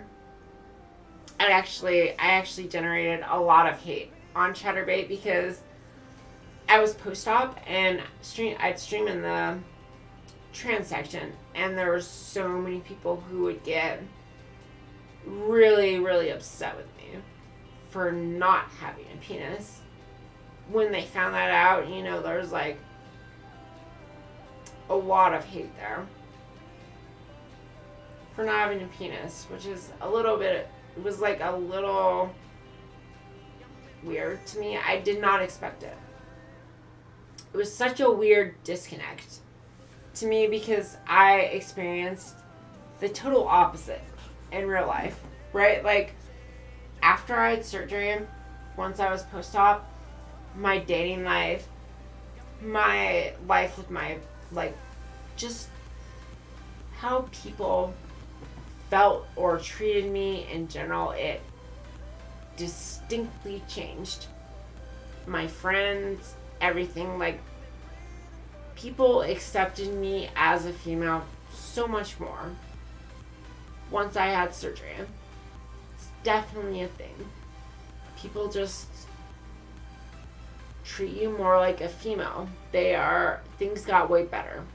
Basically, in general, my dating life got better, the way people in general treated me was better. But yet, online, and, streaming on Chatterbait or whatever, it was the opposite. Total opposite.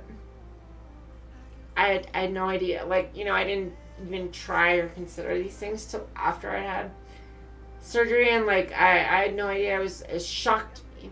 I was like, wow, they're upset that I don't have a penis. And it's just the total fucking opposite of what I would have thought. Weird. It's a weird thing, and I've thought about it a lot. I've talked about it a lot with other trans people. It's a lot about the fantasy, right? There's the online fantasy. They wanted to have a penis. They wanted to be dirty, bad, wrong, whatever, And then the reality is, though, people don't actually want that, right? When it comes to real life, most people, they don't really want that. They don't want the things that come with being trans. They don't want those actual things. They just want the fantasy. And so when it's post-op, when someone's actually dealt with all that and they're just a female, basically at that point, there's a lot less desire. That's what it comes down to. Weird thing. It's a really weird thing. A lot of just complicated human psychology and stuff like that going on there that I've thought about a lot. It's just weird. I think I maybe I kind of understand it, but still I'm it's weird and confusing. I didn't know you did porn. I guess that explains why so many creeps keep popping up here. Yeah. I mean, yes, I do porn. Here's a secret. Every hot tub streamer does porn. That's where they make their money. There's no hot tub streamer that does not have an OnlyFans, We all do. It's where any actual sources of revenue come from.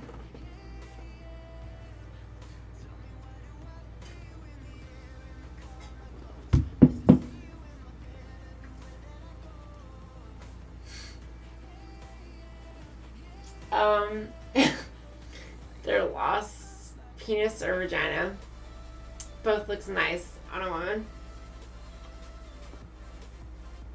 I like my vagina. It's pretty nice looking.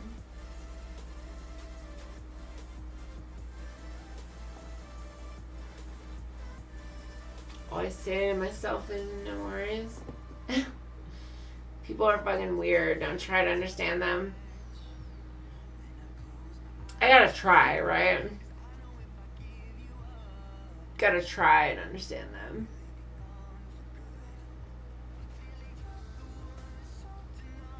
It's confusing. Difficult sometimes, but gotta try.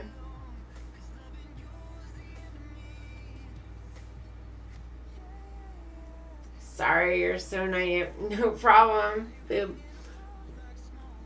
No problem. And yes, most streamers do off on the side. Most female streamers do. Important clarification. Because part of it is, we have to. Just comes with it. Comes with the territory. Especially hot tub streaming. I don't know, like.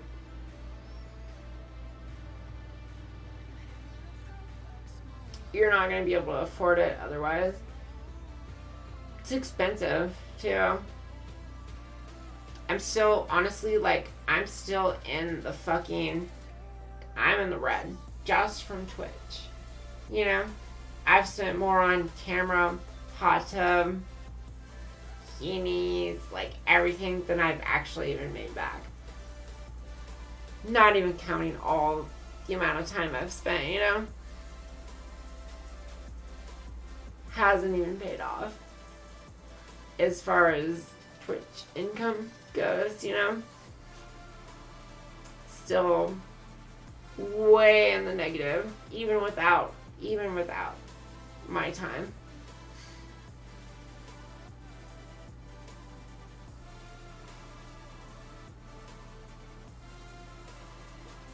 Am I wearing contacts?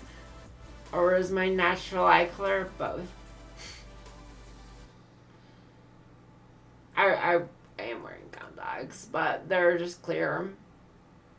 I have horrible eyesight. I just wear clear contacts, but my eyes are naturally different colors. I've got one brown, one green. I mean, one's technically just a weird, look at that. It's such a weird mix of brown and green.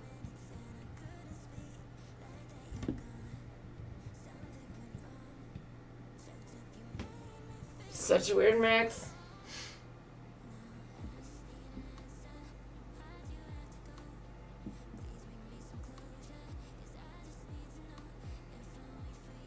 Twitch thoughts are kind of hot though. There are even a lot of male streamers who are getting to know, yeah. What was it? Who was it? Chris Brown trying to know it recently. I mean, sure. Nothing wrong with that, obviously. You never noticed my eyes before? Thanks. They're pretty awesome. I'm kind of cocky about my eyes. That's something. I know they're cool. It's super rare for people to have natural eyes like mine. Super rare. Always been cocky about that because people have always noticed it since I was a kid. It's been I've met 2 or 3 people in my entire life who actually had eyes anywhere near mine. Not common. Oh my gosh, you said David Bowie? So wrong. We went over this earlier because someone said that too, and it's oh my god, David Bowie's had his eye like that because of injury. There's a huge his eye just, if you actually looked at it, it looked like a blind person's eye. It was all white and it was from injury, turned blue, and it would all that. Because of just damage. big difference between that and someone who's just born with them, because they look very different.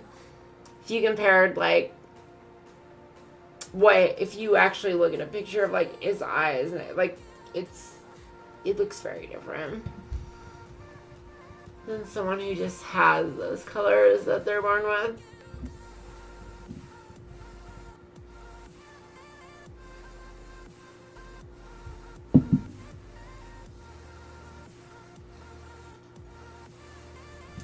Shame. You wasted so much of your time. I don't know what you're talking about. I think a lot of streamers also like the confidence boost NOF gives them. That could be true. It depends. For me, I mean, like, I did NOF before I ever even thought of streaming. I wouldn't have streamed if it wasn't for OF, right? I needed that confidence boost and all that before I even thought of streaming.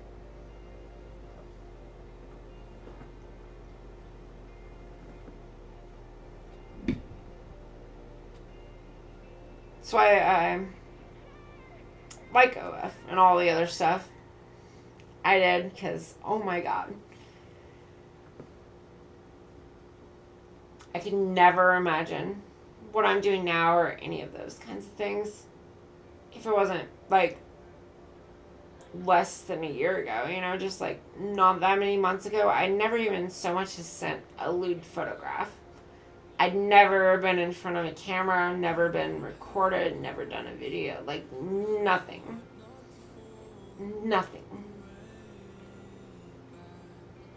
Zero confidence or anything in that regard. Tons of anxiety. Just never imagined in the slightest. And then,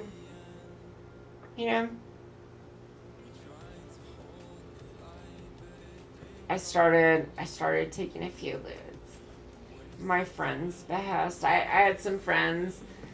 I had a couple friends, like a pair of friends who were a couple. And they encouraged me. They're like, oh, you make so much on OF, all this stuff, because they did it together. And, talked me into it and, like, took photographs of me, all this stuff. And I was like, all right, and I'll try it, and did all this stuff and kind of went after it and, like, started making.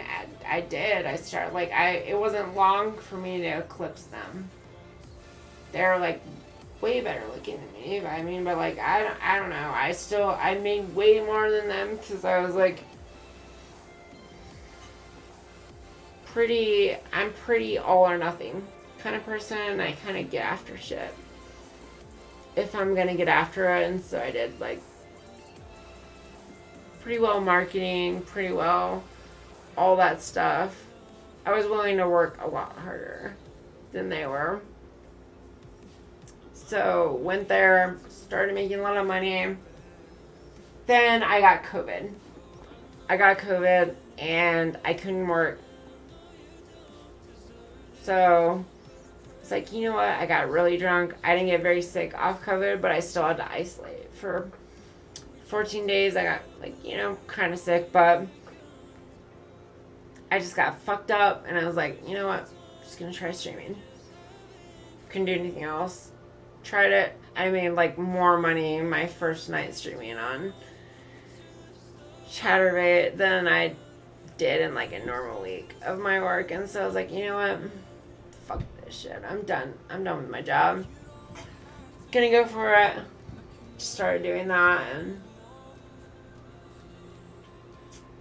since then, I built up a lot of confidence doing all the Chatterbait stuff. And then before I went to Twitch, I did Meet Me. I did Meet Me for a while because I wanted to experience, like, while I was on Chatterbait, I got, like, I was known as, like, the talking one. I just sit there and talk and, like, I still did well, but it was obviously just not where I belonged. So then I went to Meet Me, and I dealt with a lot of transphobes. And all that stuff there, I dealt with a lot of trolls. I started roasting them. I was doing all that shit. I did well there.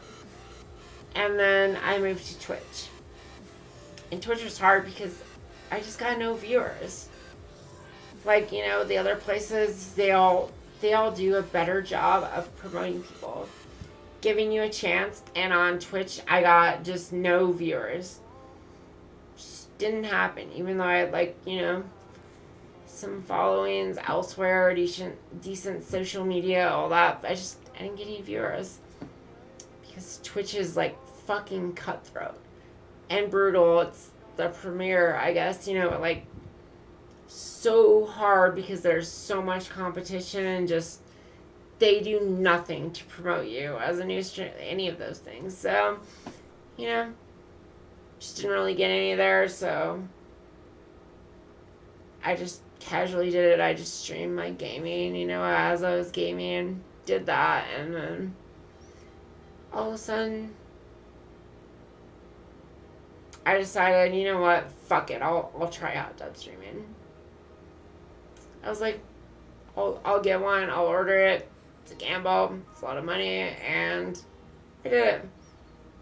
And what do you know? Took off for me. Big time. And then the ban happened. Then the ban happened, and all that ended.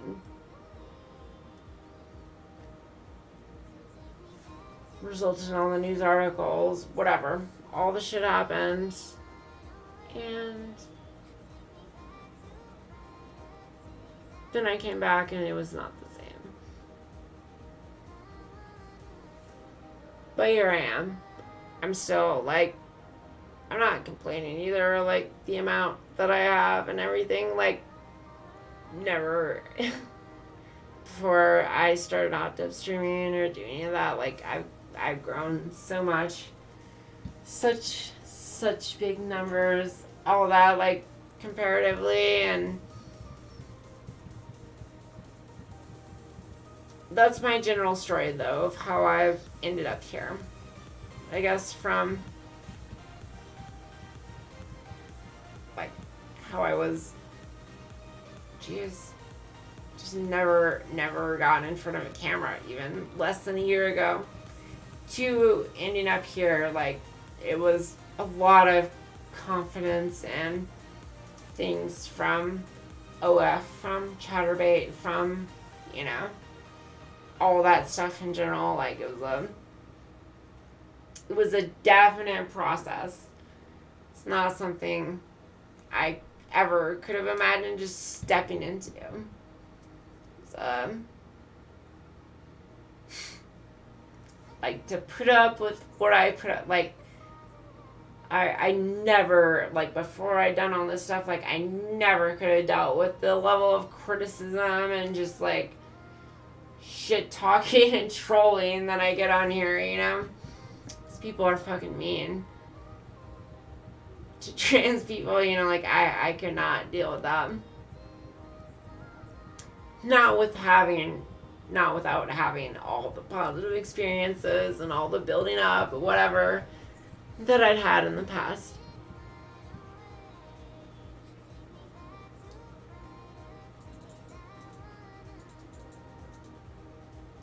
You're pretty, but you still beat yourself up a lot.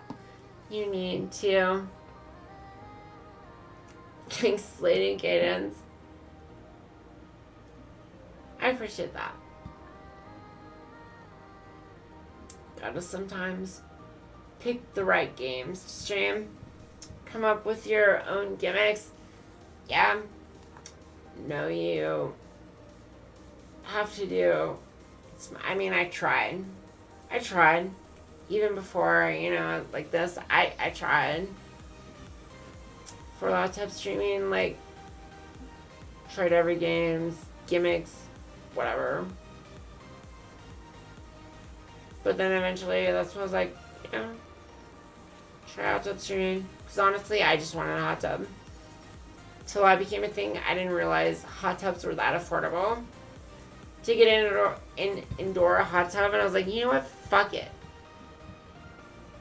I'll get one, and I'll try using it for hot tub streaming, but I kind of just want a hot tub. Happens to work out. Cool. So happens it did. Somehow I, like, you know, majorly took off. I went from, like, 3 to 5 viewers average to over 100, you know?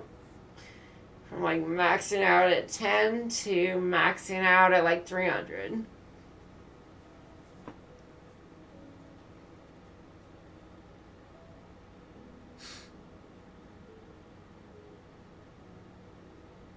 Thank goodness for raids. Hannah never raided me. Are you talking about, like, Hannah Reloaded? I don't think she ever raided me.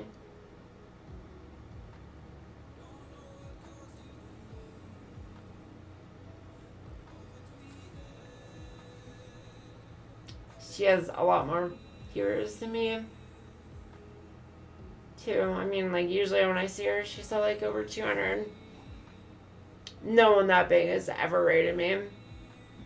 The biggest streamer that's ever rated me is Willow, who had, like, 120 or 30 at the time. No one over that has ever rated me.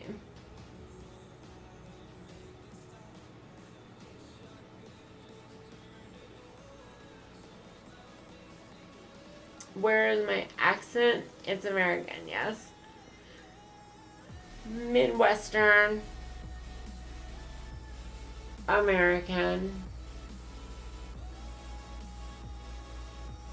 You're a long-time fan of Bible Reloaded on YouTube? Is Hannah that got you interested in Twitch? Yeah.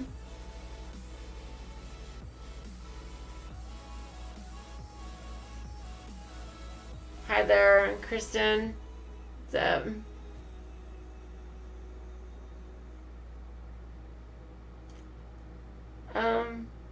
Yeah. Midwestern, yeah. I'm in Boise, Idaho. Boise, Idaho. It's on the border of Oregon, near Washington and California. To the south. I'm right here and trying to do this backwards and yeah. That works actually. Here's the borders. Okay. Washington, Oregon, California, and Nevada. That's where I am. I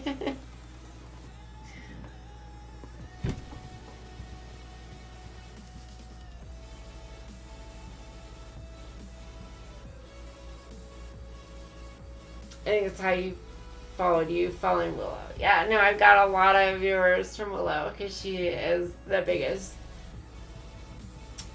person who actually rated me. What games do I play? Play a lot of games, but most lately it's been like Valheim or Tribes of Midgard, Deathstorm. Before that, I'd play like Path of Exile and League of Legends, Teamfight Tactics. That's where you're from too. Willow. Yep. She bitched about the ban and I looked into it. And here I am when you got on ban. Thank you so much. And I'm so thankful for Willow doing that. Like, a lot of people stood by me, and Willow is one of the best. The one who, like, she talked about it on stream. A lot of nights, retweeted everything. You know, like, part of the reason that I got unbanned, right? Because it doesn't happen. People don't get unbanned on Twitch unless enough people make a big deal about it, right?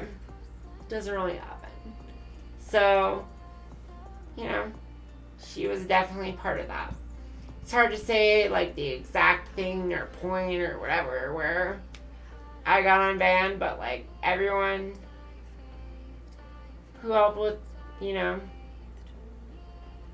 did something, they all helped. And Willow is definitely a big part of that, for sure.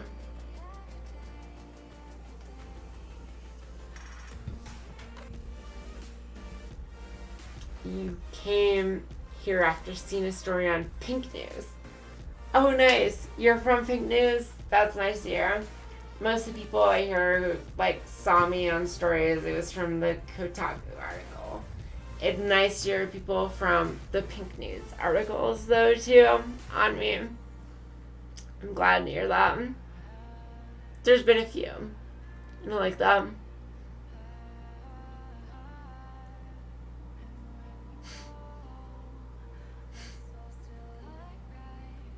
Visual reference didn't help at all.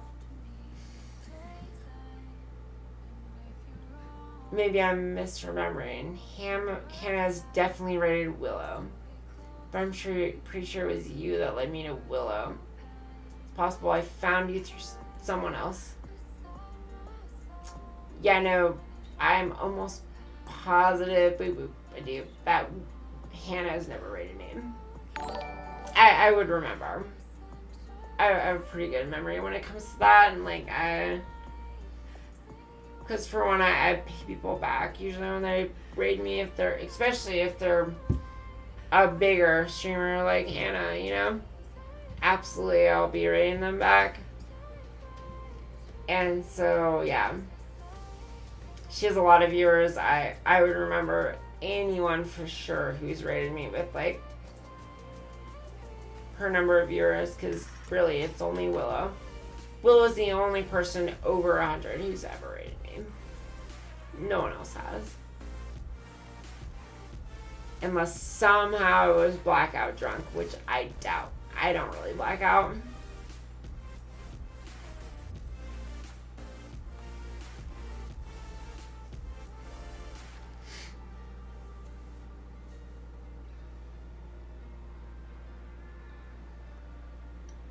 Because also, Hannah usually ends like, well,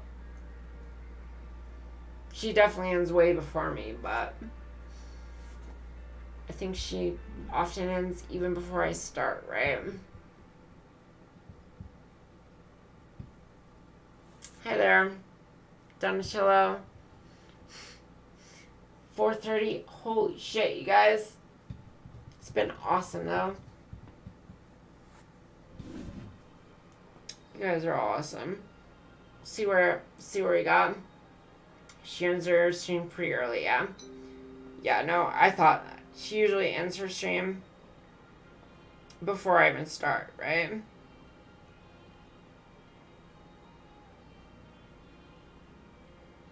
Alright, let's see if anyone has any suggestions for this. Wow. Number 2. Someone ahead of me. All these people. You know what?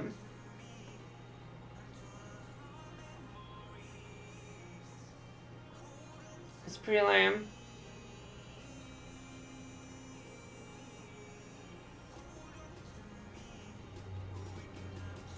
What we got?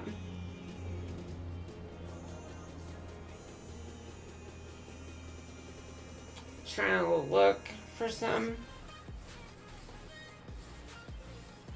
You know what? I think I got 0 subs tonight. That's pretty harsh. But it's alright.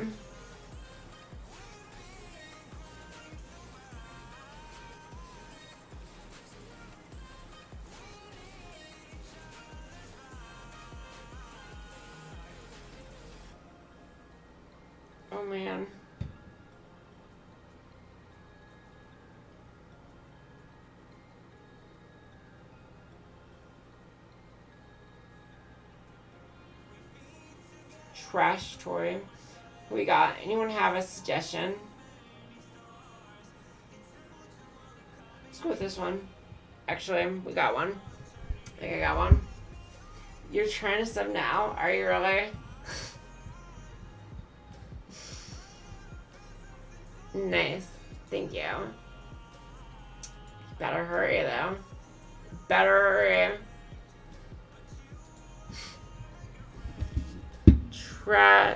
Cherry kitten.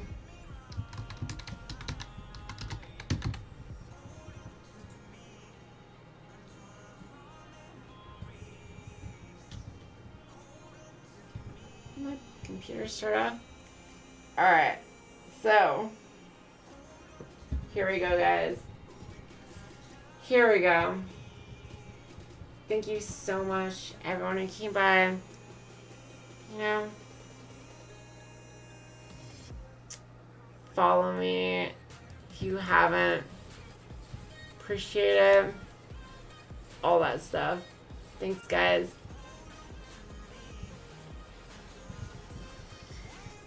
Thank you, everyone. I gotta head to bed though. I'll let you know tomorrow about how everything worked out with my house and all that, and like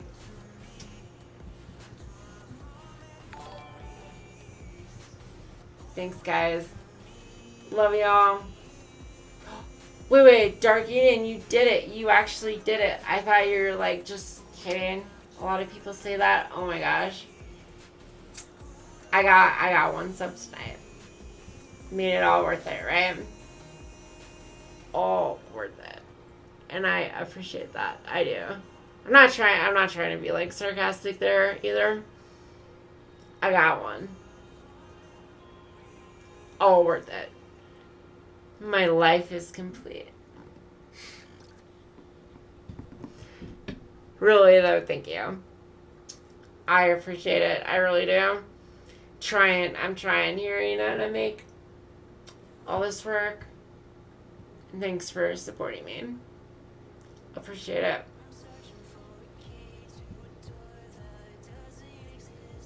Here we go though. Let's try this. I have no idea who this person is. She's got a cat though. Who's like going there, and you know what? She's giving. I'm trying at least to pick people who. Try and pick like trans preferably, but if there's not anyone trans that I think maybe people who are my viewers will connect with, I'll go to the LGBTQ community in general. And like, she looks, no idea what she's like, but you know what, she looks kind of interesting. She's giving, you know, sex and relationship advice. BDSM, sex and relationship advice. She looks interesting. So, let's give her a chance. Let's try. I'm going to watch her for a bit. So, thanks everyone for coming by again. Love y'all. I'll see you tomorrow. Bye.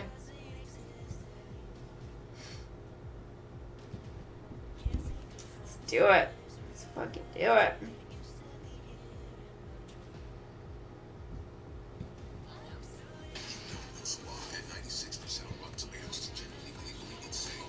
Let's do it.